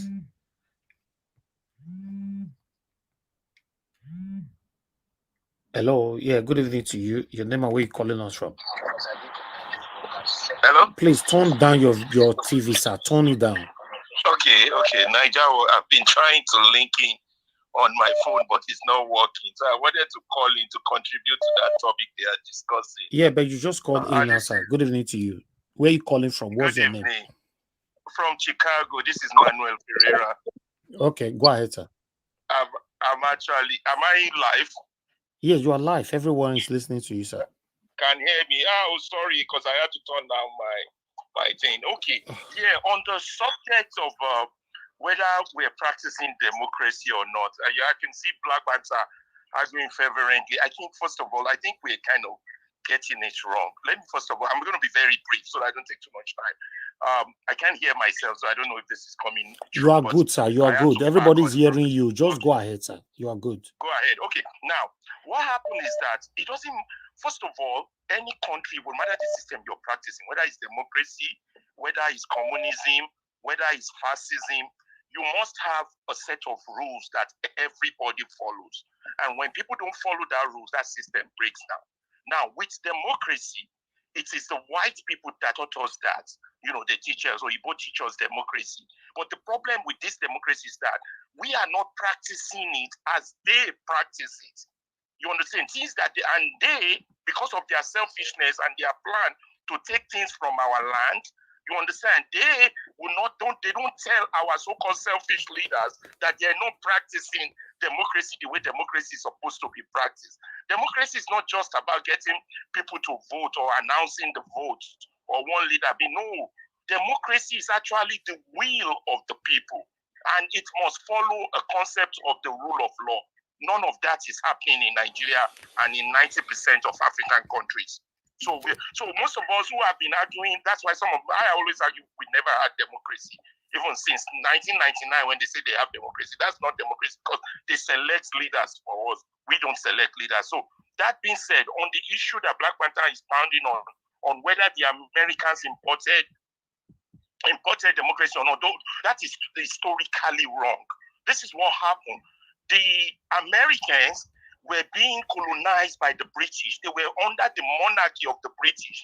You understand? And so because the taxation went up, they wanted to fight to rule themselves. They said, look, the British, the Queen, the King can no longer rule us no more. So we're going to come up with our own system of government that will reflect the will of our people. That's why each of the states, actually it was initially 13 states, Virginia, this, that, and all New York and all the other states, they all came together and said, okay, we come together with the collective rules, and then we would agree on these rules, that these are the rules we will follow. And this is why those who have been arguing in Nigeria are saying that the military gave us this 1999 constitution, that's why it's so flawed. That for us to move forward, let each tribe, each dialect come up with their own ideas of how they want to be ruled, and if they want to be a part of this union called Nigeria. That is the right way to do it. That's the way US do it. That's why the US is the United States of America, because they came united on a common set of rules, which they all agree to follow.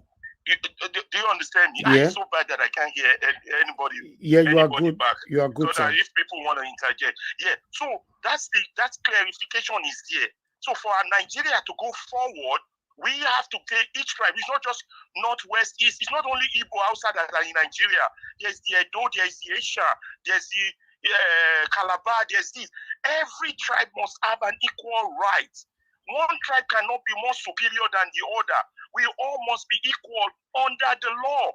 All this madness is not happening in Nigeria. What we have now is pure madness. And then to make the matters worse, we have this terribly greedy, selfish, what I call house niggers who ruling the country, who don't have a clue about what democracy is, who don't have a clue of who they are. They are actually white men in black skin, because all they do is follow the white man's way. You understand? It's just follow with their colo mentality. They don't know what they're doing. I hope I've been able to add more to this. I wish I could hear myself. Thank you, sir. Your contribution is perfect. Everybody hear him. Thank you very much, sir. Okay. Thank you, sir. Thank you. Yeah, let me take another call. I have Madam Becky calling.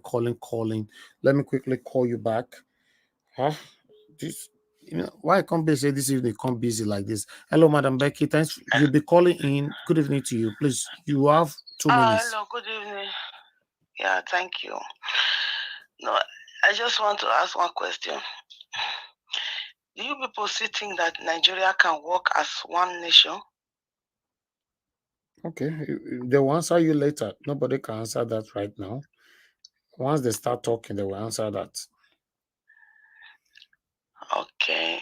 Yeah. Just keep Another watching. question. Okay. Do you still think that they will give Obi his mandate That back? question, we shouldn't be asking that question at all. You know, No. there shouldn't be yes or no to that answer, and that question shouldn't be asked at this particular time. Okay, I'm sorry for that. Yeah. But for me, America that know about Tinubu and they support even Britain, they support his presidency. They put him there for purpose. I listened to one of our brothers talking that was explaining about I get answer for one of your questions. No, please hold on. You answer it when it gets to your time, sir. Thank you, madam. Please round up. You have 45 seconds left. No, okay, 45 seconds. Yeah, because what I want to talk about is Nigeria. You can never work as a one country because they have made us know that it's not going to work. Fulani is the one ruling us. Even Niger, they are going against Fulani now because Fulani, they are killing us. How anybody that is still fighting for one Nigeria, you are fighting for one Nigeria for Fulani because they have taken over Nigeria. All they have to do is to divide Nigeria and let everybody establish in your country, in your part of the country. Okay. They said Nigeria is three. Thank you. Wazobia, Nigeria, Yoruba, Hausa, Igbo. Thank you. So let them just share it and let everybody. All right, your seconds is over. It's all part. Thank you very much. Thank you very much, Madam Becky. God bless you. Thank you. All right, guys. You know, for me, everywhere just automatically, I don't know where this one come from. Just carry the busy this evening now. You don't reach the time we person is supposed to relax, to be honest. But it not be firewood, my people. You know, call her, make una wait. Wait first. A black pata go carry matter we go carry corner. The whole world want to talk about this matter. Yeah. Not be me. Now we tell this stuff. Okay. What will happen now, my people? For me, I need to leave the platform for you guys. You know, so let's call this session talk and go. You know, because let me take this break. I'll pick your call, sir. I'll call you back. Those of you calling in right now, I'll call you back. Just hold on, please. You know, because I'm supposed to end this broadcast now in the next 6 minutes, but I need to switch. Because of that, please, if you are listening to us right now, we still have over 600 people watching us, about 500 there in Nigeria watch. So if you are listening to us, you need to refresh for you to follow up with a more contribution on this. Automatically now, phone everywhere is buzzing. For me, anyway, let me keep the other side. Okay, let me have a switch. Thank you. God bless you. You are the pillar that holds my life. You are the pillar that